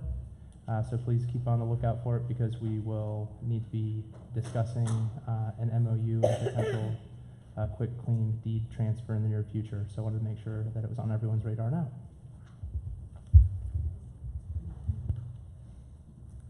Any announcements? Mr. Young? Thank you, Madam Chair, and like Scott, I don't want to belabor the meeting, but we did make a commitment to this evening addressing that $130,000 variance that was incorporated in the budget, and the ad hoc legal committee does have recommendations, but if it's the will of the group, we can gladly defer that until December the 16th. Just want to honor our commitment, but it seems like there's a consensus to do that on the 16th, which I'm fine with. But we had consensus to have the public hearing and discuss and vote for the options for the north side. And the other items we deferred to the first meeting in January. I defer to the wisdom of the group. Ms. Gibson? Gibson? I have a request for a new business item, which is a follow-up to the vote we made regarding the resolution on the TIF. I'd like to ask as a next step to that we request that the commission that's looking at the Navy Hill project come and present their findings to the board, and specifically to kind of speak to anything related to the impact on schools. And that certainly can be done in January. It could be a special meeting. I'm open to however my colleagues would like to proceed.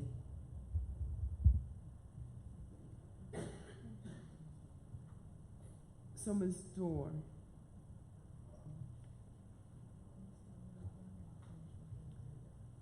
So, Mr. Young, I'm sorry, Mr. Young. I know, it's late. We never made a definitive decision about, because we did say you provide recommendation to the committee, ad hoc committee, provide a recommendation to the board at this meeting, but in light of everything that has transpired tonight, we can defer it to the first meeting in January or the meeting on the 16th. What is the board's pleasure? Mr. Barlow. Thank you, Madam Chair. I think we may be spending more time discussing when to schedule it than the actual content. So my request would be that we just go ahead and get it knocked out on the 16th. That way we can live up to our commitment that we made to our colleagues, and it'll probably only take a handful of minutes. 16th? Okay, on the 16th.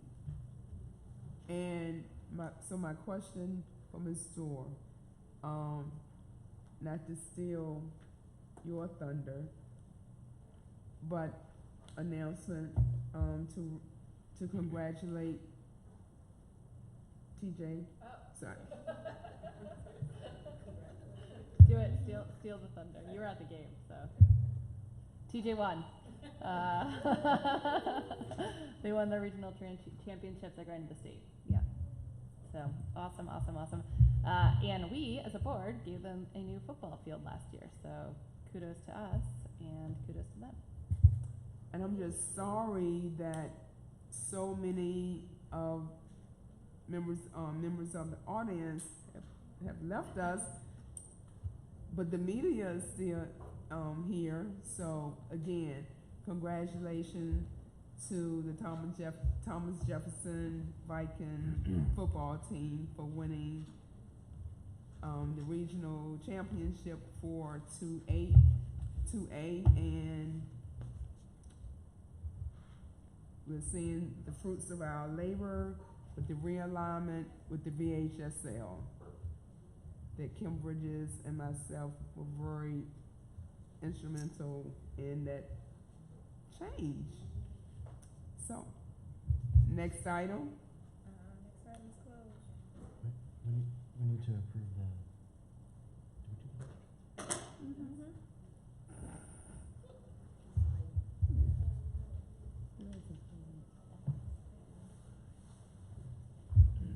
Need someone to read us into close?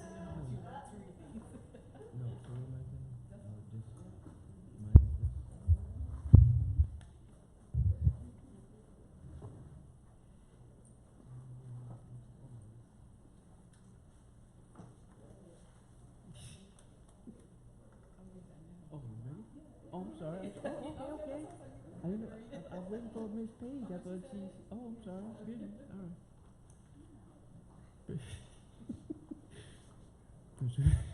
Just a second. Just like